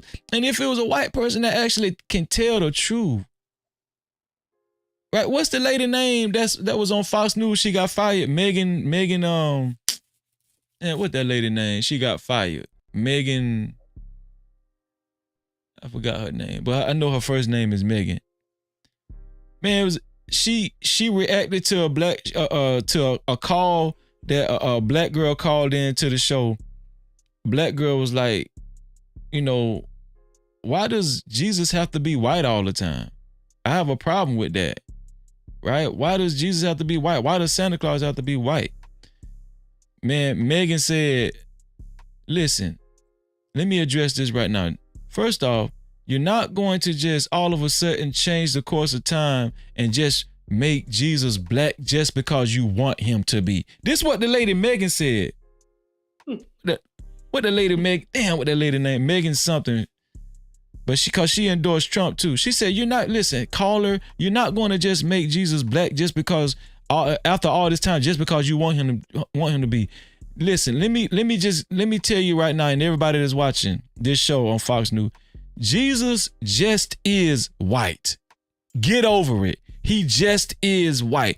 Then you know what? Man, let me play this shit.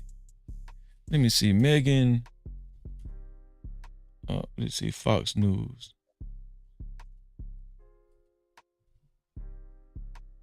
The lady name, man.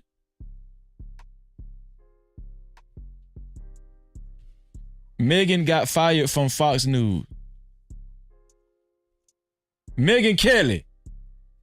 Yeah. Megyn Kelly. Here we go.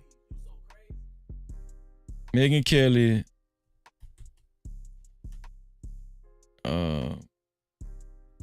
Jesus is white. Here we go. Here we go.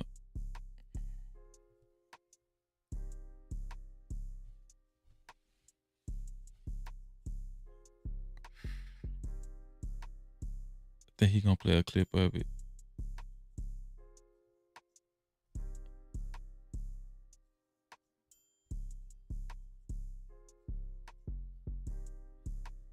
They might have removed it, man. Damn.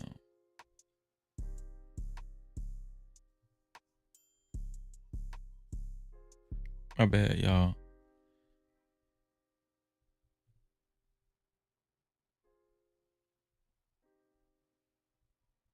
Oh, that was it. Here we go. It's just arguing that maybe we should also have a black Santa. But, Santa is what he is. And just so you know, we're just to be for all you kids watching. And when I saw this headline, in case you missed this vulgar display of not only racism, but ignorance, here it is again. Santa Claus should not be a white man anymore.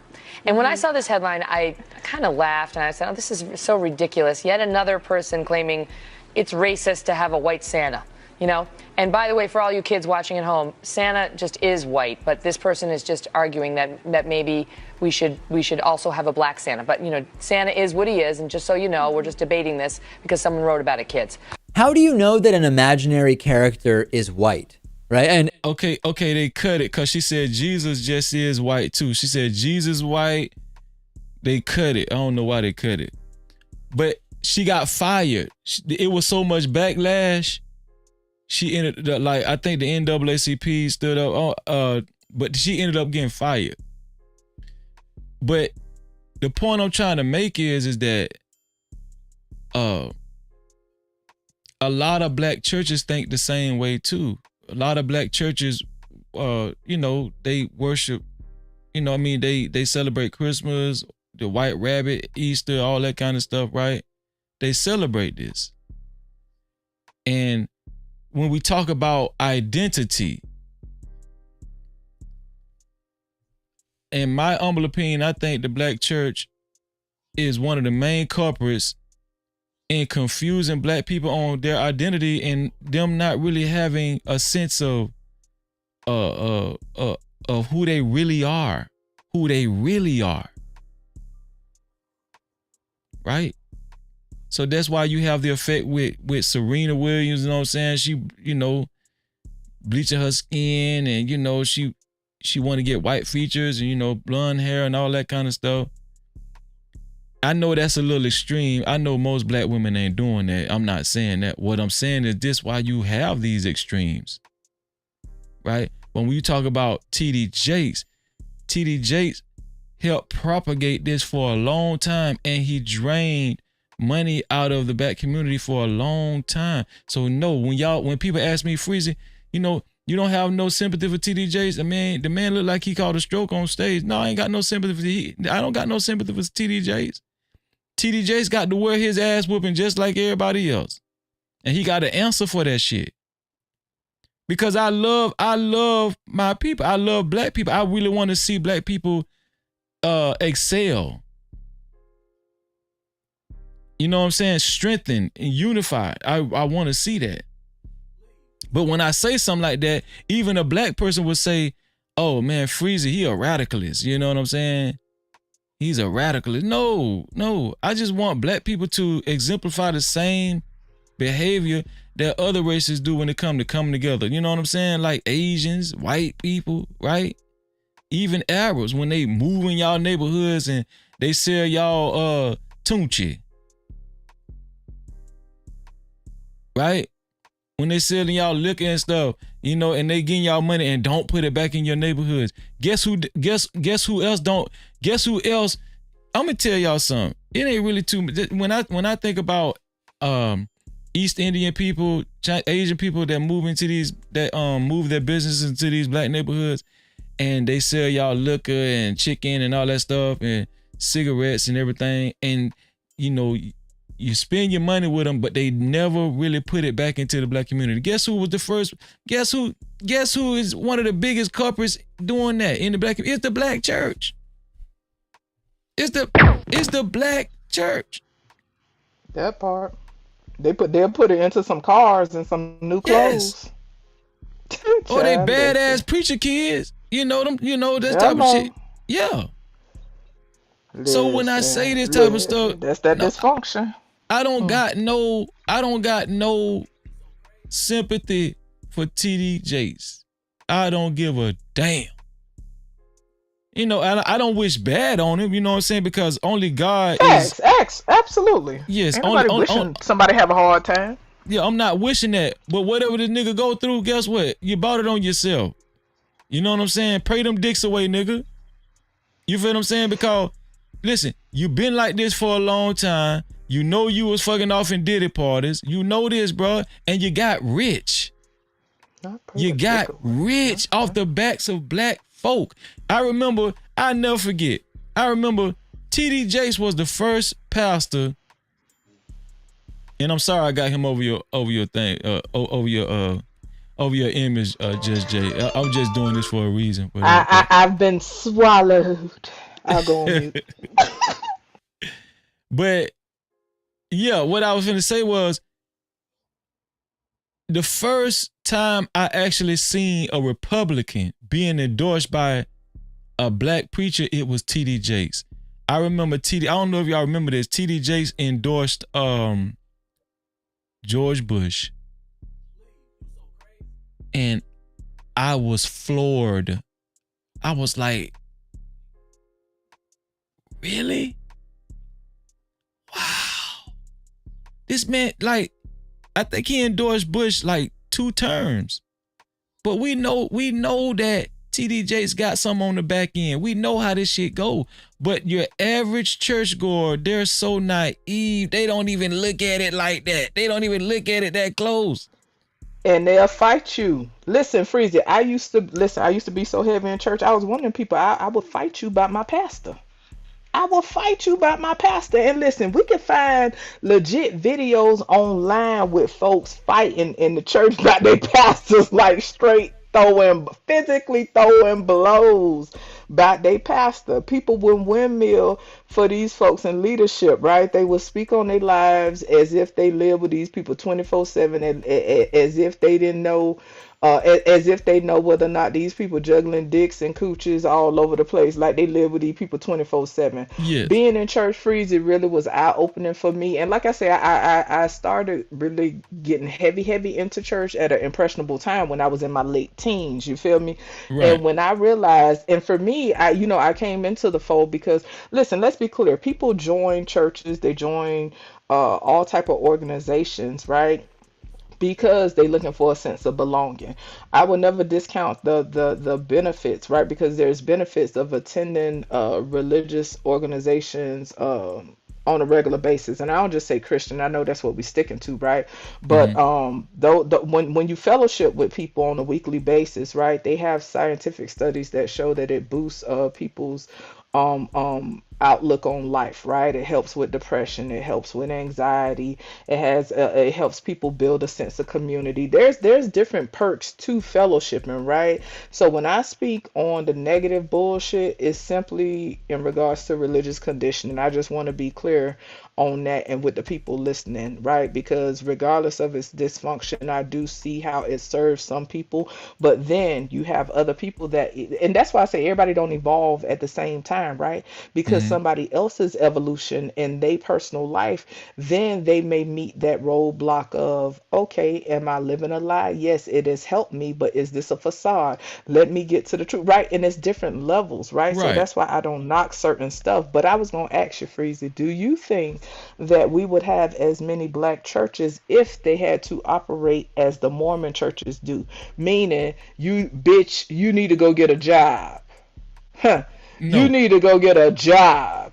Do you think that there will be as many black churches as there are if they had to operate with that level of structure? That is a great question. And my answer is hell to the no. Facts. Like, a lot of these no Cap-tivity black pastors, they would not agree to just, what is that shit called? Pro bono? They would not agree to do no pro bono on this bitch. No, they ain't doing that shit. They're gonna tell you, in order to be blessed, if you want to see God open up the windows of heaven in your life, you need to give. Listen, and then they're gonna run you down for about a good hour, telling you how you're supposed to give, yada yada. You gotta give beyond the tithes. They're gonna take the scripture, yada yada yada, whatever. But to your point, Freezy, I totally agree. I don't think there will be half as many churches if them niggas had to go get a job and still come and serve. That's why I don't totally knock church, because I know that there's some people that truly do their best. You know what I'm saying? Because I've seen some churches, and it ain't necessarily exclusive to black churches, but I've seen some people serve in church, right? Cause like the daycare that my oldest went to when he was younger, it was a pastor there. This man would be there every day, Freezy. I'm talking about he did work around the church. I'm talking about handiwork. I saw this man. He would wear one of them. He was a white dude though, but he'll wear a short sleeve button up shirt, that short sleeve white shirt with a tie and them little ugly ass khaki color pants.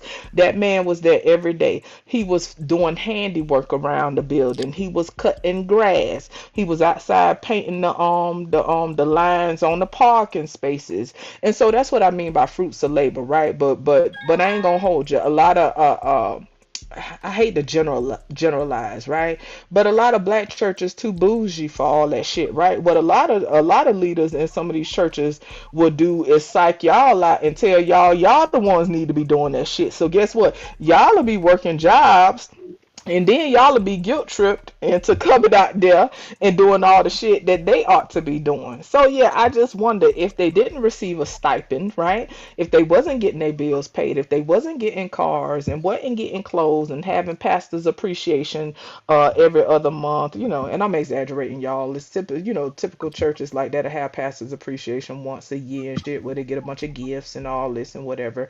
If they had to serve in that capacity, and if they had to go outside and sweep these motherfucking sidewalks every other day, would they be so quick to have a church? I'm gonna go ahead and go on mute. Well, that's the thing. Like, and shout out to Truth just joined the conversation. No Cap-tivity. That's the thing. Like, a lot of it is a money grab. Now, I will say this. I'm not saying that there aren't a lot of people that actually go to church, these black churches, and are sincere about trying to get closer to Absolutely the Lord. I'm not saying that. I'm pretty sure there's a lot of people that they were raised a certain way. I was one of them, right? Even you said it. You said, used to be very protective of, you know what I'm saying? Listen, I used to be a usher. I used to pay tithes every, you know what I'm saying? I used to sing in the choir. Freeze it. We ain't gonna get into they don't provide workman's comp if you a usher and them motherfuckers falling out and you got somebody 300-400 pounds and you gotta catch that motherfucker and these goddamn ponytails falling in and flying all over the place, draws up. Listen, y'all, if you want to see some funny stuff, go to church for real. But it seems like y'all got some more fellas on the panel. I'm finna drop down, Freezy. I will be in the chat. I love you dearly, and I might pop back up later. I don't know, but I'm finna get in my kitchen. I love y'all. Bye. Thank you, sis. Thank you, sis. I appreciate you. Shout out to El Cheapo just joined us too. Shout out to El Cheapo and Truth. This conversation is getting better and better. No Cap-tivity. Truth, man, how you doing, dog? Everything been everything, G. You can hear me? Oh yeah, most definitely, loud and clear. How you doing, Cheapo? Hey, how's it going, everybody? We just having a great conversation. I'm actually. This conversation got my juices flowing. No Diddy. Got my dog Smitty up here. What's up, Shorty? Been a while, bro. What's going on with you? Yeah, everything, partner. You all right? Yeah, I'm chilling, man. So, Truth. What do you?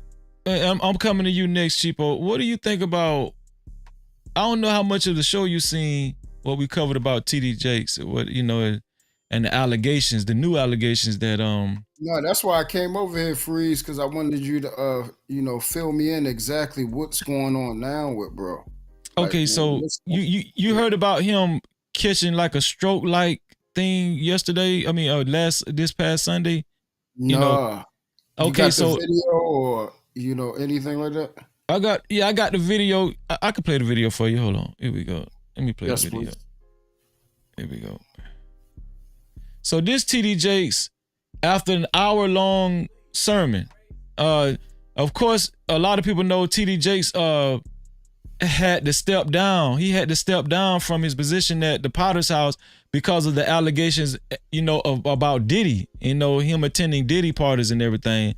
So he ended up having to step down. Yeah, I think he did step down. He stepped down, but he recently, I think this is one of his first sermons back or whatever. He recently spoke back. He recently spoke at the Potter's house. Like he hadn't been speaking at the Potter's house for a little second, I think, if I'm not mistaken, right? But I think this is one of his first sermons right here, and he had already been speaking for an hour. So here we go. Hold on. Here we go.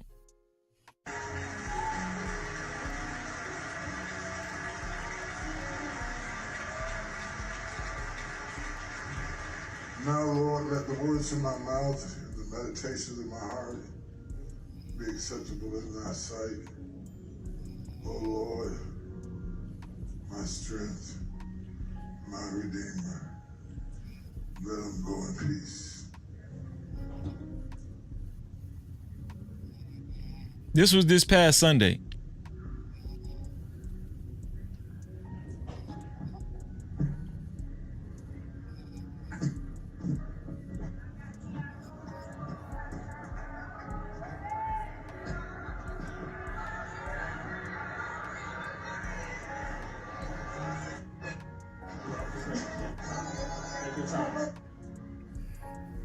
What the hell just happened?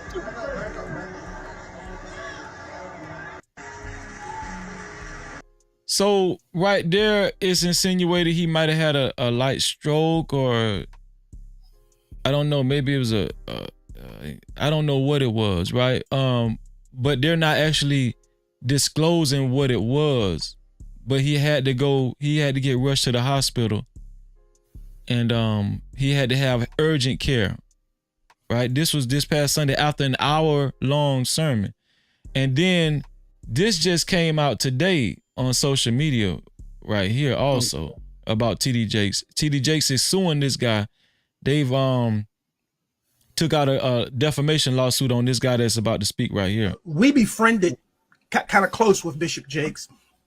And we decided in one of the times he was there, it was going to be his birthday. And it was decided after we were done taking him out to eat that I would be the person to take him back to his sleeping place. After taking him back to her home, he says, come on in, let's talk. After sitting there and having this long discourse with him, I finally look at my watch and I'm like, oh my goodness, I got to go. I got up from the table. He got up from the table. He walked around the way I had to exit quicker than I got over there. And when I started to walk past him, he pulled me to himself, wrapped his arms around me and tried to kiss me.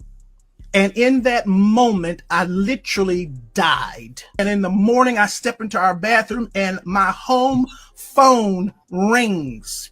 My mother answers the phone and she says to me, Wayne, it's Elder Jakes. And when I get on that telephone, I can hear water.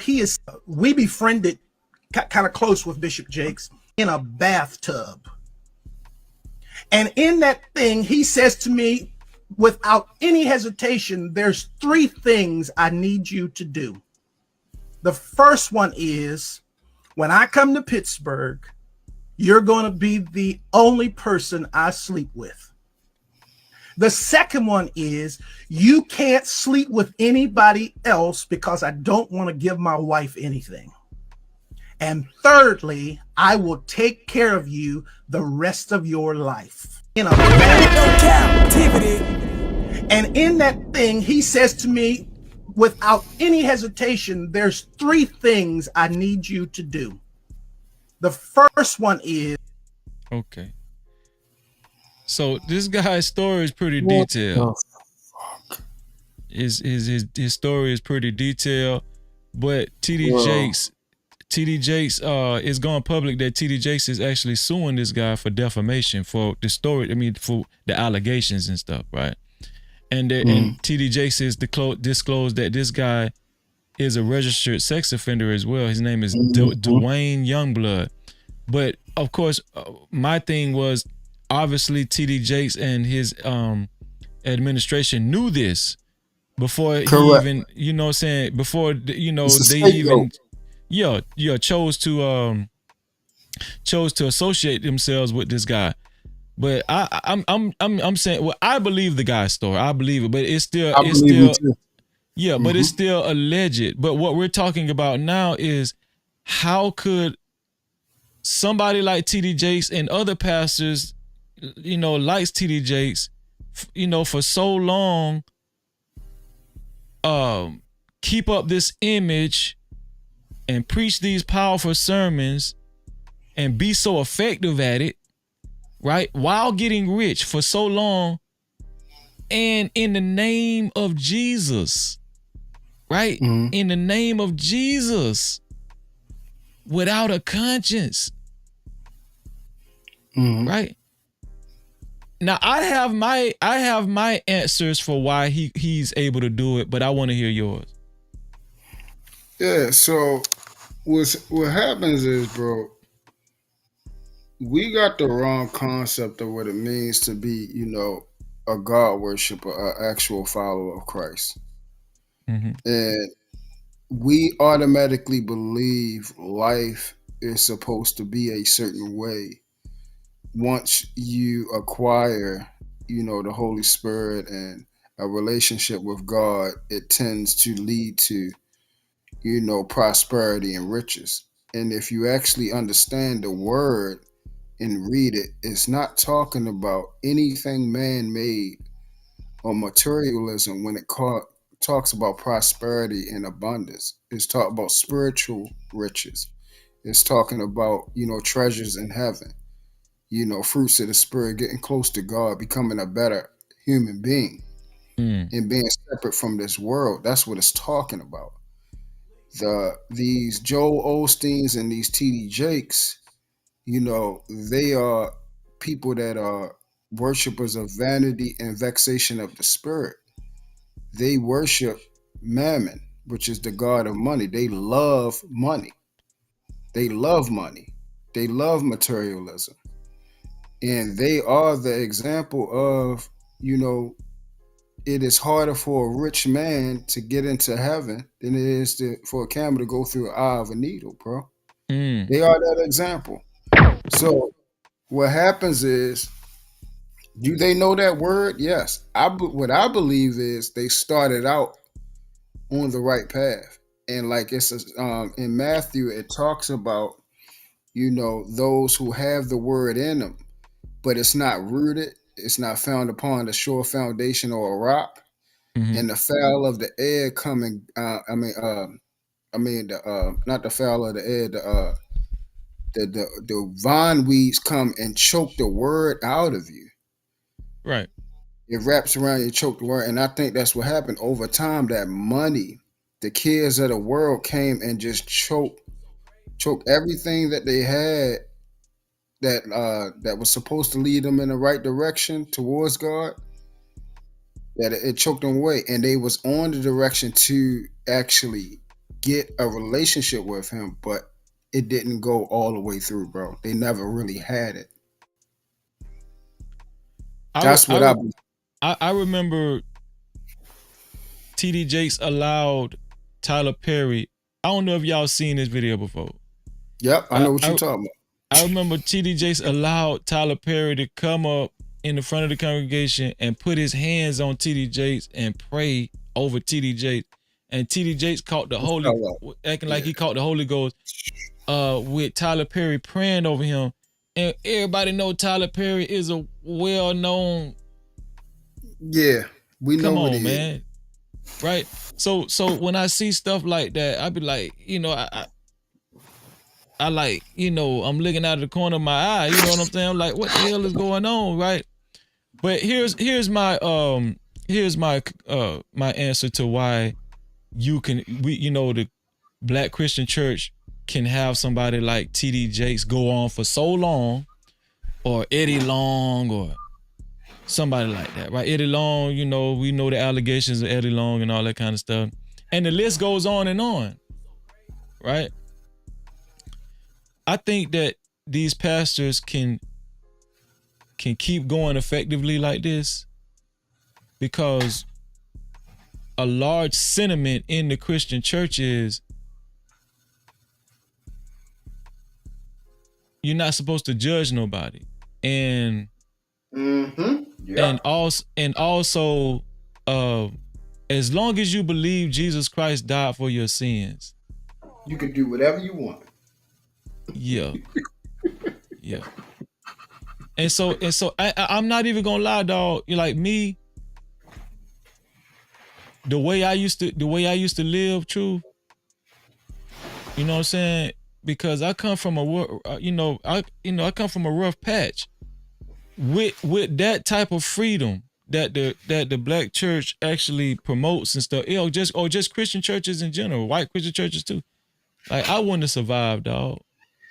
I just would have kept doing what I was doing and just asking God for forgiveness. And I believe in that God was God was gonna forgive me and stuff. You know what I'm saying? But I think this is why these guys can go for so long, keeping up this facade and draining people of their resources, getting rich. Cause listen, TD Jakes is rich. TD Jakes he got a lot of money, dog. All these pastors they got a lot of money. What's the dude out of Atlanta too? Smitty, what his name is? Dollar. What? It's Dollar or some. His last name Dollar. What's the other minute? Creflo. Dollar. Oh, Creflo Dollar. Man, these guys super rich. These guys rich, right? That's because they're getting their taxes in. Money. Right. But I just think that it will behoove black folk to just wake up, man. To just wake up. And the Bible tells us, the Bible has told us in several passages, put not your trust in man. Right? The Bible tells us that. But you don't see that. We don't see that dynamic in the Christian church. Like, I mean, let's just be honest. And shout out to my sister. What's going on, Miss Polly? Miss Polly in the building. Cap-tivity. And you know what, Miss Polly, you came in at the right time because we was just getting ready to switch up the conversation. Okay. But it's a lot of black women in the church, and you know, and shout out to Just J. Just J say she, you know, when she didn't know no better, she used to be like that. But my mama was like this. My grandma was like this. They'll kill you by the pastor. They'll kill you by this dude. Not saying Just J would literally kill him. I'm just saying, like, you better not talk about the pastor. I remember my dad used to talk bad about our church's pastor because my dad didn't go to church.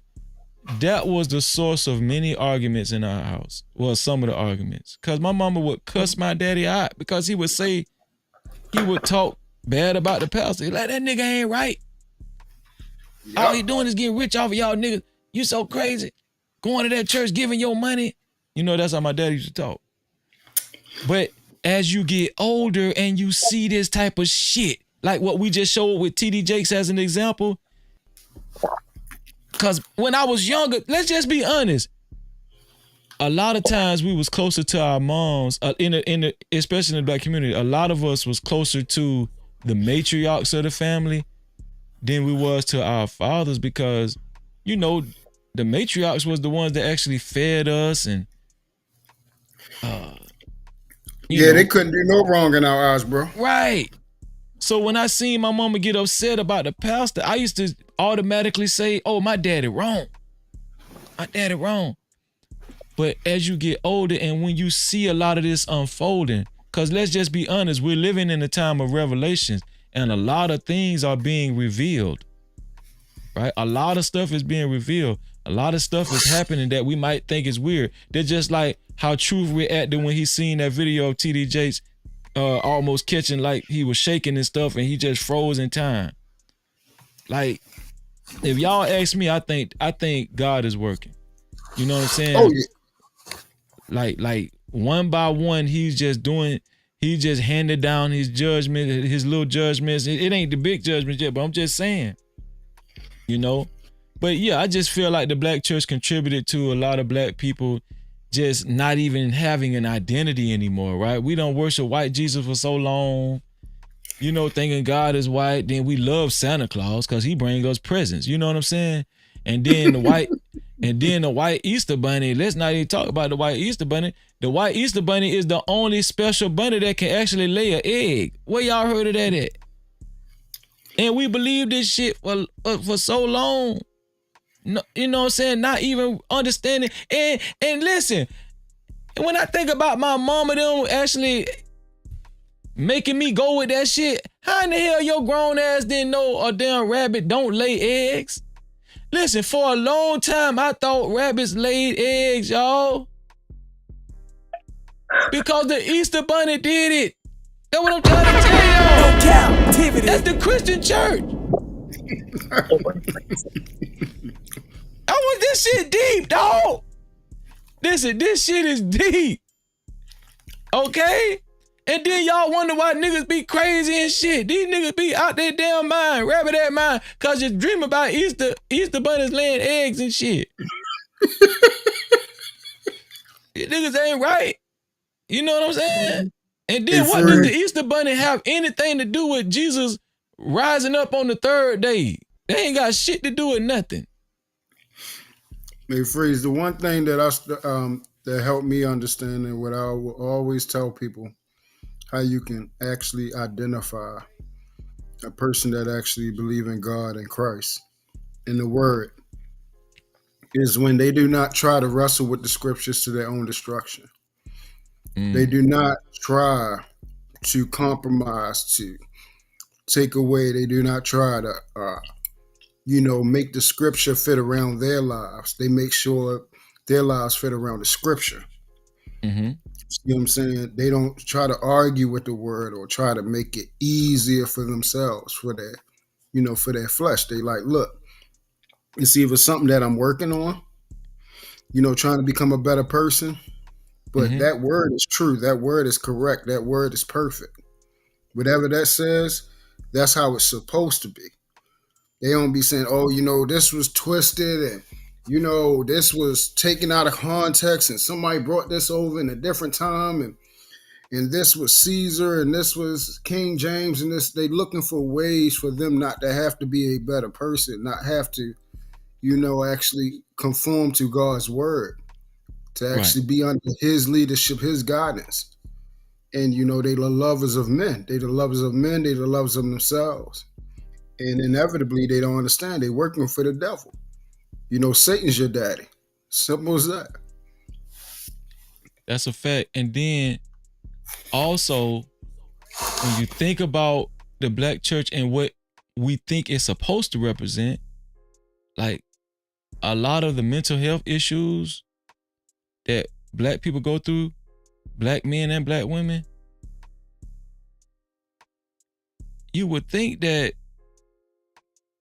the church would have a remedy for this. Like it would be a lot of people that would not need therapy, less people that need therapy and all that kind of stuff, right?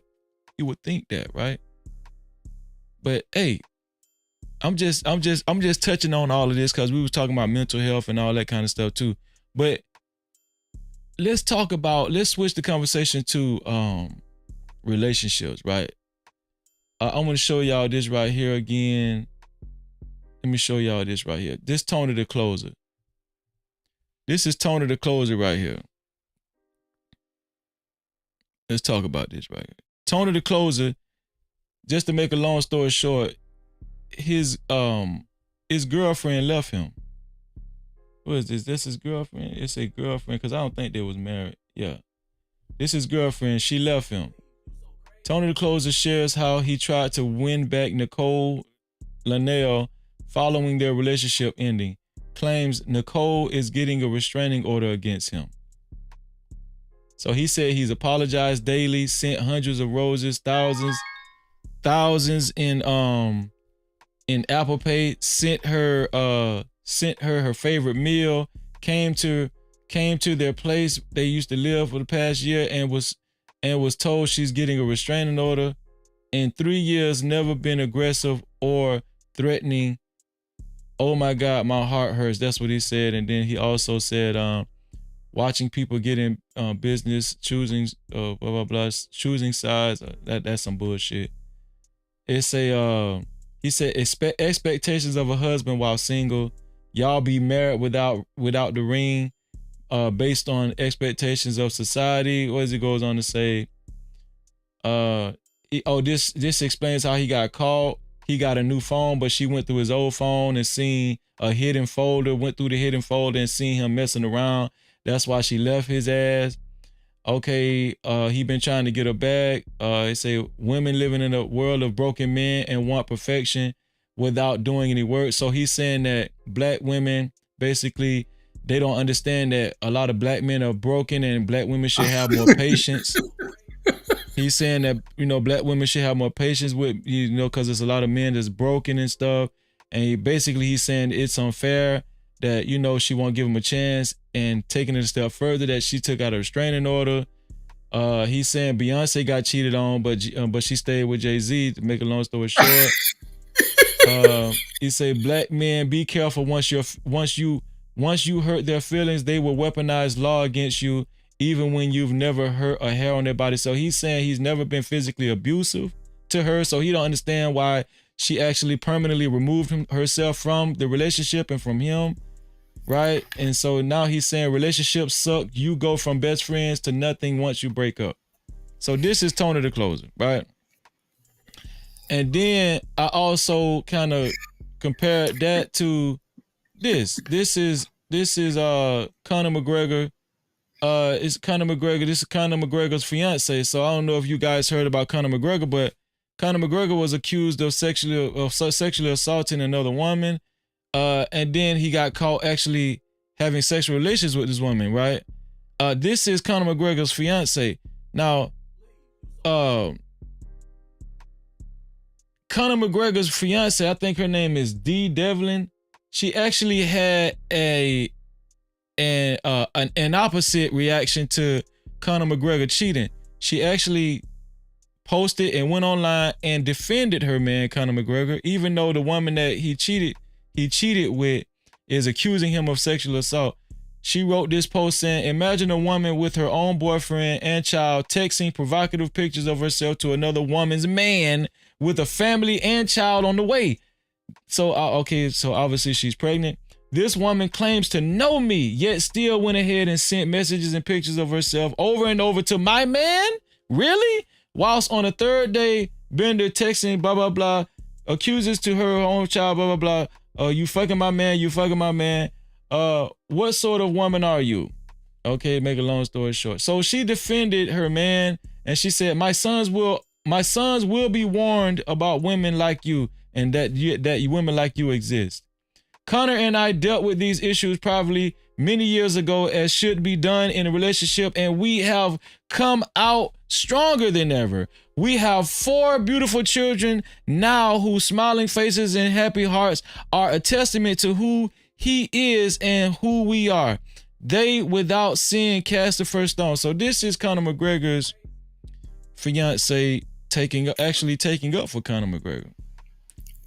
So what do you guys think about the different dynamics between how Tony the Closer's woman reacted to him, catching him cheating, and Conor McGregor's woman catching him cheating, but choosing to defend him at the end of the day? And not only that, he was accused of sexual assault. So let's take it a step further. Conor McGregor was actually accused of sexual assault too. And his woman stood in the gap and, she clapped back at the woman that was accusing her man of that. You know what I'm saying? But I just came back to say I forgot about Tony's dumb ass, and that's why I hit the link again, because I forgot about that dumb ass nigga. Let's go. Okay, yeah. So I want to hear from True first. True, what do you think about both dynamics and how they played out? And let's just go ahead and address the elephant in the room.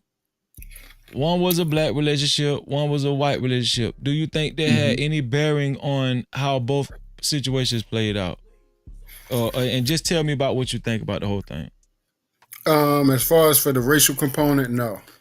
Okay. If you look at both of the stories, there's a couple glaring things that stick out. One, you have Tony being the catty, feminine one on social media, putting his business all out there, talking, going back and forth. And then you had, McGregor's woman, who is a woman, who is catty, who is supposed to be feminine, who's supposed to act like a woman, do what woman thing, catty, going back and forth, using social media, those type of things. So that's what stuck out to me. Secondly, Tony was making a lot of excuses about his infidelity, making excuses, talking about basically, in other words, she should allow and be understanding that he cheated on her because he screwed up, and then try to use that to use that against black women as a whole. That they don't, I'm going to say this, man. Yeah, just gonna get real, cause this the last one we gonna talk about, so you might well go out with a bang, Yo, black women, hear this clearly, yo. If a nigga cheat on you, leave that nigga. Instantly. There's never no excuse for someone cheating on you at all. Cheaters cheat because they are cheaters, not because you did anything wrong. Not because of some, other, underlying issues. They felt that way. They wanted to do. They did what they wanted to do. And then only time you see remorse is when somebody get freaking caught. A nigga cheat, leave his ass. So Especially if you're married. even if he get caught the first time, after the first time, leave his ass. That what you're saying? After the first time, leave that motherfucker. Yo, leave him completely. Especially when he gonna say it's your fault. It's your reason. You're the reason that I'm cheating, and if you don't forgive me, you're wrong for not taking me back. He did say that bullshit too. He said that too. Right? You're wrong for not taking me back. You're wrong for not sticking in it. You're wrong for not accepting, my flaws, the reason why I'm cheating. That is, when I say that is emotional abuse, that is abuse at the highest order. Do not take anybody in trauma because that nigga ain't taking the woman's trauma at all. The woman cheat on him, he out. Or he gonna cheat on her 10 times over. So please do not accept nobody's trauma. Do not accept nobody cheating on you at all, men or women. True. What kind of woman? What kind of woman do you think it takes to? What kind of woman would actually stay with a man that cheated on her? Well, it takes two. Is two different scenarios. If a woman actually stays with a man, would I fault her? Mm-hmm. No. Only way that I would not fault her for doing it, if she's saying, "Hey, we're married, we have children. I see other, underlying situations where I could have contributed to something, and she's taking accountability for something that she did, even though that's not a reason for him to do it. But she's saying it could have, perpetually led to something, and she's looking at, hey, right, this is the first time. It's not in his character. He went out the way, something like that, and we can move forward from it where this would not be a serial situation. You see what I'm saying? Yes, sir. Yeah. So only then.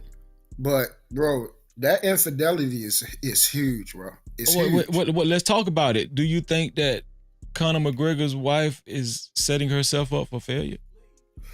Does he have a history of it? Yes. If he has a history of it. And then I will tell you this is my last thing I'm going to say on that as far as the sexual allegations. Okay. Do I believe Shorty? No. I believe Shorty is using that as a pundit because she's married and she's getting caught up the simple fact that it's out there. So now to try to use that this was not consensual sex where she's in infidelity, the one that's cheating with Conor? Yeah. Because she's married. That's what it was saying. Mm-hmm. Yeah, she has someone. She wants to use it as he did something sexually against her will. So now it won't look like she willfully slept with the man. I think it's more stuff going on underneath that the wife, Conor McGregor's or his child's mother, actually know about the woman's participation in their sexual, act.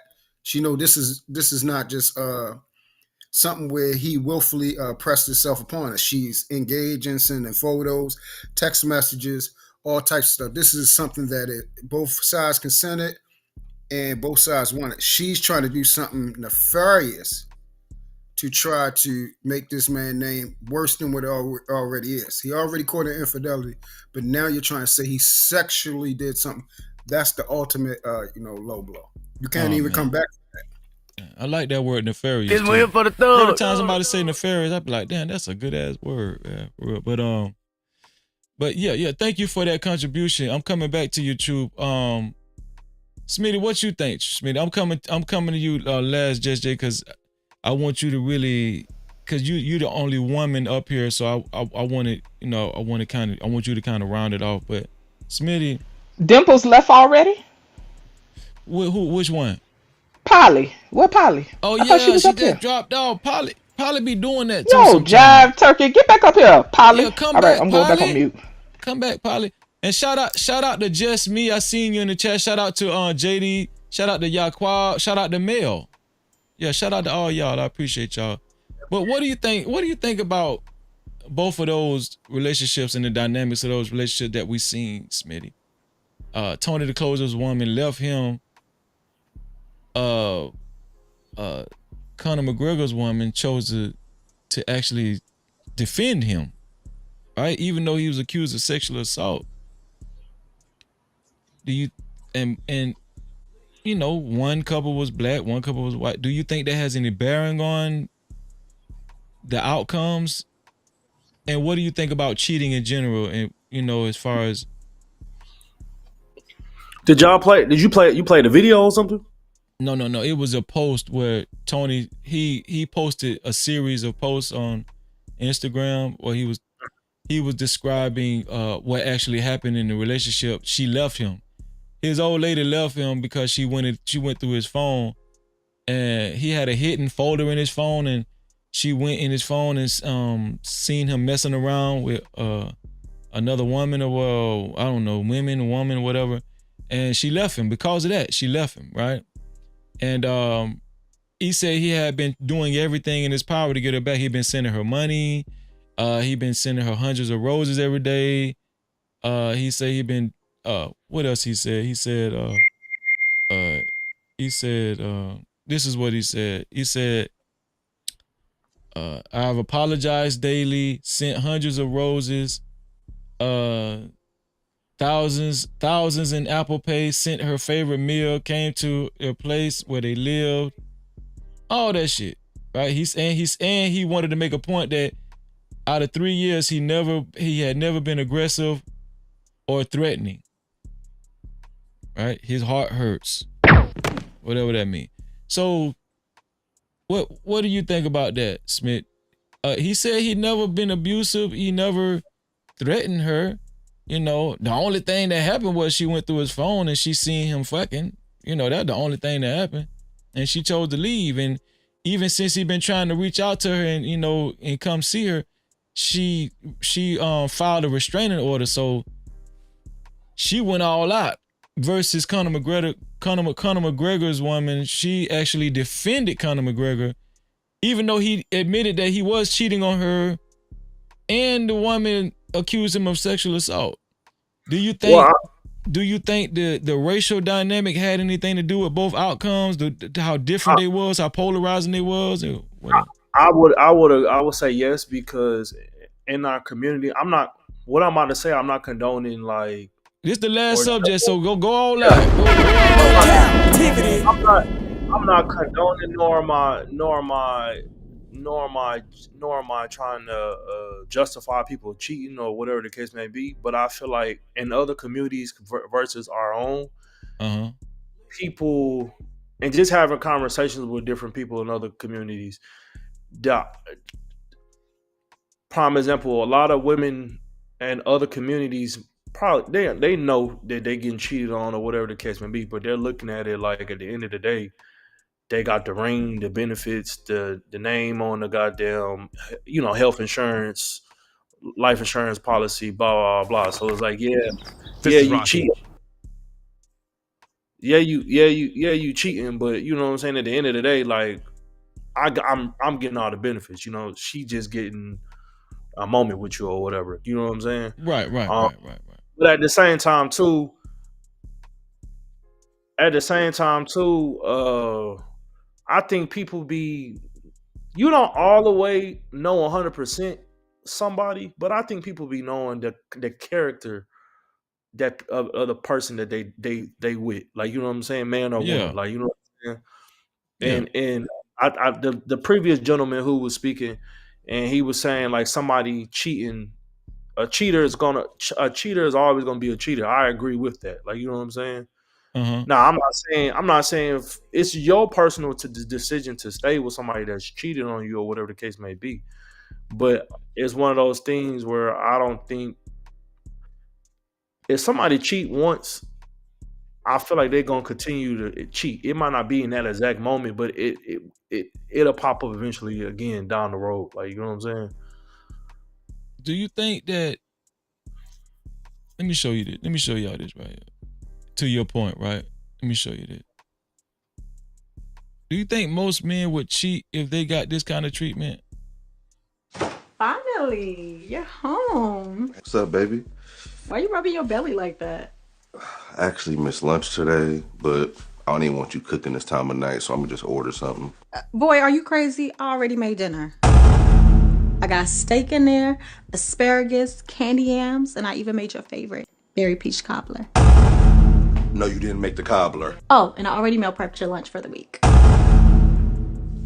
Baby, you ain't have to do that. Yeah, we got you all set up, baby. Oh, well, thanks. I appreciate you. You are amazing. You know I'm gonna take care of my baby. Oh, and did you take my clothes to the dry cleaner? I need something to wear tomorrow for work. What you need a dry cleaner for when you got me?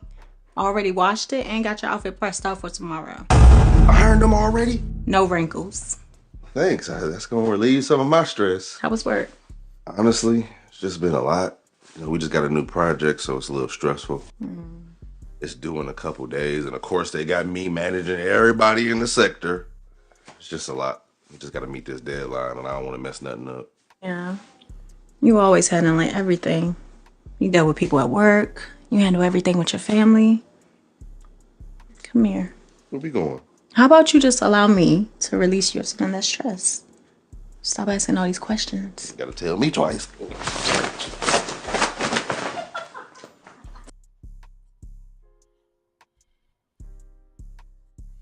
What you think, Smith? What was the question you asked before you played it? If most men got that type of treatment, do you think the rate of cheating would go down? Slightly, but nah, I don't believe that because I'm a strong believer in men aren't monogamous. They can naturally they're not monogamous. They can choose to be monogamous or be with one person. You know what I'm saying?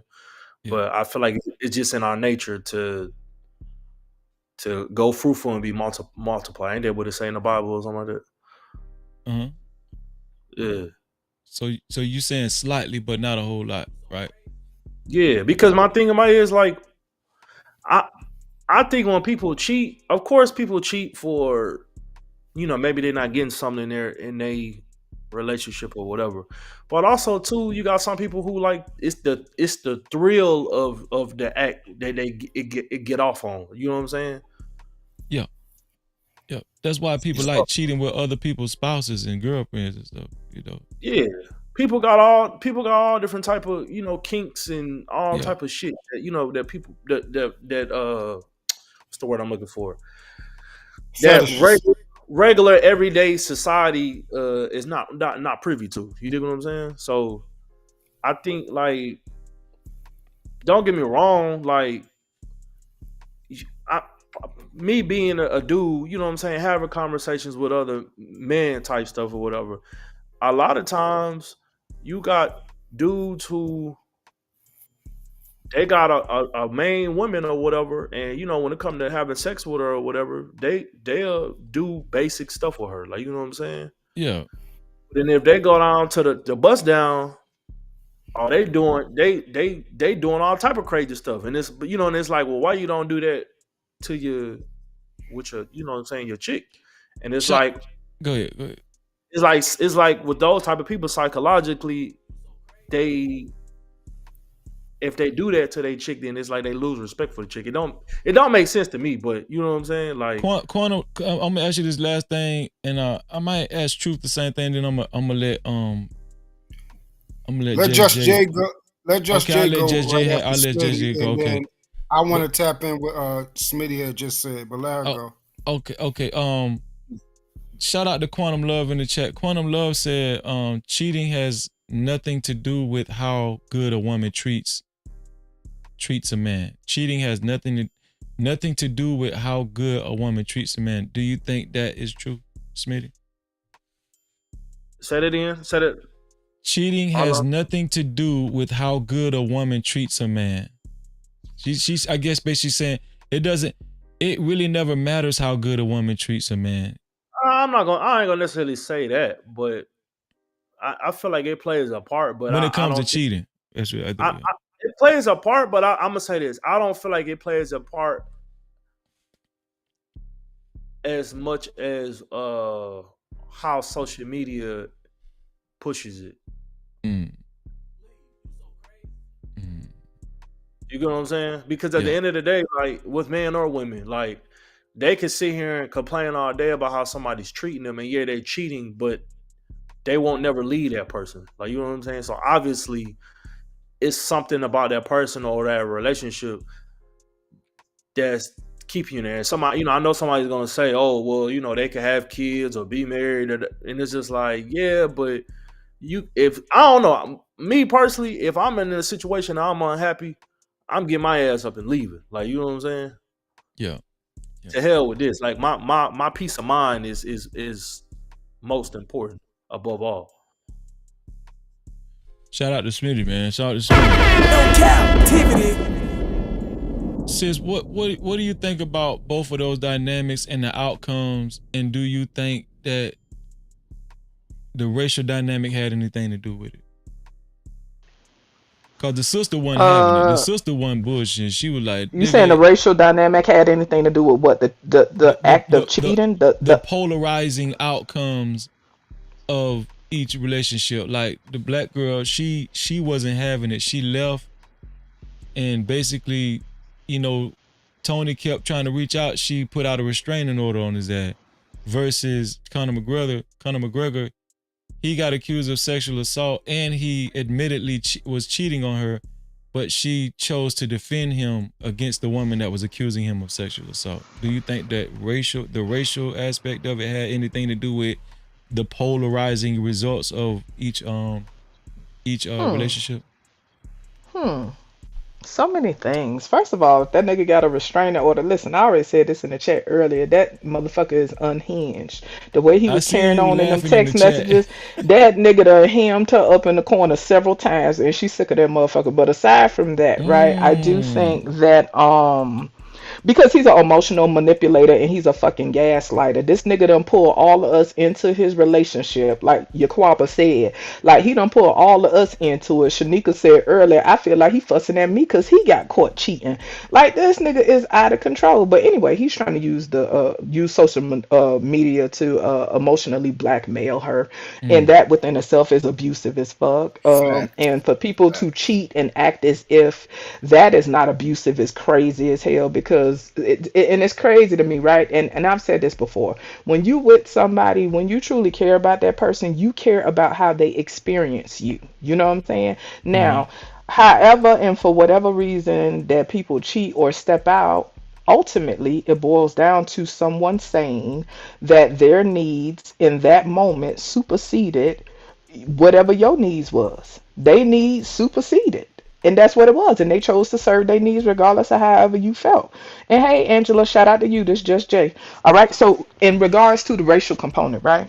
Yeah. I am unsure, but what I will say is, right, women all over the world, regardless to all these talking points, generally speaking, women are the same, right? Black women just got a weak shut up game. Let's be clear. Chicks all over the world are the fucking same. Okay? They just know how to shut up a little bit better than the typical black American woman. Am I saying that as a flex? No. I'm just saying that we're very vocal in how we express ourselves and how we emote. I'm not saying every black woman is loud, ghetto, and ratchet. So it's interesting, right? As soon as I say that, some people will equate that to being ratchet and being ghetto, right? Smitty, you better get out my face. So, like... But generally speaking, we emote in a very charismatic way. You feel me? And I think that's black people in general. The way we show up and the way we emote in the world is just way different. We always put sauce on every fucking thing we do. And that just might mean a breakup as well, right? But I do think that we I hate to generalize, but on some level, I do think that we have less tolerance, and I think that it's layered. You know what I'm saying? As to why we are quick to tap out. You know what I'm saying? We come from a culture where we culturally as a people we have been shit on. You know, and I'm not trying to use that as no excuse. I just try to understand um why some of us built that way, because we will tap the fuck out quick. Like, let's be clear, it ain't like other men from other communities ain't cheating. You know what I'm saying? I think that our shut up game is just a little bit different. And with kind of a wife, you know what I'm saying, this lady probably know how her husband out there moving or what, whoever are they married? I don't know the whole thing. Are they married? They engaged. She's his fiance. They got kids together? Yeah, they got kids. She's got one on the way too. What? Okay. Child. Anyway. So, You I trifling do now. think. Listen, I hate listen for the people that know me. They know I like Irish men, but that's neither here nor there, right? But but what I'm saying is, I think that some people know how to move as a unit, right? Even in a dysfunction in a relationship, they'll decide or have some type of unspoken agreement or a spoken agreement, some type of consensus, like, hey, whatever go down, we still riding as a unit when we go outside, right? And so I guess the way I could kind of equate that a little bit, like when the way I function in a relationship, I could be pissed the fuck off with I could be pissed off with my dude. I'm talking about livid. You know what I'm saying? Yeah. You won't catch me showing my ass in public. Now I ain't gonna lie, it's been times I wait till we get in that motherfucking car and we drive off and I'm popping the fuck off. And I ain't talking about in no crazy way, but you gonna hear what I'm saying. But as far as like showing out in public, letting people all into my business, I personally ain't never been the type of woman to be like that. I don't like people in my business. I don't care whether I'm arguing with my dude or if everything is well. I just don't like giving people nothing to work with, right? So maybe she decided that she gonna move as a unit. I don't know. Maybe she playing the long game, and I do think, in general, some women just better at playing the long game. You feel me? They know how to suppress them impulses, right? Because she probably looking at that money. But you got some chicks don't give a fuck about your money. They care about how you treat them.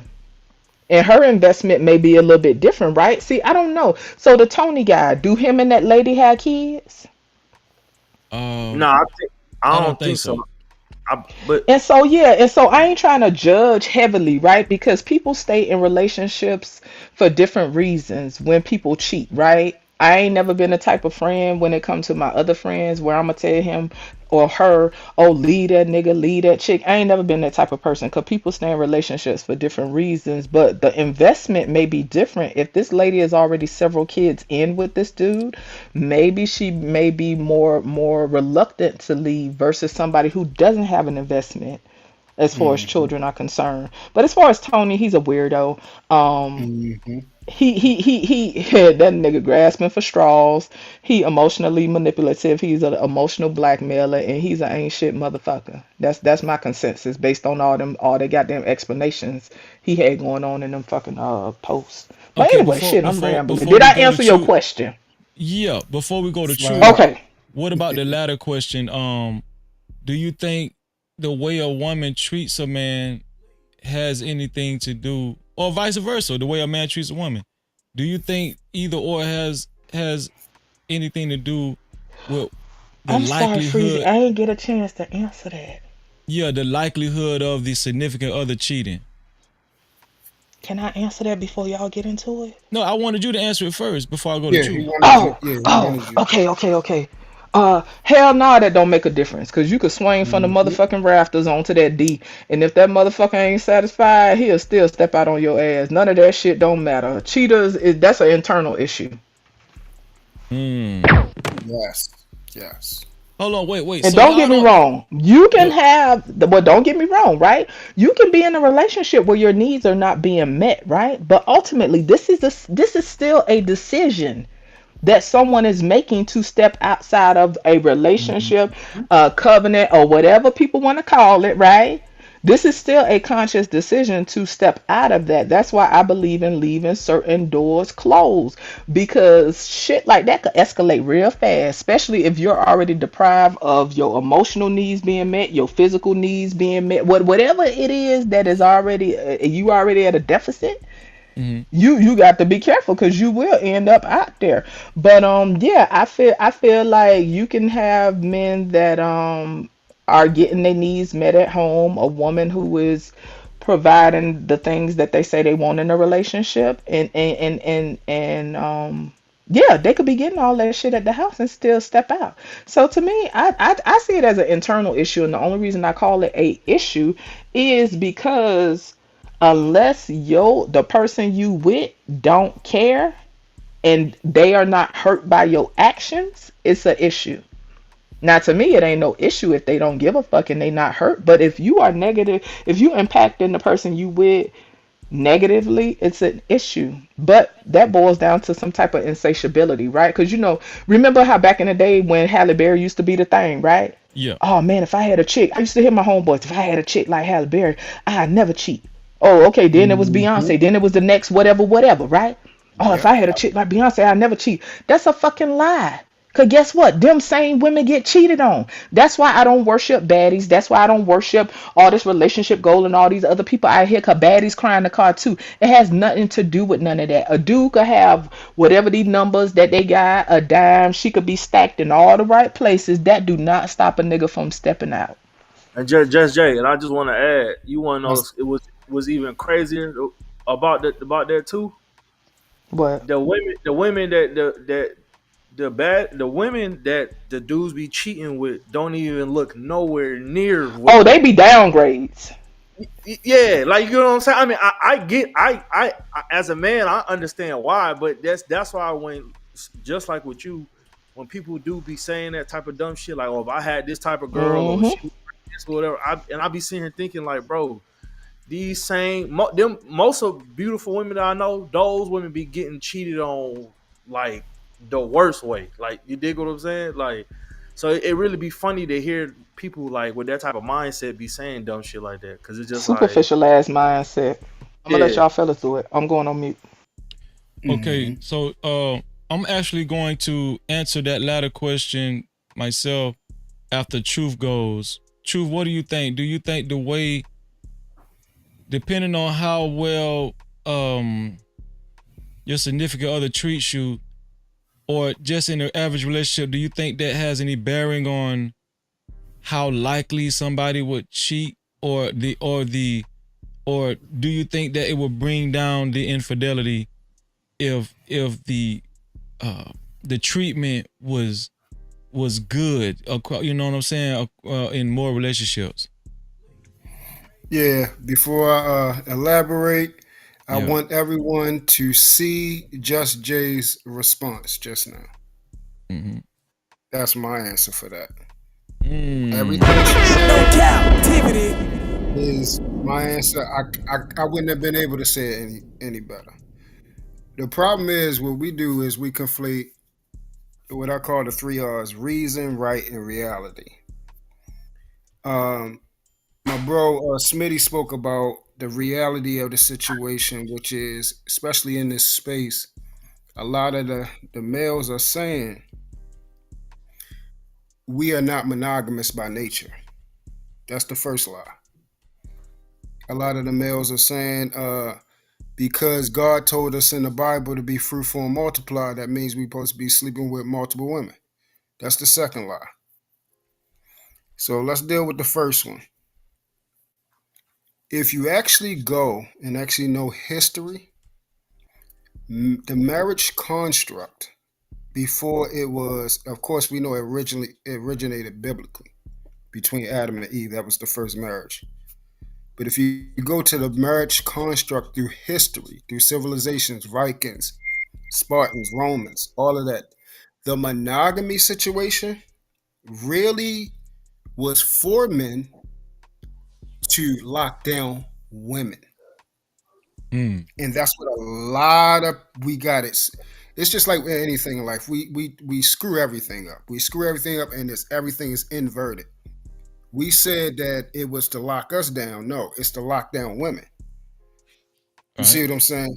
The first thing about the situation about being fruitful and multiply, we are considered the thing that's closely aligned with us or resembles men are viruses.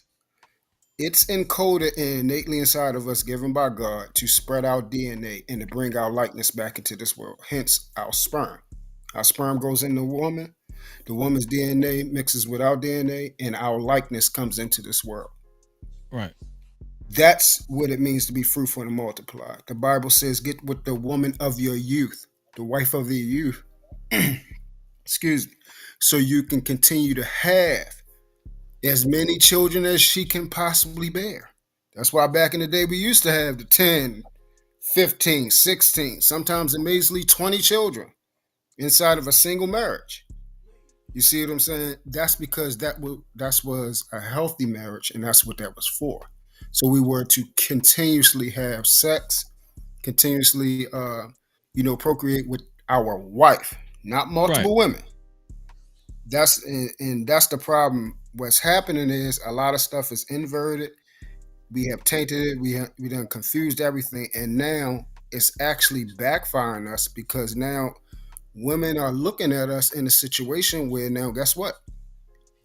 They're returning to their non-monogamous state now. You see it, right? And we are wondering why they are like this. They've always been like this. Because the thing about this is, brother, and this is the last thing I'm gonna say. Understand this: the most lavish, high-value man that you could possibly have, he still will never get as many advances or be able to have as much sex as an average woman any day that she get hollered at. If she chooses to fuck a nigga every hour, she could. A man cannot do that. He's not getting that many passes. He has to actually go out there and advance himself towards a woman. They actually have to lock themselves down and make themselves actually say, I'm gonna be for just one man, and I'm gonna marry him, and I'm gonna accept his hand in marriage. But other than that, they ain't gotta listen to that shit. They just choose to. But we see what's happening now. The guys are upset. The women ain't doing it no more. That's it. Is what it is. Oh, and this is what I was, this is the last thing. The Just Jay touched on something. The fact that men cheat, it has a lot to do with pornea, promiscuity, perversion, and trauma. Is usually a mental problem there. And if you trace back to it, somewhere along the lines, you can resolve the problem and then you break free from that stronghold of wanting to associate yourself with multiple women.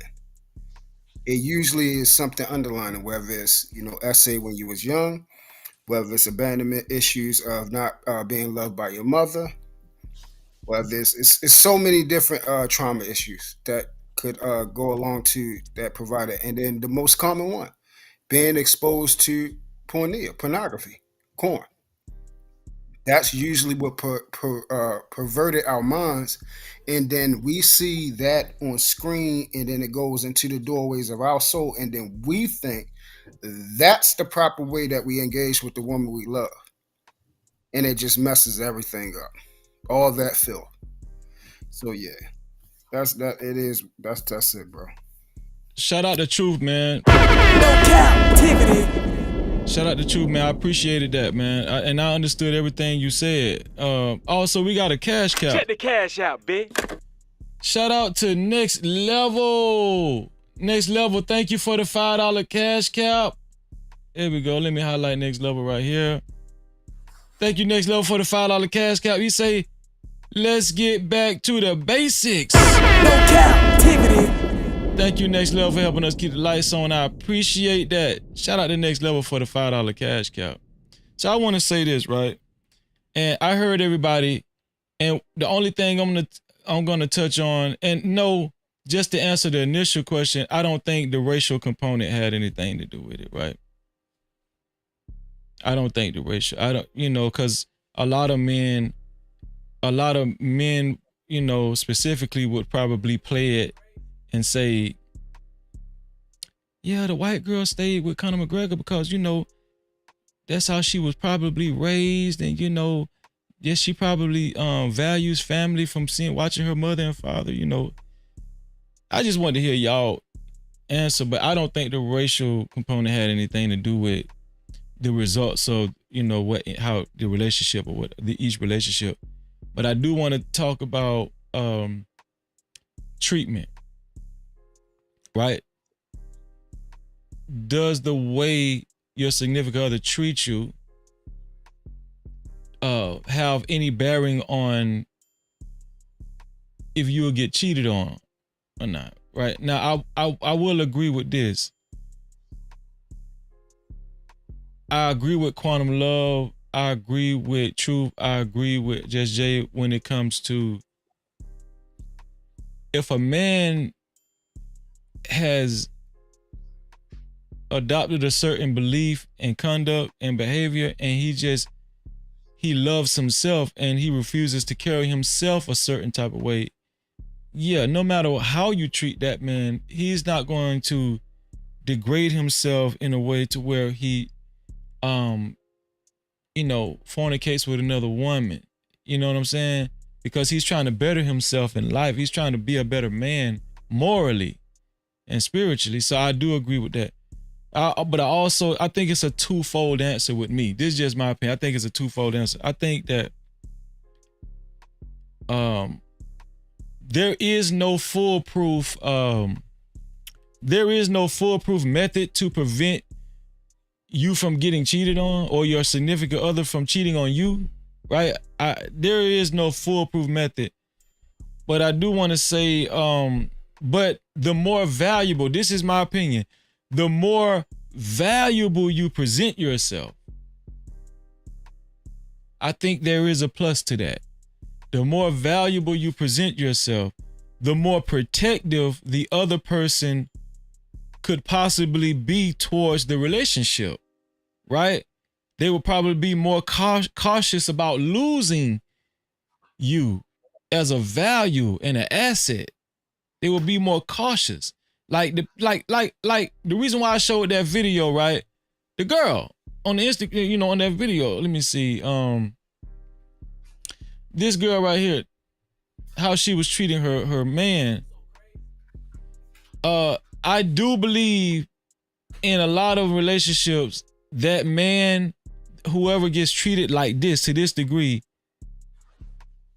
he would be more cautious and probably think twice. Not saying this guy wouldn't cheat on his old lady, but I do think it would cause more of a buffer.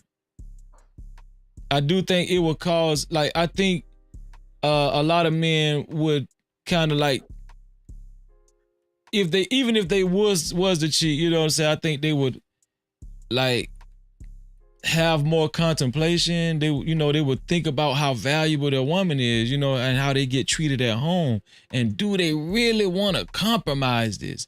So I in that aspect, I do think the way somebody is treated, vice versa, man or woman, right?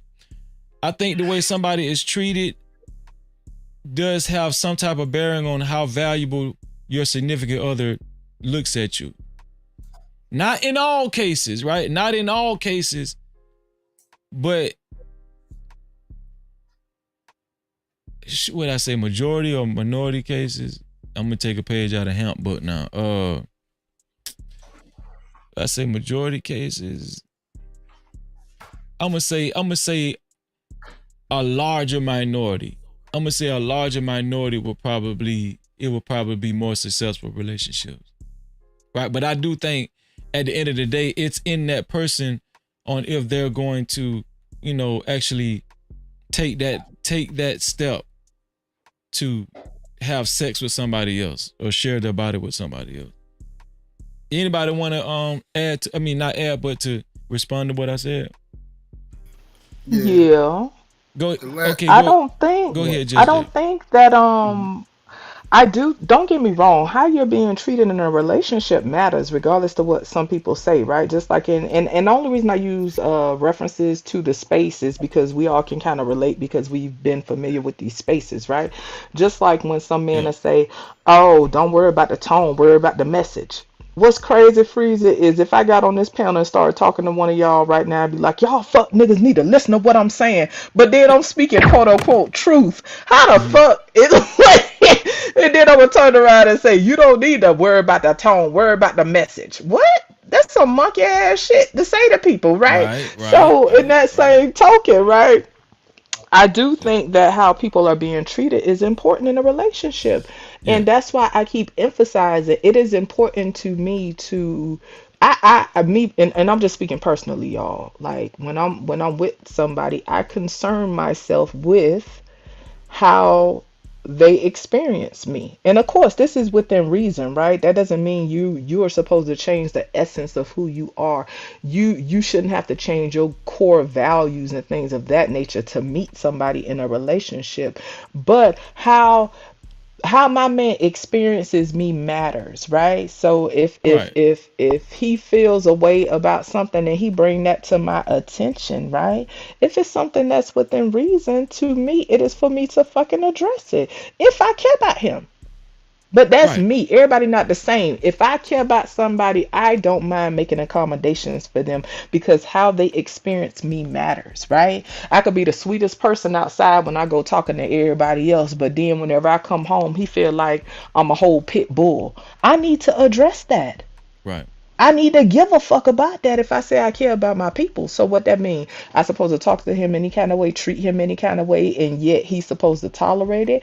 And then I'm supposed to expect, right? And what's funny though, Freezy, people like that will still expect the utmost treatment, right? They still expect you to respect them, reverence them, cater to their needs, right? It's about reciprocation. How can I pour into him if I'm empty, and how can he pour into me on a healthy level if he empty and I'm not reciprocating? You have to be willing to meet people's needs. And that's the problem. People don't wanna fucking do no work.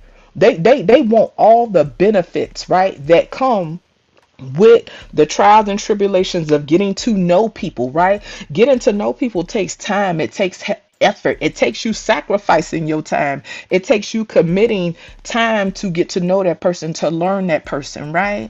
Yeah. That's the ebbs and flows of relationships, and that's what develops depth. People don't want to develop the depth, but the motherfuckers want the goddamn benefits of the depth.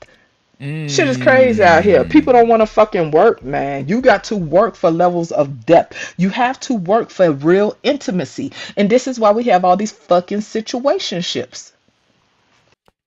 And I agree with that. A lot of people want stuff to just be automatically given to them because of probably just their gender or who they think they are, right? I do understand that, right? And that's why I wanted to stipulate I mean, let's just be honest. There is no foolproof method to prevent your significant other from cheating on you. I don't think there's not a foolproof method, right? But I do think that even if, and this is for the men, and truth, I'm gonna let you have it after this. Even if your woman is treating you bad, or even for the women, even if your man is treating you bad, just leave. This is where, see, this is the twist. This is where I feel like Tony the Closer's woman did right. Instead of her, cheating back, because it's someone, I don't heard some women say, I cheat back. Oh, he ain't got to worry about me leaving. I cheat back though. You know what I'm saying? I've heard women say that. But I give Tony the Closer's woman props for what, her just leaving and being serious about leaving. And actually what she did was she communicated what her strict standards were. No, I refuse to get treated like this. If you're going to be in a relationship with me, I'm not going to tolerate you having sex with other women. I'm not even going to continue down that path with you. So she actually, she made it known. Now, if she would have stayed with him, would I have said she's stupid or no? You know what I'm saying? No, I wouldn't have said that, but at least she didn't cheat back. I don't agree with all that cheating back and y'all swapping juices and swapping, fluids and stuff with other people, and then y'all coming back to each other. No, I don't agree with that. If you don't like what I did, don't you go suck some dick and then come back to me and tongue kiss me. You know what I'm saying? Just leave free. Just leave me. That's a Just leave spiteful me. ass motherfucker that finna come put her tongue all in your mouth that she done gobbled till she done hunt to on that thing. So what we're proving is there's different dynamics. There is really not a wrong answer. That's what That's how I'm looking at it. It's like I you know, agree. People deal yeah, with stuff differently, and I don't yeah, judge people for staying or for leaving. People have to do what's best for them and the capacity. yeah, Everyone's exactly. capacity is different. You feel me? Remember how you brought up the guy Collier? I believe the comedian dude. Michael Collier, yeah, Yeah, everybody's capacity in a relationship varies. There have been times, Freezy, where I have dealt with shit, you know what I'm saying, in one relationship, and then in another relationship, the first time it happened, I'm checked the fuck out. Toodles. You know what I'm saying? And yeah, I think it's situational for people. It's also where you at in life. It's the level of growth you had in your life. It's the level of transcendence you've experienced. Like it's so many different levels as to why people tolerate or don't tolerate certain things in their life. And it's no right or wrong answer. People gotta do what's best for them. that's good. That's good. It's great. This one here for the thug. Go ahead, Truth. Take us out, man, because we getting ready to end this thing. Ain't gonna keep y'all too much longer. For real. Yeah, no, y'all hit it on the nose. You know, what's the old cliche? Different strokes for different folks. I spoke about the 3 R's. We do things for different reasons. Yeah. You know, our perception is our reality. You know, so on and so forth. Just Jay spoke about the most important thing, reciprocity. I usually, well, not usually, I will always suggest people, if you are a selfish person, don't get in a relationship. Just don't get in a relationship. And the most important thing is we got to start doing a better job of getting to know ourselves, like getting to know ourselves so we can know exactly know what we want, what we need in another individual, so we can know that we're not into a relationship where we tear the other person up by putting unreasonable expectations on them for what we want that they clearly cannot give. And I think that's how a lot of us go throughout. We're damaging each other by getting in a relationship, asking this individual to give me this, and where they are at in their life, they cannot. They absolutely cannot. Not because they don't want to, not because they ain't trying. Majority of the time is they really cannot. And then we are staying in a relationship so long where spite, animosity, hatred start building up when it didn't even have to go down that road. And just like you stated, if someone cheat on you, bro, just leave. You do not have to mess yourself up by doing the same, because especially for men, you just look like a woman. You're moving off the emotional response that she did to you. Oh, you cheated on me, I'm gonna go cheat on you. That don't even sound right, bro. That, like, the reason why you hear women say that, because they are operating off their emotions to do what makes them feel better, to try to meet you at a point where you hurt them at. We should expect them to think that is the right way. A logical thinking man does not and should not think that way. So it just makes you look worse. It really does. If you are a cheater, you're going to cheat. Oh no, she cheated on me. Oh no, she did this to me. Oh no, she did that to me. That's why I cheated. No, nigga, you cheated because you was looking for a scapegoat. You was looking for one day. Oh, this motherfucker gonna get on my nerves today. This is the one I'm going out here and go chill with Shorty that I met at the bar over there and gave her a drink. And I know she was trying to go. So as soon as she ain't giving me no ass for like a whole month, I can go down here and I can blame it on that. But I really wanted to sleep with that woman. So she gave me a reason, not a right, but a reason to fulfill my ambitions to do the wrong fucking thing. And that's because the wrong thing was inside of me the whole time. You're just a scum. You're a scumbag. And you're going to use whatever's going on between y'all, instead of trying to find a way to resolve it or even dip, to use that as an excuse to do some wrong shit. That's a clown. That's all I got. And the key is to purge out that wrong thing that's been inside of your head the whole time. No Cap-tivity. Purge it out. Listen, y'all, I really appreciate y'all. True, you know, it's, man, every time you come join me, man, you know, I'm honored. I really appreciate you. And yes, sir. You know I love you, bro. You my day one. You know Yeah, that. you come. We go way back, dog. We Yo, go. bro, do you know it's been 5 years? You ain't even know that, did you? Really? God damn.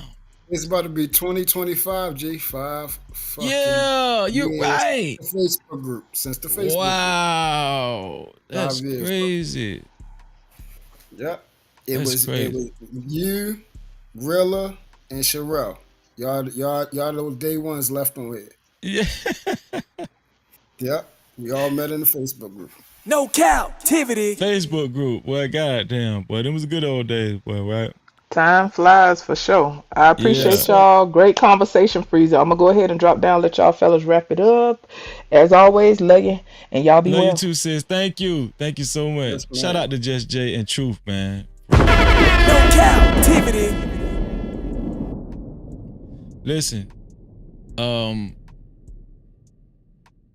y'all know how we do. And if y'all enjoyed this conversation as much as I did, and y'all know I can talk my ass off. Like, I could talk for hours by myself. Right? Y'all know I can talk. And I got some good shit to say. But listen, it's time for the benediction, y'all. Shout out to everybody that contributed so far. Once again, shout out to the sponsor of tonight's show on the sponsorship banner. Grown Men Talking, $20 to be a co-sponsor before, if you have any, any desire to contribute to the show and you want to be a co-sponsor or sponsor of tonight's show, it has to either be $20 or more. Shout out to Grown Men Talking for being the official sponsor of tonight's show so far, right? As y'all been seeing his name up here the duration of the show, and look like he might, end the show being the sponsor. Let me see. Let's see. Let's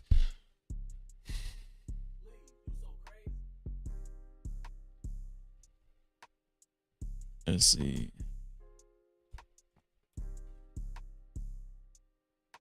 I think I read this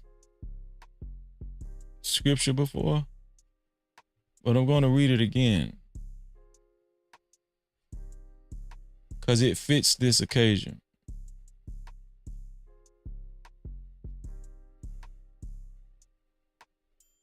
Here we go.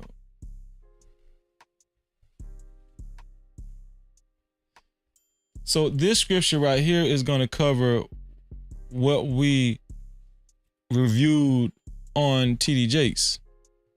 And, just churches in general that's out here playing, just playing the part.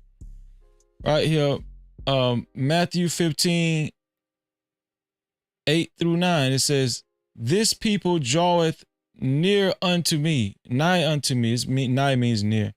"This people draweth nigh unto me with their mouth, and honoreth me with their lips."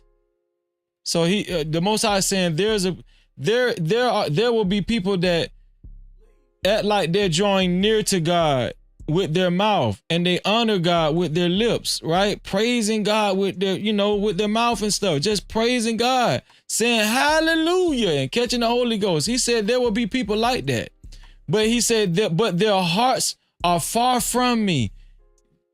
God already knew, the Most High God already knew there will be people on earth that fits this description. And I would have you that there is a lot of people that fit this description. Okay, that praise God with their mouths, but their hearts are far from him, right? Verse 9, "But in vain they do worship me." But in vain they do worship me, teaching the doctrines of men. Teaching the doctrines of men. But in vain they do worship me. "This people draweth nigh unto me with their mouth, and honoreth me with their lips, but their hearts are far from me. But in vain they do worship me, teaching for doctrines the commandments of men." Okay? No Cap-tivity.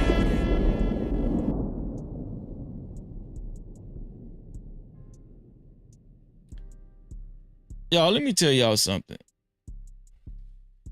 I became an Israelite, and I'm gonna end the show with this. I became an Israelite because I really wanted to be a better man. I wanted to praise God. I wanted to please God sincerely. I wanted to know the truth. I got tired of people like T.D. Jakes. I got tired of pastors like T.D. Jakes. I got tired of churches like the Potter House. I got tired of being let down, right? I got tired of just seeing a lot of inconsistencies and them chalking it up by saying, oh, you can do whatever you want. You know, it don't matter as long as you believe Jesus Christ died for your sins. But okay, so you can make advances at my wife, or you can come in my house and try to murk my whole family, but you still gonna go to heaven. No, I don't like, it just didn't sit well with me, right? So when I ran across the Israelites and I seen them and I started examining their teachings, because they teach out of the same Bible that the Christian church teaches out of, right? It's the same Bible. And a lot of people think that Israelites, they got this special Bible, right? This special, no, we teach out of the same exact Bible. The same exact Bible. Right? But I ran across this video today, and I want to share it with y'all. Here we go. I might let it play twice. Because I hear this. Here we go. I wanted to share something with y'all because I hear this all the time. People are like, oh, you're not an Israelite. You're from West Africa. Y'all were sold as slaves and just get over it. Do your research. So y'all know what I did? I did my research. So you're going to go on loc.gov. That's Library of Congress.gov. It's a legit site. You're going to type in Negro land in the search bar. Click enter. And you're going to come across a map. Click that map. And this map was created by cartographer Emmanuel Bowen back during the 1700s. So he ain't have Google back then. So he had to have known where everybody was located to create this map. So she's showing us the coast of Africa that so-called black people were taken from as slaves. She's showing, right? She's showing the slave quarters and this different region of Africa, this certain region of Africa. And she's showing you guys what this certain region where the slave quarters was, not the, was a slave. Well, she's going to tell you what that certain area was actually called. And this is factual information. See, we're on the west coast of Africa. West coast of Africa. This was in the thick of the slave trade. And we have the Gold Coast and we have the Slave Coast. The Gold Coast and the Slave Coast. Do you see what it says in the middle right here? Where the Slave Coast is. This is factual information. The Slave Coast was called the Kingdom of Judah. The Kingdom of Judah. That was the slave coast in Africa. That's what it was called, the Kingdom of Judah. So this is historical. Listen, if you guys know history, you know that African Americans was taken from the west coast of Africa right here in the slave coast right here. And we know as Israelites that this was prophecy according to Deuteronomy 28, that because of the Israelites' disobedience, they will be taken again, this time by ships, into slavery. The first time was, we've been slaves throughout the Bible, right? Because of our disobedience. But the Bible says in Deuteronomy 28 that we will be taken the second time into a second Egypt. We will be taken into Egypt again. Egypt only means bondage. Bondage, house of bondage. That's what Egypt means, right? Because the original name of Egypt was not Egypt, it was Mizraim, right? So the Bible said we will be taken to Egypt again, this time on ships. And we know according to in direct correlation with the Bible, this is factual history. We was taken from this coast of Africa called the slave coast, the west coast of Africa. And she's about to show you guys where that land was named the Kingdom of Judah. Watch this. Where we was sold, right? As slaves. All right, cool. So what does that say above Slave Coast where it says the K? Kingdom of what? Kingdom of Judah. Let me scroll out, make sure my eyes aren't deceiving me. And then let me scroll back in. And what does it say? Kingdom of Judah. Yeah, it's still there. No captivity. Yeah, it's still there. Oh, okay. I mean, you can't make this stuff up, y'all. And this is a sister. This is a sister teaching this. I wanted to share something with y'all. This is not a brother. This is not a brother teaching this. This is a sister teaching this. This is what makes it so powerful. It's a sister. I wanted to share something with y'all because I hear this all the time. People are like, oh, you're not an Israelite. You're from West Africa. Y'all were sold as slaves and just get over it. Do your research. So y'all know what I did? I did my research. So you're going to go on loc.gov. That's Library of Congress.gov. It's a legit site. You're going to type in Negro land in the search bar. Click enter. And you're going to come across a map. Click that map. And this map was created by cartographer Emmanuel Bowen back during the 1700s. So he ain't have Google back then. So he had to have known where everybody was located to create this map. So we see we're on the west coast of Africa. This was in the thick of the slave trade. And we see we have the Gold Coast. And we have the Slave Coast where we was sold, right? As slaves. All right, cool. So what does that say above Slave Coast where it says the K? Kingdom of what? Kingdom of Judah. Let me scroll out, make sure my eyes aren't deceiving me. And then let me scroll back in. And what does it say? Kingdom of Judah. Yeah, it's still there. Oh, okay. No captivity. So let me correlate this with the Bible, because it's a well-known fact, unless you've been living on the rock, that African Americans were taken as slaves. Right? Were taken as slaves during the, I want to say the 12, 1300s or something like that, right? It was called a transatlantic slave trade by ships. Now let me correlate this with prophecy in the Bible. Let me show you guys. Here we go. Deuteronomy.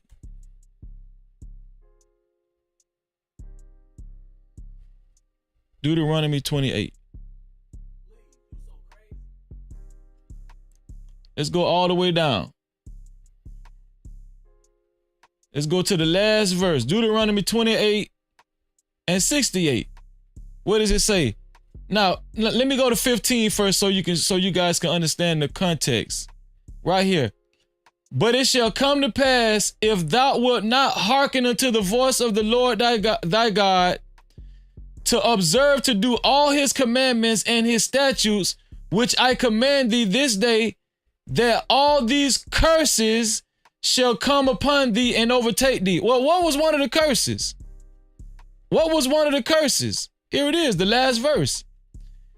And the Lord shall bring thee into Egypt, into bondage, which is the meaning of Egypt, right?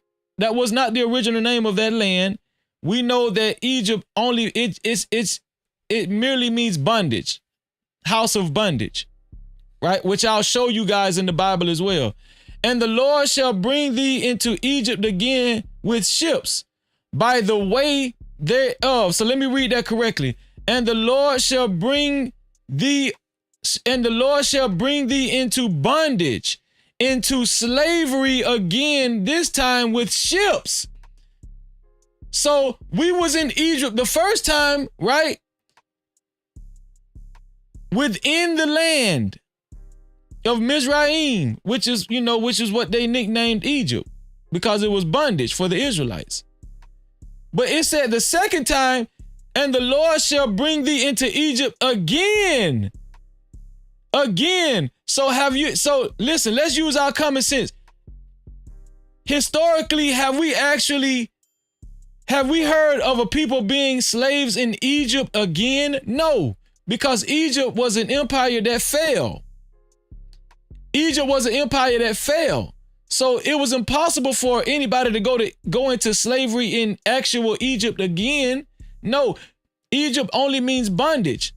So when did people go? When was the only time?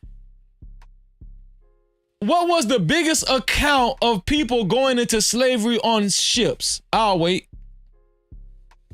What was the biggest account of any group of people going into slavery on ships? Was it the small hats, the people that call themselves small hats today? Did they ever go to slavery on ships? Because this scripture is talking about the Jews and the Israelites. The real Israelites. There's only one group of people that actually went to slave on a large scale on ships. And it was the true Israelites. The Israelites that was taken from the west coast of Africa. The slave coast. The kingdom of Judah. Which is what the young lady showed us in the video. Right? And the Lord shall bring thee into bondage, into slavery again with ships. By the way thereof I spake unto thee, that thou shalt see their homeland no more. Thou shalt see it no more again. What was the only people that was taken by ships and never got to see their homeland again? I'll wait. This is scripture. This is prophecy. This is why I became an Israelite, because the more and more I kept studying the Bible the right way, which is the Christian church, never revealed this information. How many of y'all actually learned this in regular old Christian church? It says these same people shall see it no more again. These same people will see their homeland no more again. What's the only people in history that this happened to? The lost people, the lost tribes of Israel. It's a reason why we're called lost. We never seen our homeland again ever since they took us by ships. And it goes on to read, and there they shall be sold unto their enemies for bondmen and bondwomen, slave men and slave women. And no man shall buy you. That means no man shall save you. No man shall buy you back. No man shall buy you back and take you back to your homeland. Now, this is Deuteronomy 28, 68th verse. This is a prophecy and a curse handed down from the Most High God because of the Israelites' disobedience. If they were to not obey God's law, statutes, and commandments. And we know the Israelites was a very disobedient people in the Bible. This is one indication who the real Israelites are. So when anybody question, Freezer, why you an Israelite? Yeah, I still read the same Bible, bro. I still read the same Bible, sis. But I know who I am. And I'm not trying to make you guys be nothing. I'm just telling y'all me. Right? I'm just telling y'all me. That's it. Zeke say, but you were brought. No. Read it again. Thou shalt see your homeland again, and there ye shall be sold. Of course we were bought.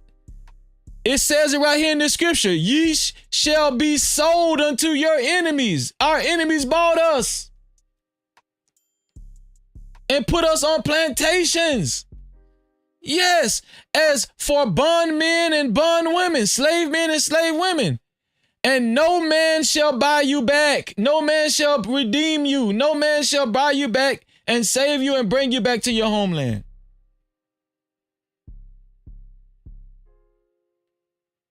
So I ask you guys, who are the Israelites that the Bible speaks of. If we were to match this with history, this prophecy with history, who would you guys guess is the real Israelites that the Bible speaks of, that the entire Bible speaks of? Who would you guys guess? Off of just this one scripture, which we haven't even began to read the whole Bible, because I could show you a zillions of scriptures that indicate who are the Israelites that the Bible speak of.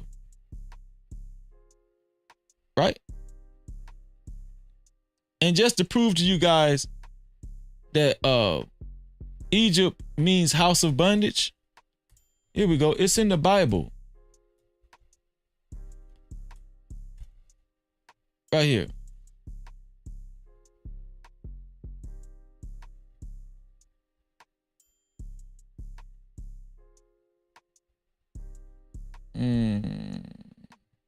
Here we go. I am the Lord thy God, which have brought thee out of the land of Egypt, out of the house of bondage. That's what Egypt stands for, right? This whole time y'all thought it was an actual place. No, Egypt stands for slavery, house of slavery, housing a people, housing slaves. A place that houses slaves. This is what Egypt stands for in the Bible. Now we know Egypt, right? We know Egypt was identified as a specific landmass, right? In Africa, close to Africa in the Middle East, right? But if you know history, you know the original name. The real name of that landmass was never Egypt. It was Mizraim. You can ask any Egyptian scholar. It was called Mizraim. Okay? So we learned something tonight. And this is why this young lady gave us this history lesson. Here we go. I wanted to share something with y'all because I hear this all the time. People are like, oh, you're not an Israelite. You're from West Africa. Y'all were sold as slaves and die. Just get over it. Do your research. So y'all know what I did? I did my research. So you're going to go on loc.gov. That's Library of Congress.gov. It's a legit site. You're going to type in Negro land in the search bar. Click enter.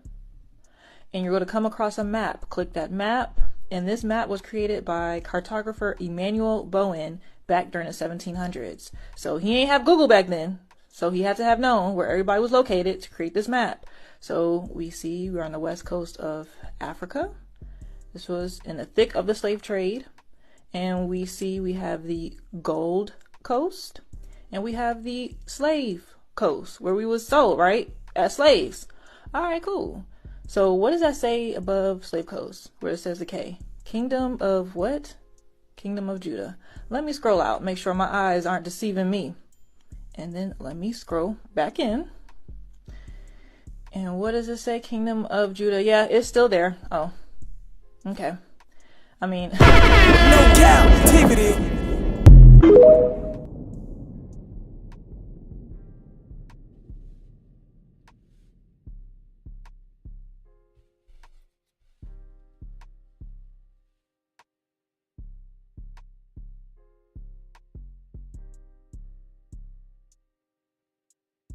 I bet you never learned that in church.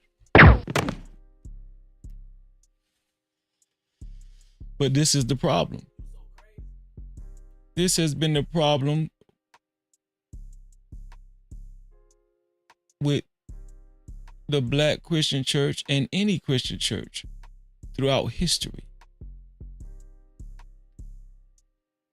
When I hear black folk who have a little coonery on them say they speak against a black collective and say, no, white Jesus told us to, to join with everybody. Yeah, the Bible instructs us to live peaceably with all men, right? To live peaceably with all men of all races, right? But there's nothing wrong with knowing who you are and embracing it and coming together with that understanding. You understand what I'm saying? The small hats been did it. The Asians been did it. Caucasians been did it. The only thing I've been trying to convey to my brothers and sisters is that there's nothing wrong with us exhibiting the same behavior. No Cap-tivity. Listen, I love y'all. Shout out to everybody that contributed to tonight's show. Shout out, man, listen, shout out to Toke for the $5 super cap. I appreciate you, man. It make me feel like you appreciate the message and you guys appreciate the time. You honor the time. Thank you. Shout out to Angela Reddick for her $2 super cap. Shout out to Slick for his $5 super cap. I appreciate you, bro. Also, shout out to Slick again for his $5 cash cap, right? Shout out to Slick again for his $5 cash cap. Also, shout out to Just J for her $5 cash cap. Thank you, Just J. I appreciate you. Shout out to Just J again for her $5 cash cap. Thank you, Just J. I appreciate you. Thank you, Just J. I love Just J. She a real one. Shout out to Next Level for his $5 cash cap. Thank you, Next Level. I appreciate you, man. No Cap-tivity. Man, I love my brothers and sisters, man. Next Level a real one. Slick a real one. Just J, thank you. I appreciate y'all. Toke, thank you. Angela Reddick, thank you. Slick, once again, thank you, man. Last but not least, shout out to the sponsor of tonight's show. Grown Men Talking. Y'all been seeing him down here on the sponsorship banner, right? It looks like he's going to end the show with being the sponsor of tonight's show. Thank you, Grown Men Talking, for a total of $20. Which is what it take to be the, start off being a sponsor of the show. Grown Men Talking, thank you. Make sure you guys subscribe to Grown Men Talking.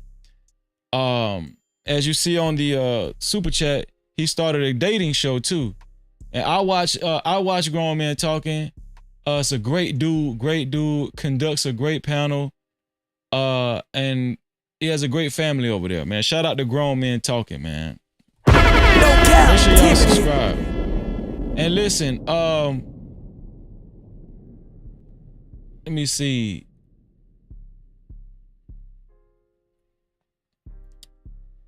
I know last night we had 99 members. Last night we had 99 members. It's still 99 members on the Discord. Right? Still 99 members on the Discord. We only need one more person. Who will be the 100th person? Who will be the 100th person to sign up to join the Discord? And why is it okay, there we go. Who will be the 100th person to sign up for the Discord? As you see, it's 99. Okay, so let me see. Let me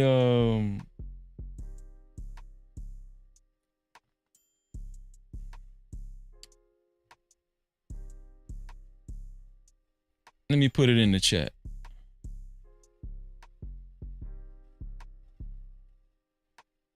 Discord link. Listen, all you gotta do is if you don't have a Discord, just sign up for Discord and join this link that I'm putting in the chat.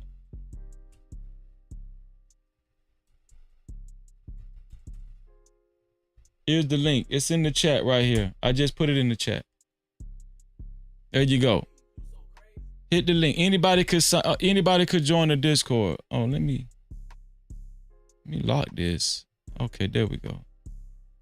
Anybody could join the Discord. Join the Discord, man. We only need one more person to make 100 members. Who will be the 100th person to hit this link? To hit that link and join the Discord. Thank you to the 99 people. And listen, we have a wonderful Discord family, okay? A wonderful Discord family, wonderful voice chats. Wonderful voice chats, wonderful channels. Great family over there. I appreciate y'all. Shout out to the No Cap crew, right?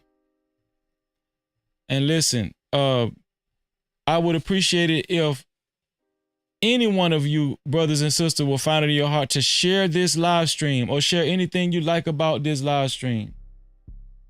Share anything you like about this platform, or, you know, well, I said share this live stream because this is the most recent one, right? But hit the share button. Just click that share button right below the video. There's a share button right below the video, and just you can share it to any one of your social media platforms, or you can copy the link and share it to any one of your close friends or family, and become a part of the No Cap campaign. No Cap-tivity. Thank you in advance for being a part of the No Cap campaign. And y'all know what I always say, man. We about to get up out of here. I kept y'all too long. I kept y'all long enough. Y'all know what I always say, right? Shout out to all the mods. Shout out to everybody that attended tonight's show. Shout out to all the regulars. Shout out to the new people that seen tonight's live stream and said, hey, you know what? This is somewhere I could be on the regular. Thank y'all. I appreciate you.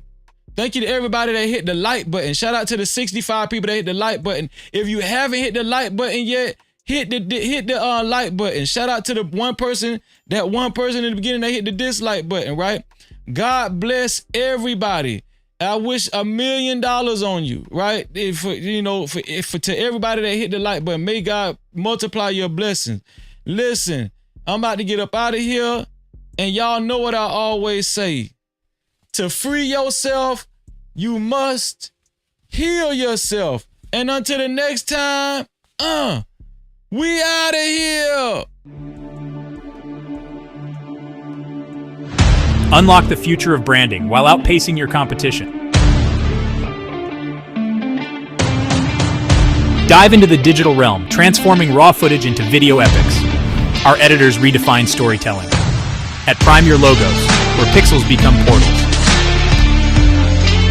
Prime Your Logos. Unleash the unseen. Your brand amplified. Visit us at Prime Your Logos on Instagram.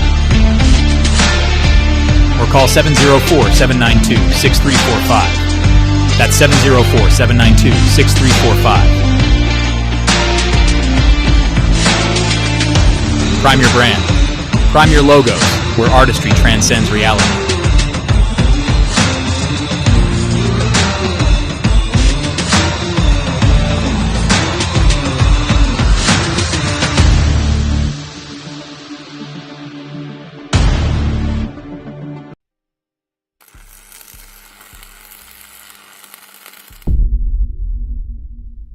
No Cap-tivity.